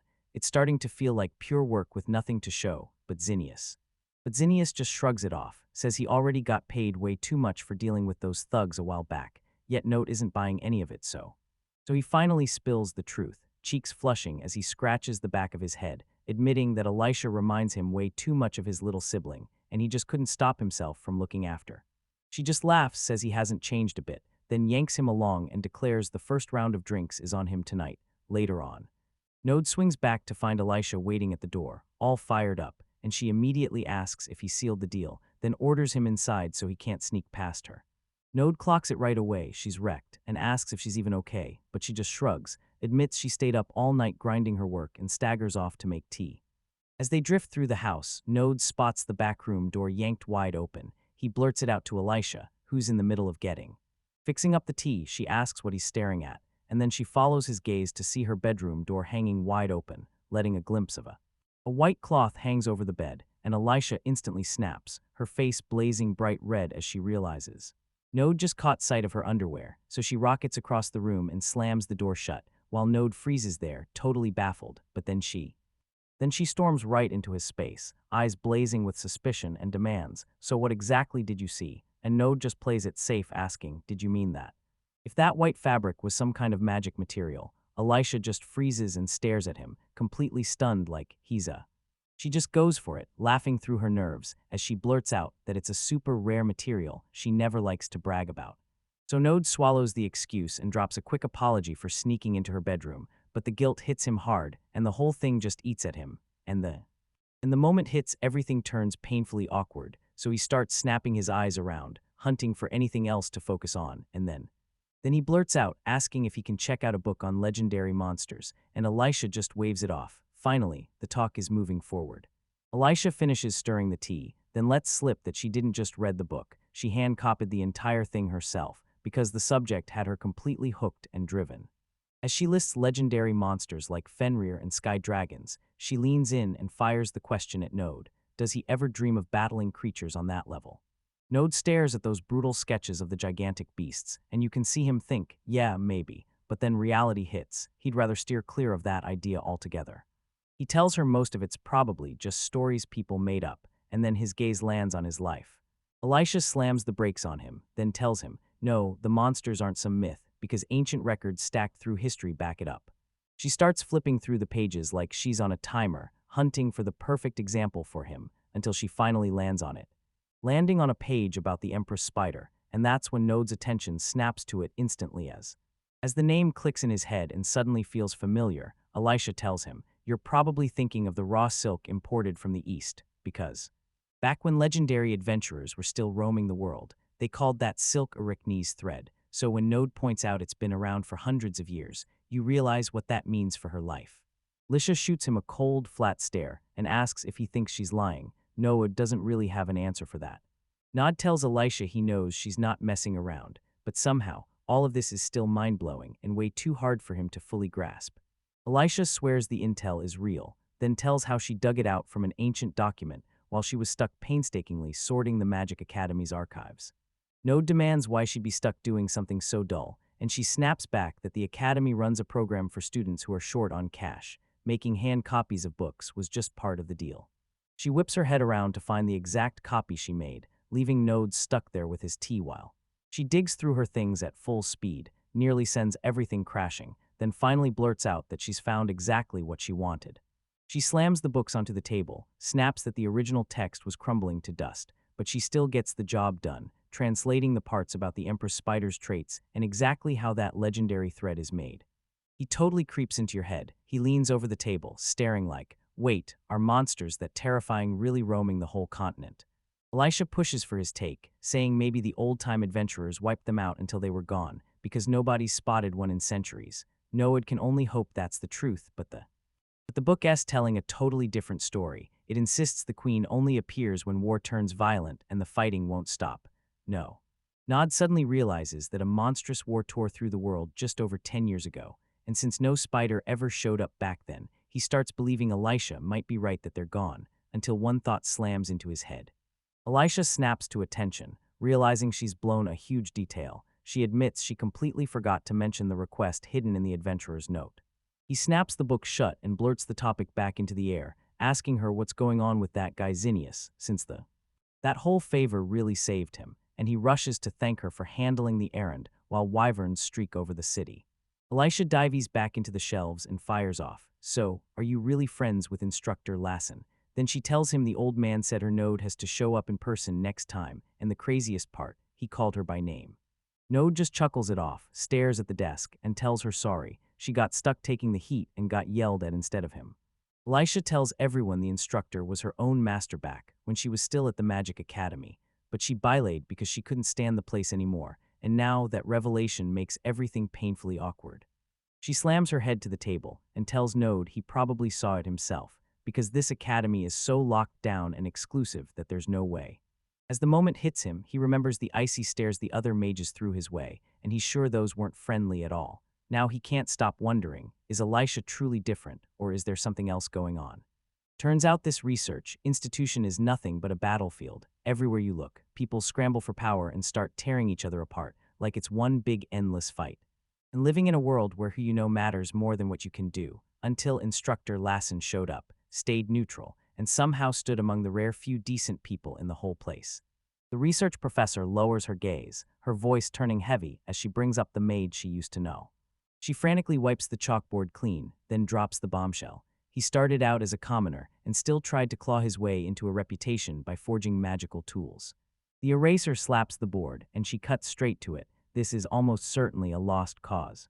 Node clenches her fist, zeroing in on who she's talking about, and demands to know why it has to be like this. She tells me Lassen can stay neutral, only because he's bred into a powerful family, while any mage with no backers and no friends is treated like dead weight in their non-stop power games. As she scrubs the last spot off the board, she turns to him and says, "That's exactly why nobody will take an apprentice like that."